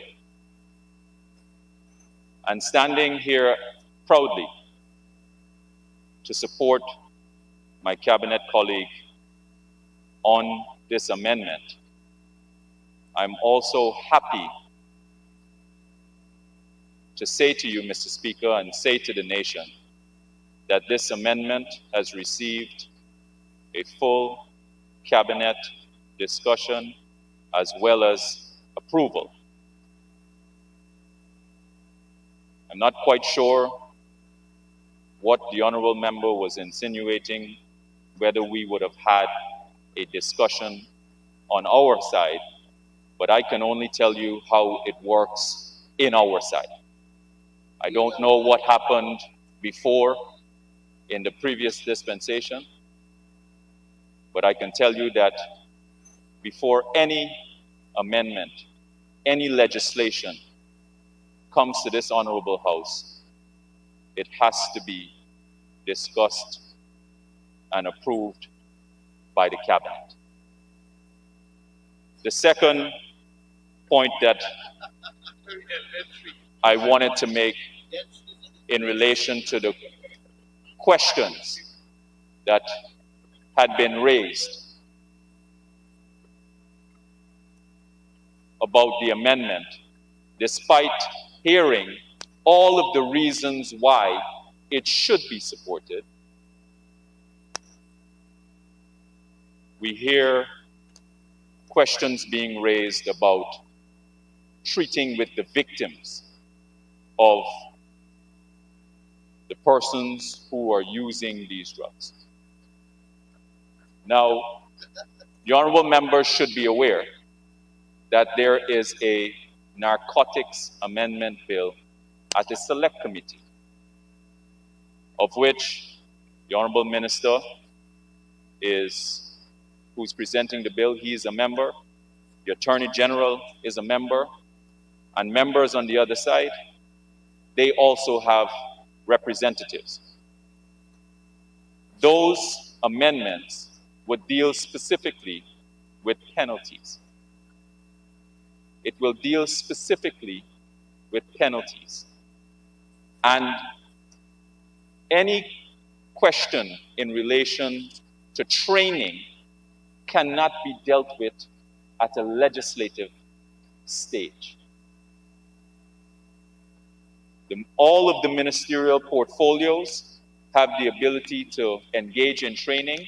The Ministry of Social Services, the Ministry of Education, the Ministry of Culture, Youth and Sport, all of us have programs in educating young people, especially as it relates to drugs. So there are ongoing programs that exist to help to deal with the education of the use and the deterrence of the use of any drugs. So any of the points that have been raised that are ancillary to the support that ought to be given to this bill, because it specifically deals with a provision that prohibits the possession of drugs that are harmful to young people in particular. Harmful to everyone, but it's harmful, it affects young people in a negative way. And there ought to be no debate in this House about whether support would be given on the amendment or whether it ought to be conditional. The fact is that this is a problem that exists all around the world. All around the world, every country has issues in relation to young people using drugs. And instead of giving blanket support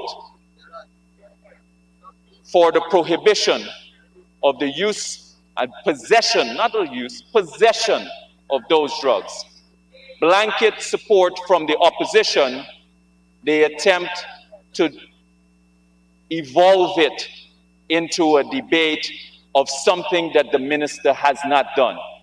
The government has a holistic approach to dealing with programs against the use of drugs, making sure that the police, the justice sector has the regulatory and legislative framework, and that's the reason why we're bringing the amendments.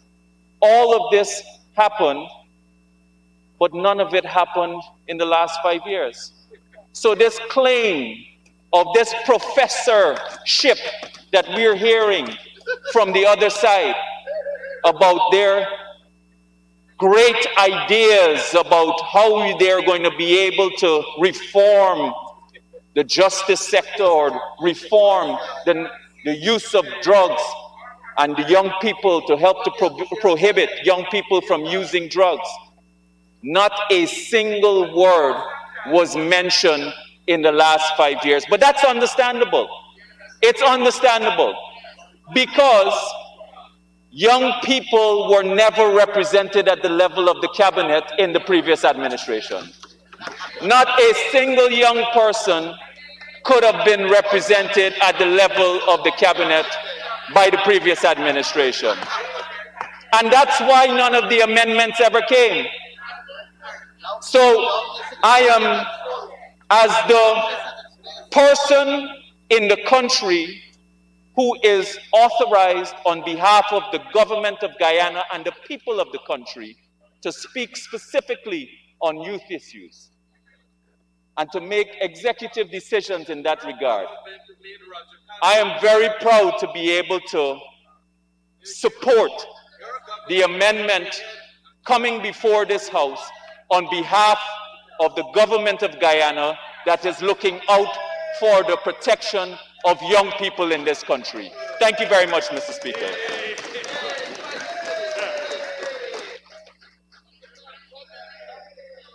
Thank you, Honorable Minister. The Honorable Member, Mr. Devon Sears.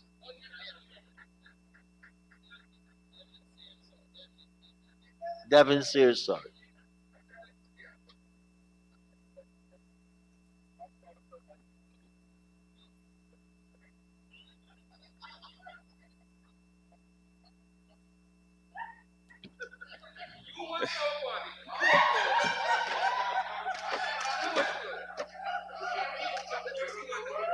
Mr. Speaker. Yes, Honorable Member. Just ignore those who are talking with people's, Of course. Mr. Speaker, as I rise to make my contribution on the Narcotics, Drugs, and Psychotropic Substances Amendment number 2 of Bill number 12 of 2021, I bid this Honorable House good afternoon. And to the Honorable Member, my colleague, Vincent Jordan, Member of Parliament, happy birthday. On a heavier note, to those who might have lost a relative or friend as a result of COVID-19, to the families and friends, I will keep you in my prayer, and may God grant you strength. And on a lighter note, a festive season to all. The Narcotics, Drugs, and Psychotropic Substances Act, also commonly termed as NDPS, made with the purpose to control drugs of abuse and prohibit its use, dissipation, distribution, manufacturing, and trade of this substance of abuse. Narcotics drugs are those drugs that induces sleep. And clearly, Mr. Speaker, some members on the other side are sleeping. While psychotropic substances have the ability to alter the minds of individuals, although all these kinds of drugs have their importance in practice of medicine, the main agenda of this act is to have control of manufacturing, possession, sale, and transport of such narcotic and psychotropic substances. This act bans new and emerging psychotropic substances resilient upon these drugs are not available over the counter for walk-in individuals. Violation of this law may result in punishment including rigorous imprisonment fine, or both. The degree of punishment is dependent upon the harshness of the case being dealt with. Mr. Speaker, NDPS also lacks in differentiating among users, drug peddlers, and hardcore criminals in this drug trade. Mr. Speaker, as it is, the laws of Guyana cannot differentiate between cannabis sativa and what we call pills. Guyana is traditionally known as the land of many waters, but sadly recently, being peddled in international news outlets, has become the transshipment point of drugs, mainly to Europe, Africa, and other Asian routes. Guyana has inherited a cultural roots with mysterious and eccentric ways of worshiping, celebrating festivals and ceremonies. Unlike Western countries, Guyana has been slow to adapt legislation, certain natural forms of narcotic substances, again, with reference to cannabis sativa. Thus, the cultural difference is an important aspect to consider while framing and forcing any drug laws in Guyana. On the other hand, we cannot overlook the menace of substance abuse, which is on the rise in our country. We have a large number of drug addicts in our society. Substance abuse has created a lot of problems, especially in our healthcare sector. And even psychiatric disorder has had a damning effect on our economic situations and even on our budget, because year in, year out, we have to ensure that we spend finances to develop various services to curb these issues that is being dealt with. It also leads to a number of social problems, which can be defined under family disintegration, that can also lead to criminal activities. The war on drugs has resulted in more sensitive issues than in other pandemoniums in our history. It may be the cause of crime ranging from various color crimes like white collar crime and blue collar crime. The era of terrorism, where drugs are a way of producing funds for terrorist activities, is a very important area which should be taken into consideration, again, while framing and amending the laws related to drugs. Effective laws are necessary to fight the nuisance associated with drugs. According to the World Health Ranking on drug deaths in Guyana, as of 2018, 0.2%. The average death rate is 1.78%, too many for every 100,000 of Guyanese. In fact, Guyana ranks 57 in the world. And according to the Organization of American States evaluation report on drugs, drug control, one of the recommendations that was made, recommendation 27, Guyana should reaffirm the principle of cooperation contained in international instruments to address the world drug problem through actions to ensure compliance and effectiveness. Mr. Speaker, sadly, this evaluation is incomplete. Now let's get to the meat of the matter with what we're talking about here today, particularly designer drugs.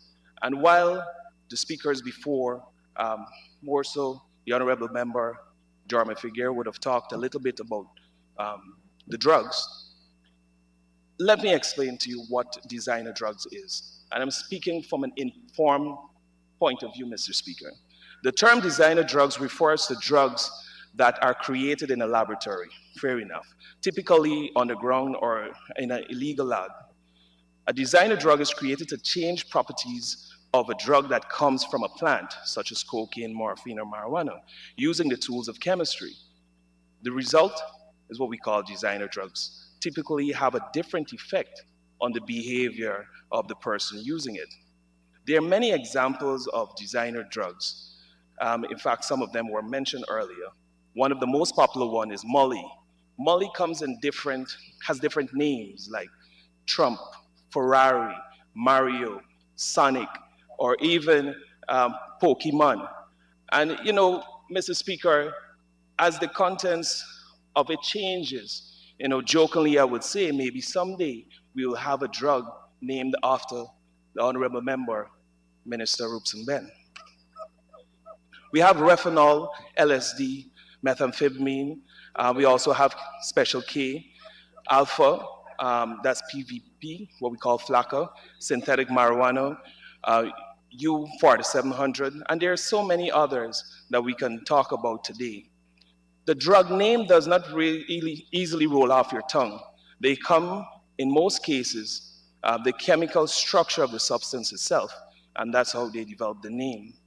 Mr. Speaker, the challenge with this bill that I believe is so necessary to pass, as it is right now, a lot of these drugs, even though it creates that highness, it cannot be detected very easily.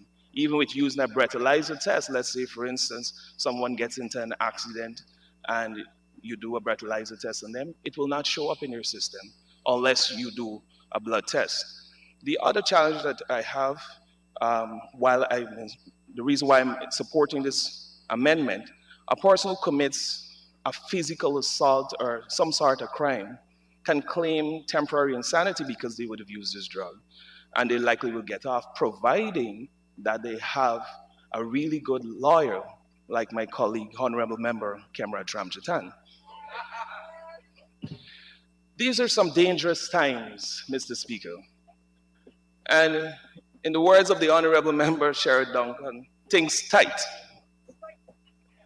And we cannot be hypocritical in our approach to dealing with this drug problem and the psychotropic substance issues that we have in Guyana. Mr. Speaker, times are so hard and people are looking for an escape. And sadly, this is the escape route that they choose to take because it creates enjoyment for them. They get to separate themselves from the harsh realities of life. For instance, dealing with a 7% increase, which is not enough. The cost of living constantly going up. Mr. Speaker, the environment is what causes many young people to find solitude in using these drugs. Mr. Speaker, when we drive around Georgetown and some parts of the other regions, you see poverty. You see families not being able to provide for their children, especially single parents. And what do they resort to? A temporary escape. And unless we, as parliamentarians and ministers, the government and the opposition, change this reality, provide equal opportunities for everyone, that is the only way we can curb this drug situation that we have in Guyana. Mr. Speaker, while some adults might look down on young people and say that, they're a menace to society, really and truly, they're asking for help. That is all they're asking for. And I'm trusting that maturity prevails us in terms of making these careful considerations when making this amendment to this bill. Mr. Speaker, a few years ago, as I think back, there was this rapper called Waka Flocka who came to Guyana, shot a music video here, and he praised Guyana for being a transshipment point for drugs. This is how the world is seeing Guyana. And I believe that as a people, if we are an oil producing nation, we have to act differently and create, again, equal opportunities for other people. Mr. Speaker, one other harsh reality I have to bring to your notice, right, is when it comes to the cost of these drugs. Mr. Speaker, a Bang's beer, maybe in some places, is $300. A Stag beer is $250, and I can go on and on and on. Now, you would need maybe about 5 to 6 of those just to get a high. But with just $200, you can get a high for the entire day. Mr. Speaker, let me explain.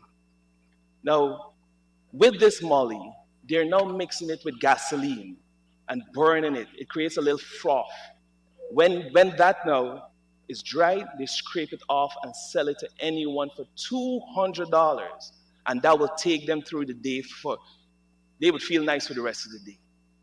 A pill, you can get it for $800, and that will take you through the day. Drugs have become so affordable, and this is worrisome, especially in a society where we have almost 65% and over of young people who are unemployed. A lot of them are unemployed. Mr. Speaker, when it comes to reintegration, we should not treat recreational, ceremonial, or even drug addicts as outcasts. If the law does not provide for it, one can only conclude that they need help. It is time that the government invests more in the lone psychiatric hospital which we have, and that is the Madhouse and other clinics across the country.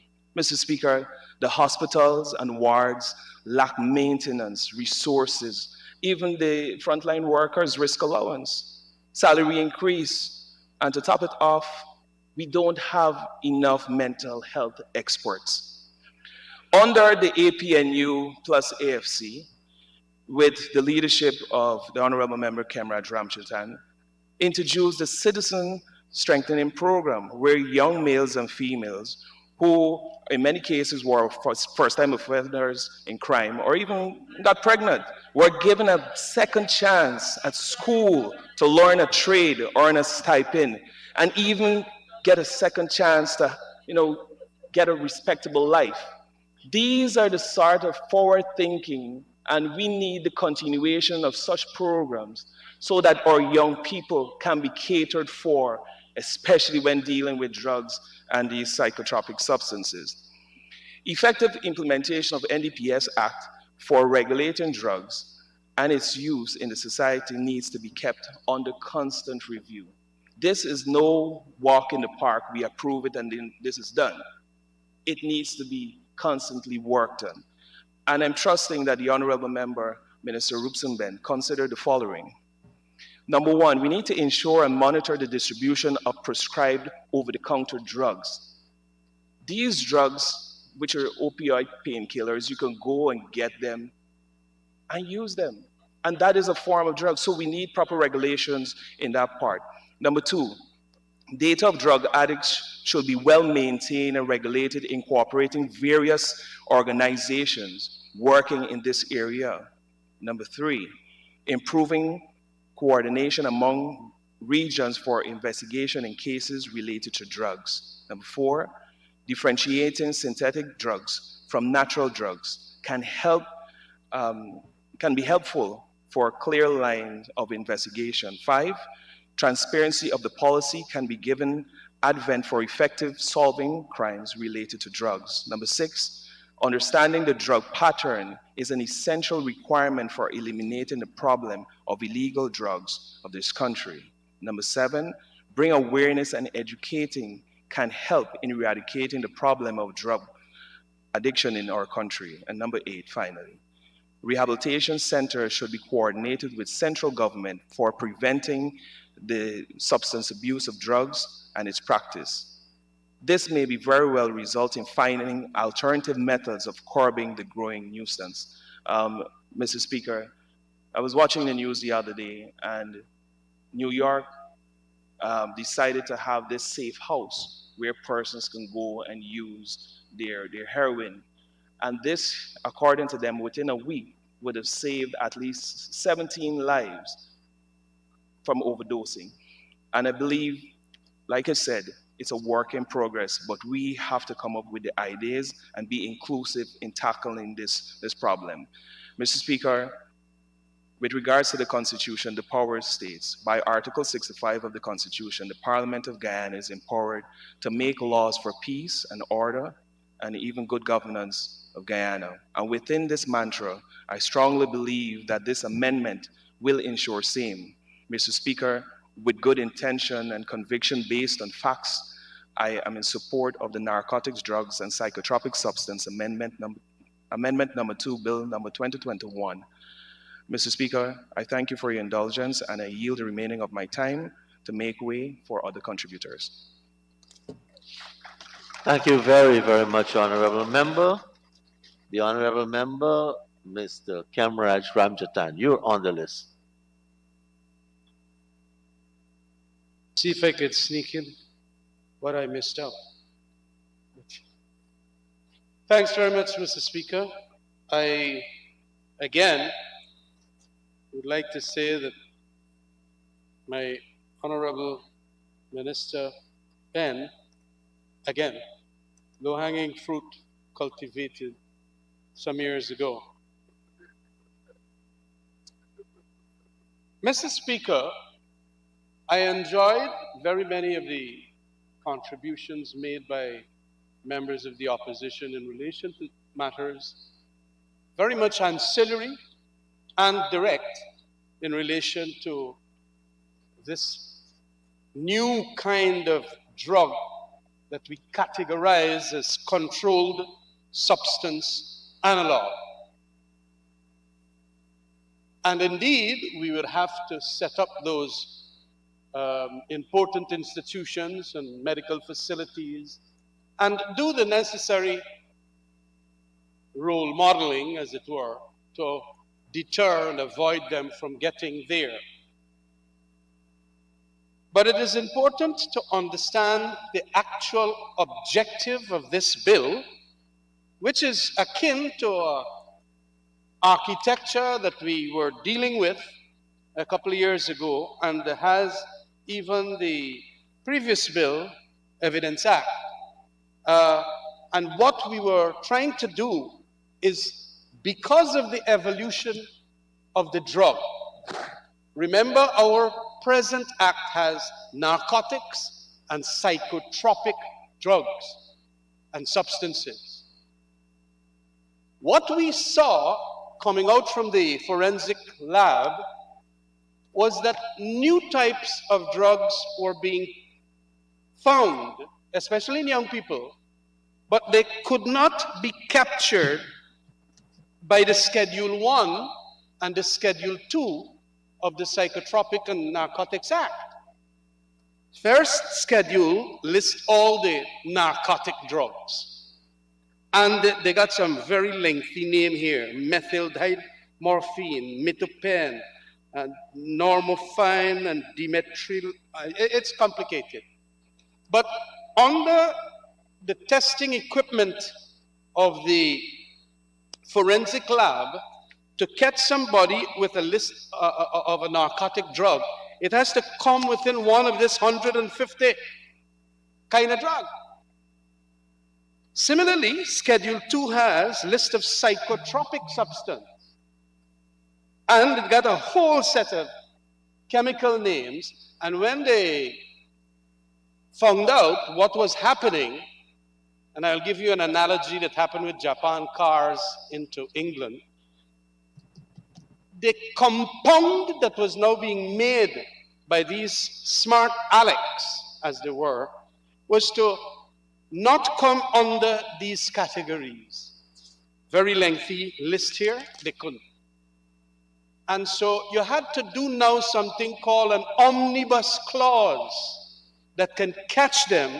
And the omnibus clause, as we saw in international practice, regional practice too, and we decided controlled substance analog, which will mean a substance that is structurally and chemically similar to the substance set out in the first schedule or the second schedule, and produce this stimulant effect, depressant effect, hallucinogenic effect, and so on.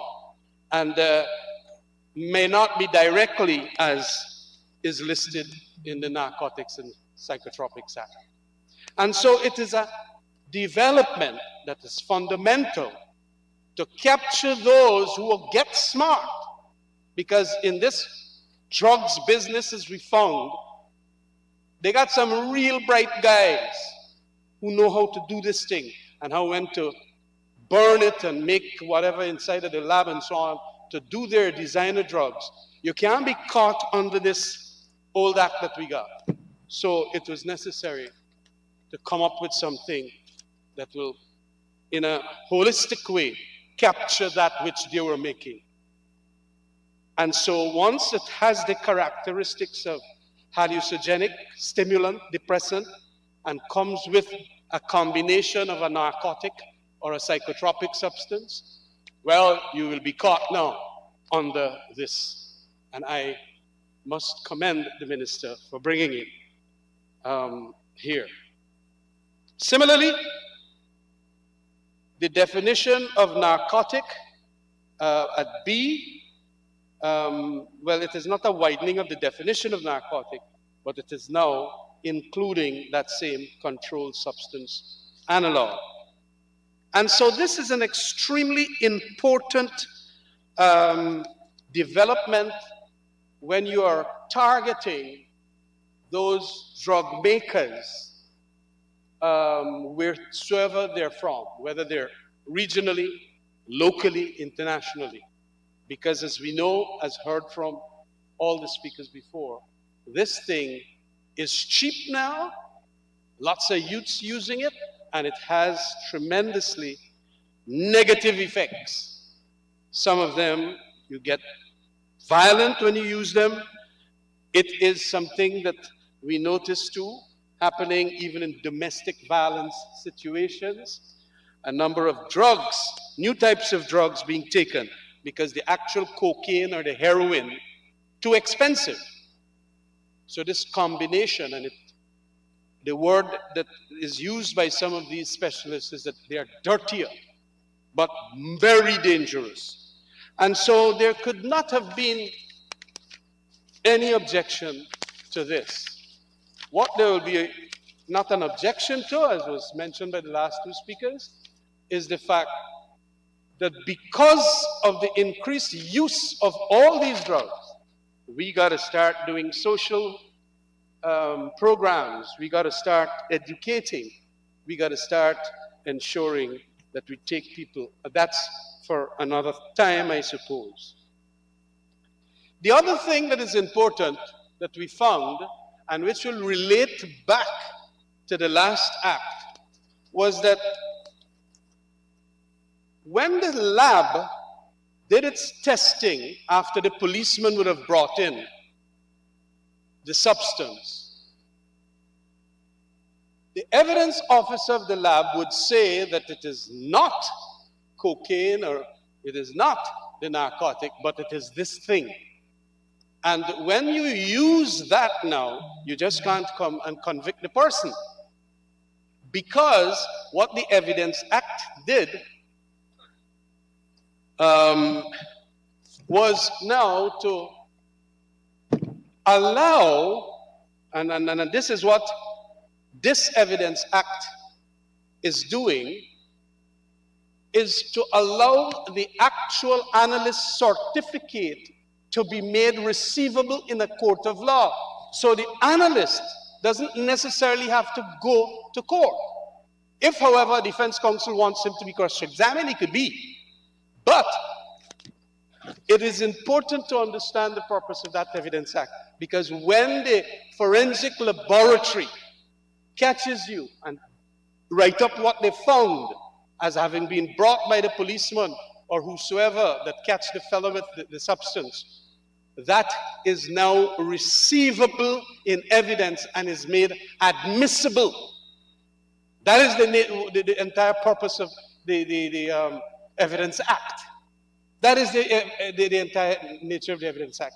Prior to 1972, Mr. Speaker, whenever you wanted to bring a document to the court, you got to bring the document with the writer of the document as the witness. There was not no documentary hearsay. In 1972, because a lot of people, doctors who would have done in examinations of people who would have been chopped up or people who died, and as a result they did a post-mortem, the doctor is a Cuban doctor, the doctor gone back to America, Cuba, you got to get the evidence. You can't go bring back the doctor. Whatever you did, so if the doctor then wrote up an analyst certificate that I examined the body, and the body had 3 bullet wounds in the heart, hemorrhage, whatever, that is admissible in a court of law, although the doctor is in Cuba. And that is what this Evidence Act has done. It is to make receivable into the court of law, and now evidence officers' certificate. So the evidence officer don't necessarily have to go into the court. And that is what we tried. Well, we didn't get it to pass. Many things happened. But I want to bring to the attention, because I think it will be wiser for this National Assembly to know the true principle and purpose behind that, and so on. And also, for the purposes of when you're proving a criminal case, especially criminal cases where the standard is that very high, it is called beyond a reasonable doubt, you generally got to get your witnesses. Witnesses got to come and say, well, yes, I did this. I did this with the DNA, whatever stuff they used to make sure that that was the hair, and I compared it with the hair of the suspect, and so on.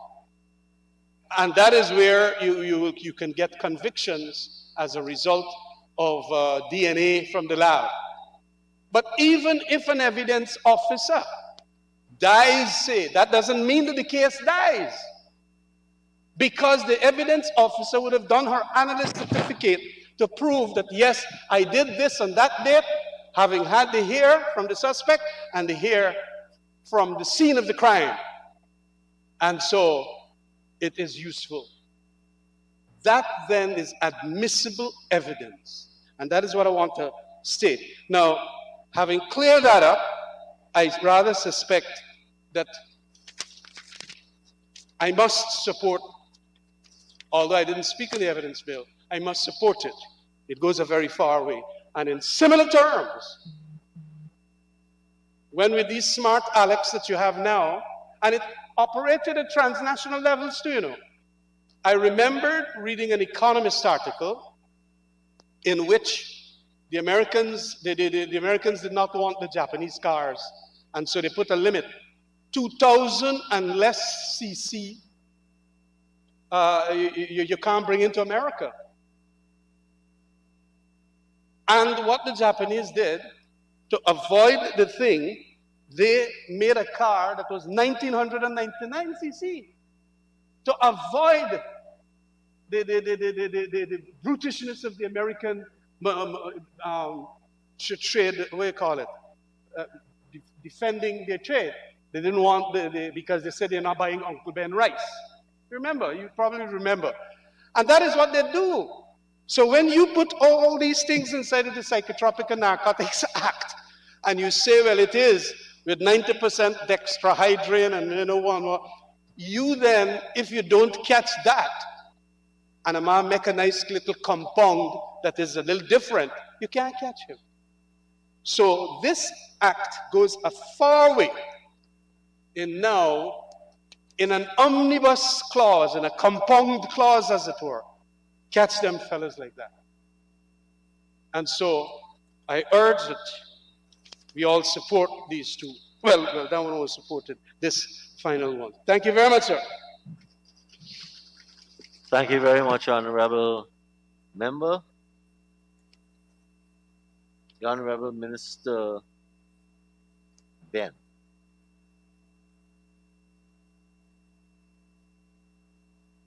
Thank you, Mr. Speaker. Thank you, all honorable members, for supporting the bill, particularly on the other side. Unfortunately, my erstwhile friend, Mr. Ramjatan, honorable member, seemed to be speaking about the previous bill too. But I am happy that he, along with the others on the other side, have expressed support for the bill. I must say, however, that Mr. Figueroa made some criticisms of, honorable member made some criticisms of the bill not being properly thought out. And I think he's basically missed the point of the amendments which we propose omnibus, as Honorable Member Kemraj Ramachan has said, to capture all the combinations, additions related to the matter, to put it in as an amendment to the Principal Act to strengthen our approach to this problem. It's very, very simple thing. I heard a lot of talk about, and we had a lot of discourse about different types of drugs and how the drugs are made and all of those things. There seems to be a lot of expertise on that side in relation to this matter.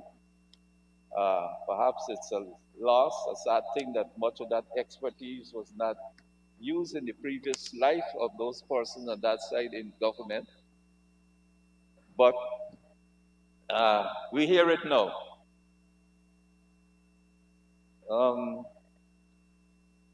So the issue of magnanimity, which was raised, and the question of making the bill a better bill, there's no way it can be made a better bill but for the distinct purpose for which it is intended.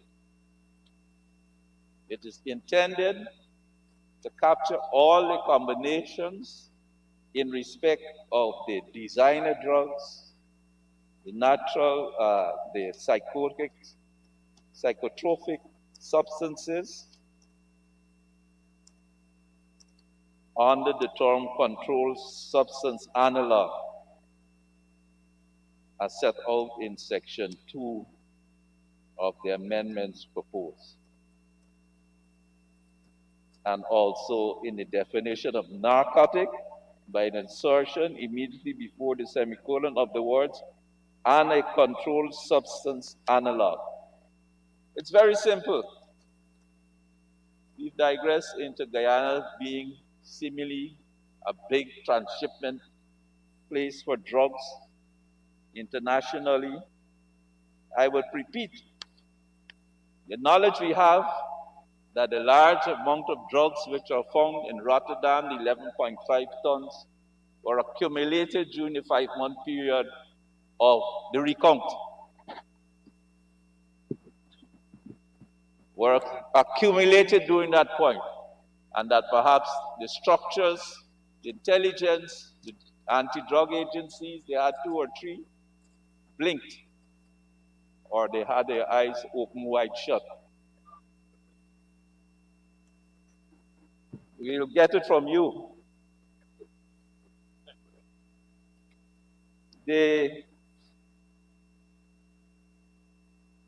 And there was a question of poverty and all of these things. They're not unique to our country. And again, I say, I don't know why we go down this path in making these expressions. The APNU, AFC, and government had a problem with rice and sugar. And so the measures they took, the decisions they made, destroyed and impoverished people related to the rice and sugar industry. But also, they did the same thing and allowed the same thing to happen in relation to the bauxite industry, the gold mining, and to the forestry industry. Yes, everything was destroyed. Go and ask the people out there. Everything was destroyed. And here you come and talk about poverty and this and that, posing it against a government which is about a year over in office. Shameless expressions. You open this debate and this discussion.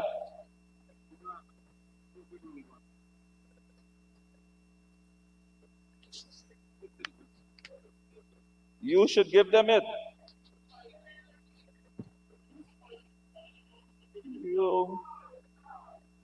You open discussion, they talk about over-the-counter opioids and all kinds of stuff. It's a simple discussion. We take the point, we take the critique, we go into the discussion, but you make it sound as if we are guilty of something.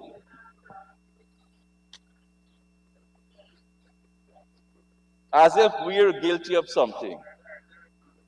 Yeah, I would have to say, too, that the Minister of Health of the PNC was one who in the United States had a thorough time in the prisons in the United States in respect of the selling of over-the-counter opioids.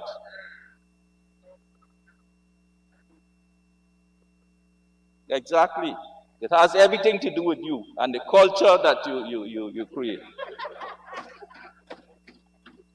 Mr. Speaker, I want to thank the support I've had from this side for particularly pointing out to the Honorable Member Charles Ramson the issues related to drugs and young people, and also the criticism we also had in respect from the other side in respect of the effort we need to make in respect to this matter. But again, I say a lot of what has been said in wasting time is dissonance. A lot of it is dissonance and not focus on what we ought to do. But that said, Mr. Speaker, I think I want to commend the consideration of the bill in committee. Thank you very much, Honorable Minister. Honorable members, I now put the question that the Narcotic Drugs and Psychotropic Substances Control Amendment Number 2, Bill 2021, Bill number 12 of 2021, be read a second time. Those in favor say aye. Those against say no. The ayes have it. Let the bill be read a second time. Narcotic Drugs and Psychotropic Substances Control Amendment Bill number 2, Bill 2021, Bill number 12 of 2021. The House will now resolve itself into committee to consider the clauses of the bill.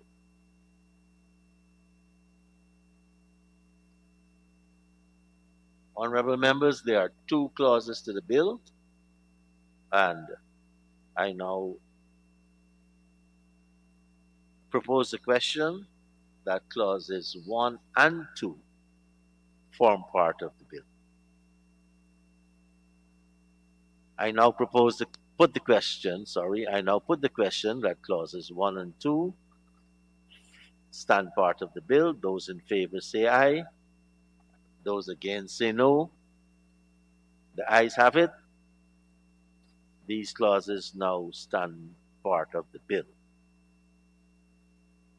Honorable members, I now put the question that the bill be reported to the Assembly. Those in favor say aye. Those against say no. The ayes have it. Let the Assembly resume.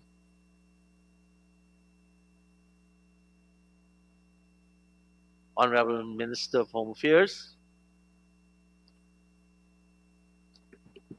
Mr. Speaker, I rise to report that the Narcotic Drugs and Psychotropic Substances Control Amendment Number 2, Bill 2021, Bill number 12 of 2021 was considered in committee clause by clause and was passed without amendment.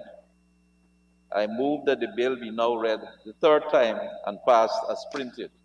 The question is that the bill be now read the 3rd time and passed as printed. Those in favor say aye. Those against say no. The ayes have it. Let the bill be read a 3rd time. Narcotic Drugs and Psychotropic Substances Control Amendment number 2, Bill 2021, Bill number 12 of 2021. Committee's business. Honorable members, I know it's just past 5 o'clock when we could have had a break, but as we have been progressing so nicely, let the rhythm continue and let us take the motions before us. I am sure that persons who may want in the meanwhile to step out if they are um, feeling some necessity to so do, can. But let us continue on with the business of today and take the motion, the first motion, that is the outstanding work of the Public Accounts Committee of the 11th Parliament. The Honorable Member, Mr. Jermaine Figuera, Chairman of the Public Accounts Committee, will move the motion. Thank Mr. you. Figuera, Thank you you. may proceed. Thank you, Mr. Speaker. Whereas in accordance to Standing Order number 1041, every committee shall, before the end of the session in which it was appointed, make a report to the Assembly upon matters referred to it. And whereas the Public Accounts Committee, a standing committee of the National Assembly of the first session of the 11th Parliament, was unable, owing to the dissolution of Parliament on the 30th of December 2019, to conclude the work that was referred to it in that session.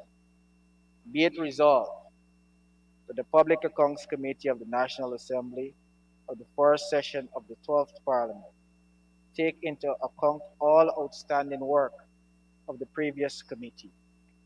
Thank you, Mr. Speaker.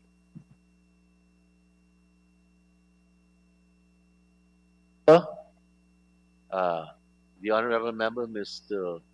Minister Bishop Juan Edghill. Thank you very much, Mr. Speaker. I rise in support of the motion moved by the current chairman of the Public Accounts Committee that work that was unfinished by this committee in the 11th Parliament be continued in this 12th Parliament. Mr. Speaker, just for the sake of the record, I wish to remind this Honorable House that the reason why the work of the Public Accounts Committee was not completed in the 11th Parliament, it was not because of our unwillingness or inability to work, but it was simply because of the successful passage of a no-confidence vote against the then government in December of 2018. Mr. Speaker, I am aware of your own comments when the Auditor General handed in his report quite recently, of which you presented to the Assembly today, the report of 2020, about dealing with the backlog. Mr. Speaker, we would want to ensure that the accounts of Guyana are examined, the public officers give the necessary explanations, clarifications, and reasons, and at no stage at all would the reports of the Auditor General of Guyana be left in a hiatus or in abeyance. And it is with that in mind that we support this motion to absorb what was already done, to continue the work so that we could add completeness and that a proper report could be offered to this National Assembly. And as a result of that, the Minister will be able to offer his Treasury memorandum, and the issues that needs to be addressed will be addressed, and that the public purse at all times will be preserved, and that public officers will be held to the highest levels of accountability. Mr. Speaker, please be assured that the government side of this House supports the cardinal principles of transparency, accountability, and good governance. And at all material times, we will do everything within our power to ensure that such processes are facilitated, to ensure that the people of Guyana get value for what they are paying for, and to ensure there is adequate accountability. Thank you very much, sir. Thank you, Honorable Minister. Honorable Member, Mr. Figuera. Thank you, Mr. Speaker. Sir, I would like to thank the honorable member for speaking to the motion and most importantly, supporting the motion. But sir, I believe it would be remiss of me not to state definitively that I have articulated the reason why the work was incompleted when I presented this motion. And just to say, sir, that every report presented on behalf of the Public Accounts Committee of the National Assembly that comes before this honorable House, every member has in the past and present have all been afforded the opportunity with the primary objective as elected servants of the people of Guyana, irrespective of the divide, to ensure that the people's money is accounted for, to ensure that transparency and accountability of all taxpayers' money are well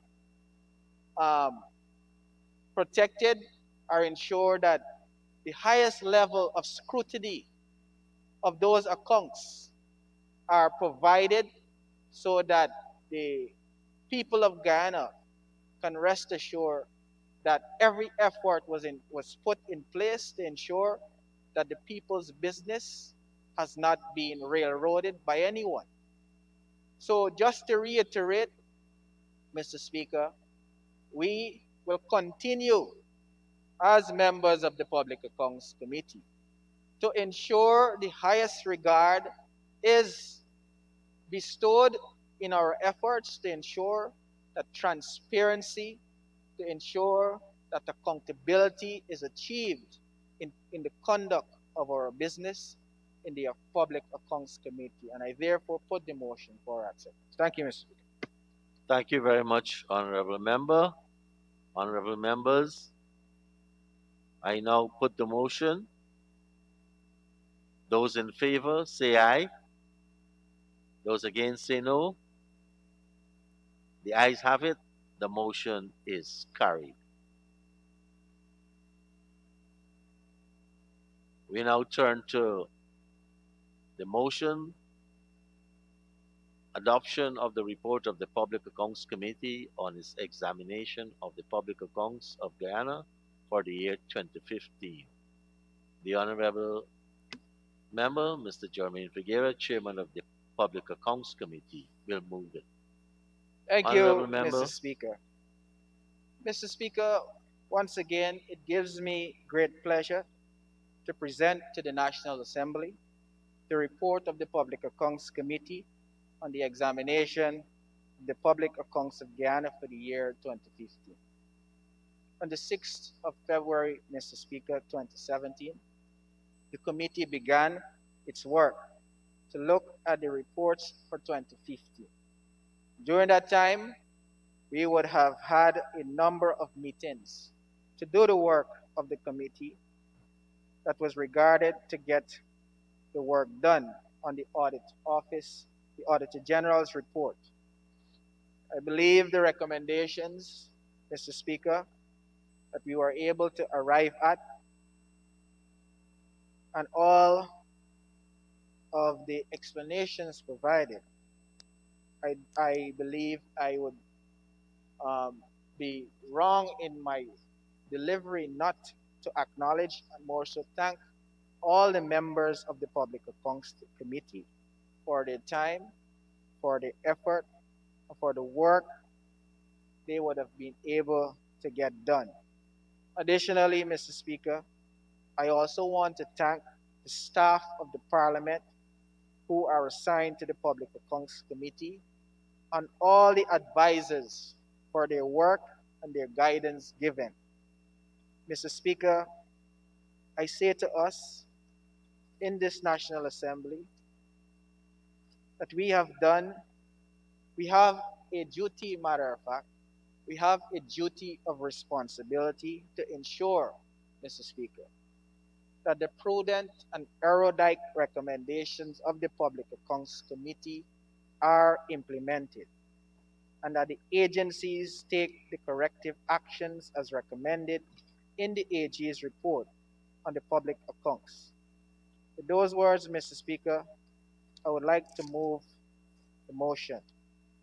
Be it resolved that the report of the Public Accounts Committee on the examination of the public accounts of Guyana for the year 2015 be adopted and refer the report to the government for consideration. I thank you. Thank you, Honorable Member. The motion is proposed. The Honorable Minister of Public Works. Thank you very much, Mr. Speaker. Mr. Speaker, I rise to support the motion as proposed by the Honorable Member, Mr. Peguera.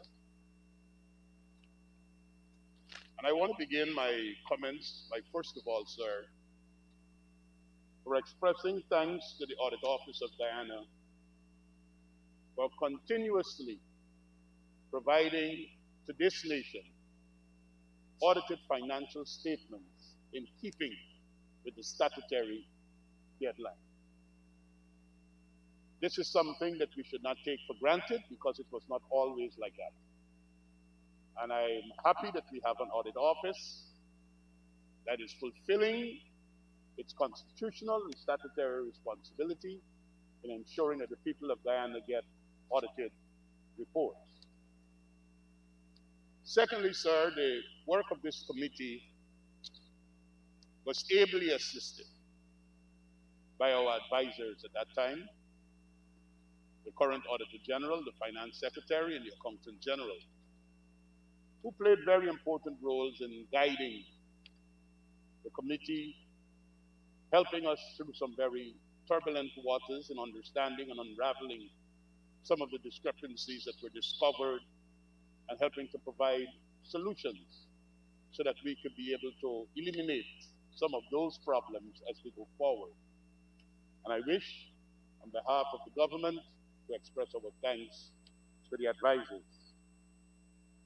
Mr. Speaker, the staff of the Parliament Office, particularly the staff of the Public Accounts Committee, I believe are and have done a wonderful job. The Public Accounts Committee is probably one of the most difficult committees to clerk. The hours of work are long, the number of meetings are numerous, the issues to be dealt with are great, the number of persons to host are numerous. And we would like to express our thanks to the staff of the clerk and his staff for clerking and staffing this meeting to ensure that we get our work done. Mr. Speaker, allow me, as I support this motion, to point out some very important things to the members and the people of Guyana as it relates to this 2016 report. Number one, sir, it was in 2015 when this thing that eluded us for so many years, called the Public Procurement Commission, was established for the first time in keeping with our Constitution. And it was that committee where our now President served as chairperson. And on the government side, the lead person, the honorable member at that time, Ms. Walter Lawrence, led us into getting in place the Public Accounts Committee. Sorry, the Public Procurement Commission. And sir, this was largely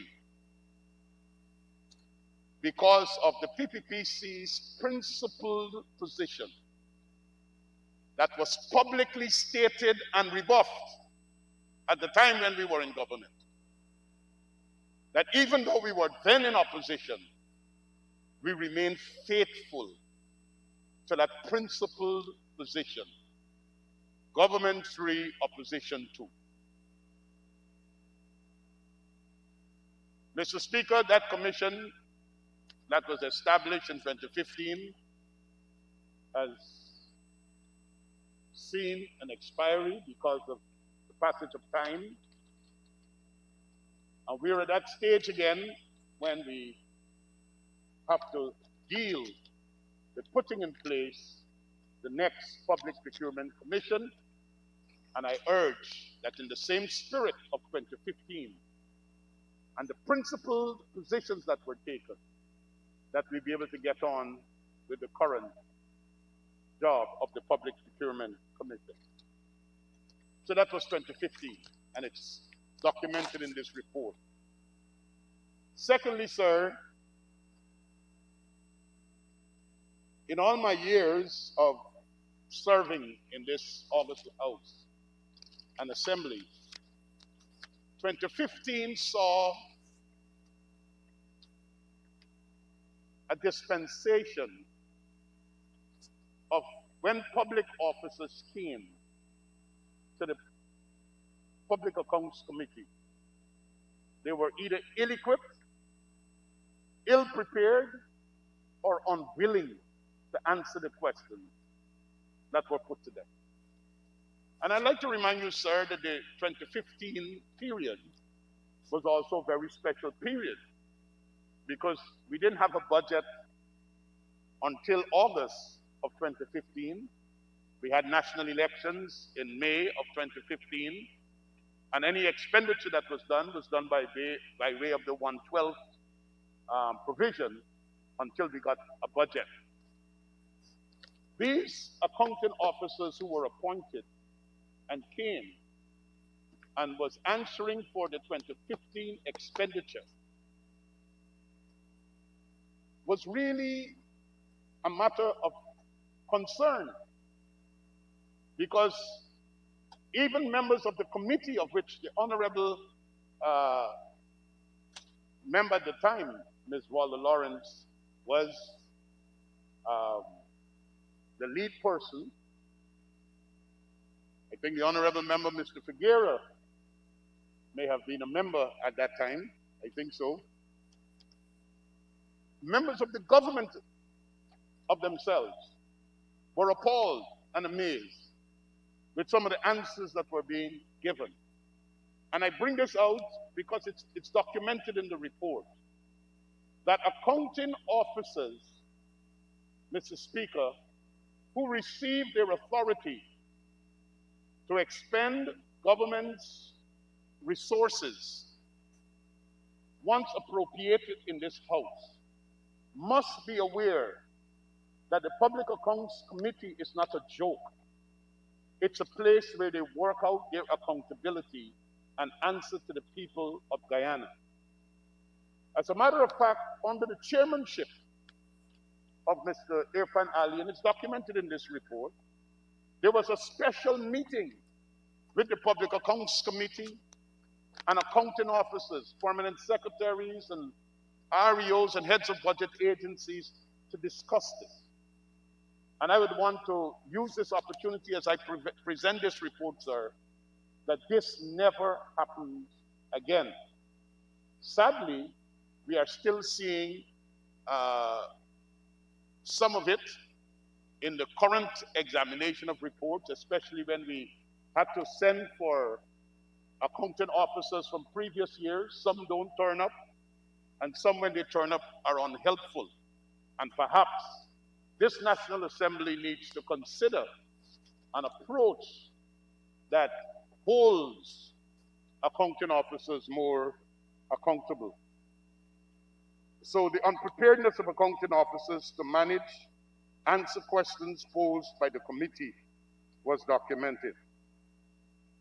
The second thing that this report brings out, and I believe it's of interest to all of us in this House, we have to strengthen the supervision of projects. And I speak here as a minister who's running a sector that is having a number of projects, so I'm fully aware of that. But collectively, we have to strengthen the mechanisms. Overpayments continue to be a major issue which is documented in this report. And overpayments means that people were paid beyond works that were measured. It means that engineers, project officers, accounting officers who ultimately sign off on these documents have to be more careful. And, Mr. Speaker, it would appear that we, as an assembly, maybe as part of our work, should seek to do some more training and making people more aware, especially accounting officers, of the Fiscal Management and Accountability Act, because the breaches were numerous. Mr. Speaker, while we have this report, and the normal politic would be to point fingers of who was and who was not, I think ultimately what the people of Guyana want is that whenever we pass a budget or an appropriation bill that becomes an appropriation act and supplementary budgets that come here, wherever monies are directed, that we have people who are managing their resources adequately to ensure that we get value for money.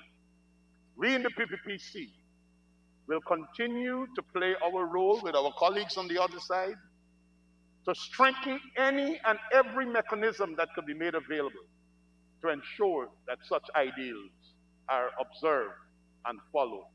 I support the motion that is before us, and I thank you for the opportunity, sir, to make my few remarks. Thank you. Thank you, Honorable Minister. Honorable Member, Mr. Figuera.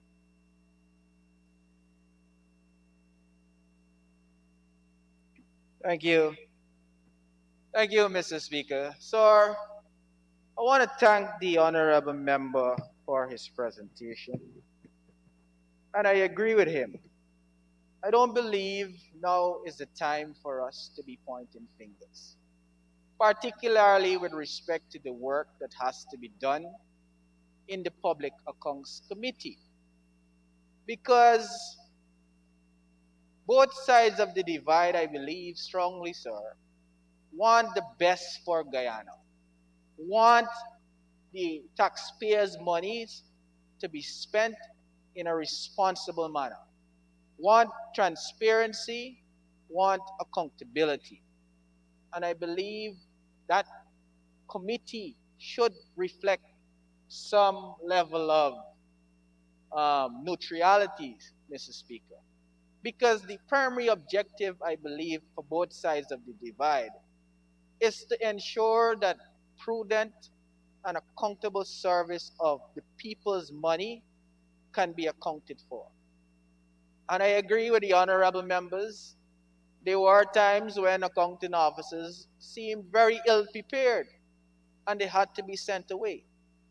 It happened presently. But our quest, our objective, I believe, as members of the Public Accounts Committee, is to ensure that the highest level of scrutiny is undertaken so that the best of Guyana and the monies that are spent to develop Guyana, value for money is achieved, Mr. Speaker. And I want to also agree with the honorable member that this National Assembly must and should take into serious consideration, Mr. Speaker, and ensure that good sense prevail in allowing the Public Accounts Committee to have sanctioning powers, to have teeth, Mr. Speaker, to ensure that these accounting officers who fail to execute their responsibilities as professionals who want to be political and serve their political masters can be called to reality and understand that their role as a public servant is to give service of distinction on behalf of the people of Guyana, on behalf of all taxpayers, Mr. Speaker. I believe all members of the Public Accounts Committee has now a golden opportunity to look into themselves and see it that when they go as members of the Public Accounts Committee, they look beyond political affiliation and see Guyana and ensure that the service that we give as elected officials who sit on the Public Accounts Committee to ensure that transparency and accountability of the people's money is assured, then I believe this opportunity is now, this opportunity is ripe for us to reevaluate if that is not what we are doing. Because Guyana is dependent on us. Taxpayers on both sides of the divide who have the democratic right to choose whoever it is that they want to support as their political persuasion. But when we are in that house, that committee, Mr. Speaker, we should ensure that the highest level of professionalism, the highest level of our efforts to ensure transparency and accountability is achieved. Mr. Speaker, in conclusion, I once again would like to reiterate my embryonic remarks in thanking all members, staff, and advisors for their work that we were able to accomplish in this report that is going to be presented here today, Mr. Speaker. I also want to thank the members of the media for the work they do and the coverage that they give to ensure, as my comrade Ramjitan usually say, to ensure that the guardrails, Mr. Speaker, the guardrails of transparency and accountability are maintained and that their vigilance to expose and educate the nation on matters of the Public Accounts Committee. I really want them to see that they are indeed the fourth estate. They hold the balance to ensure that the nation's taxpayers' money are indeed accounted for and transparency is achieved. And moreover, the entire population is informed and educated. Mr. Speaker, I ask all members of the National Assembly to familiarize themselves, Mr. Speaker, with those recommendations. And those, Mr. Speaker, with governance responsibilities, those with leading responsibility for respective ministries, agencies, government organizations, Mr. Speaker, to ensure that those recommendations are enforced and ensure that they remind all public officials who man states' resources that they have a duty of care to ensure that Guyanese benefit from their executing their work in a transparent and an accountable manner. I thank you, Mr. Speaker. Thank you very much, Honorable Member. Honorable members, I now put the motion. Those in favor say aye. Those against say no. The ayes have it. The motion is carried. We now move to the third motion, the outstanding work of the Parliamentary Sectoral Committee on Social Services of the 11th Parliament. The Honorable Minister of Human Services and Social Security will move that motion. Honorable Minister. Thank you very much, Mr. Speaker. I rise to move the motion to continue the outstanding work of the Parliamentary Sectoral Committee on Social Services of the 11th Parliament. And this is important as during the life of that committee, many critical social issues were discussed in a robust manner, and we were able to definitely have those moments when we examined policy legislation and came up with several recommendations. Whereas in this motion, whereas in accordance with Standing Order number 1041, every committee shall, before the end of the session in which it was appointed, make a report to the Assembly upon matters referred to it. And whereas the Parliamentary Sectoral Committee on Social Services, a sectoral committee of the National Assembly of the first session of the 11th Parliament, was unable, owing to the dissolution of Parliament on the 30th of December 2019, to conclude the work during that session, be it resolved that the Parliamentary Sectoral Committee on Social Services of the National Assembly of the first session of the 12th Parliament adopt all outstanding work of the previous committee. Minister, the motion is proposed. The Honorable Member, Dr. Karen Cummings. Thank you, Mr. Chair. Mr. Chair, as Vice Chair of that committee, I join with the Chair in supporting this motion, and I thank the parliamentary staff for working with us as this committee seeks to scrutinize all areas of the government in terms of policy administration in relation to the social services.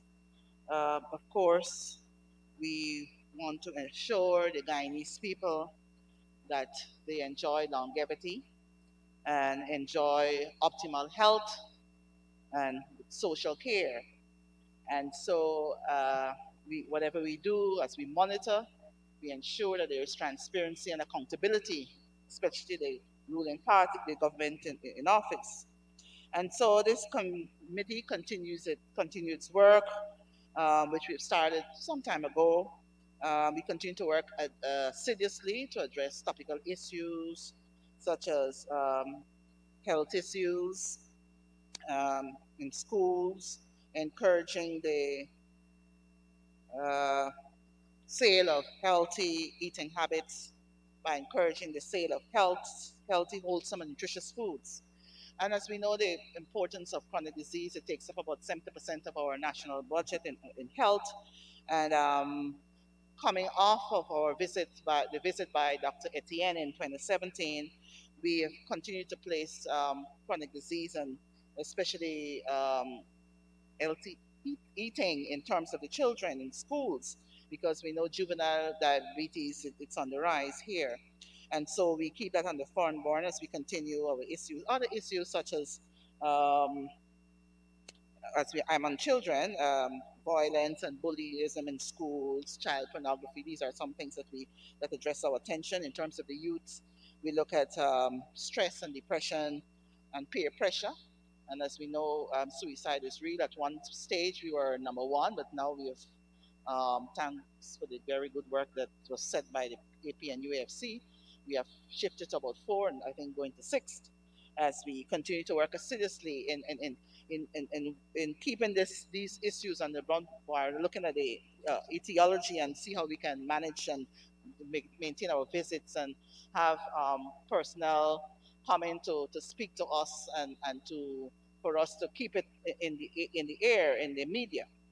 And so this committee is very serious in taking on its work, and we hope that we will continue unhindered.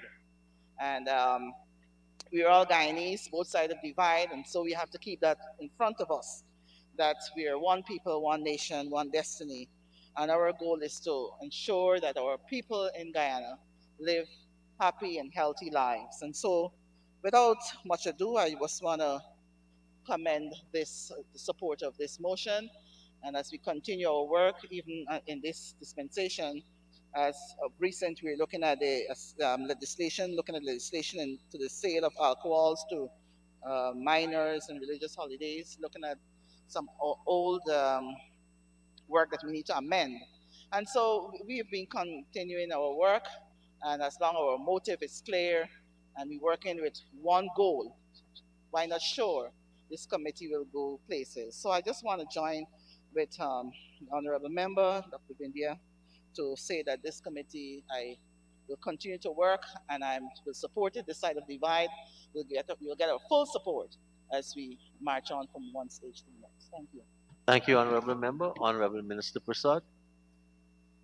Thank you, Mr. Speaker. I'd like to thank the member for her support. And this is a committee that brings together both sides of the House to look at commonalities as it relates to social ills and how we can, in a very comprehensive and collective manner, tackle those areas, especially as it refers to policy, legislation, and also the operation of various key entities within the ambit of social services.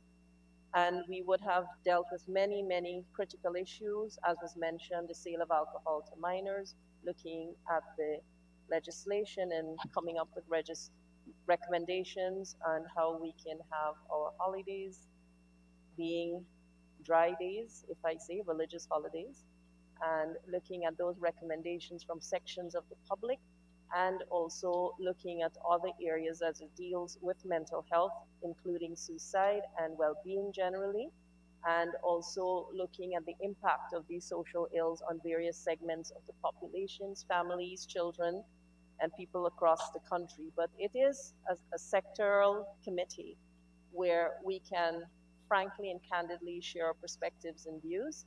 And I have no doubt if we continue in the same vein as we started in the 11th Parliament, as we continue as this sitting of Parliament progresses, we can definitely achieve much. So I look forward to working in tandem with all of the members of the committee. And once again, Mr. Speaker, I thank the members for their support, and I sincerely thank the staff of Parliament, the clerk, and yourself for always being very willing to offer guidance and also for the support that they have given to this committee over time.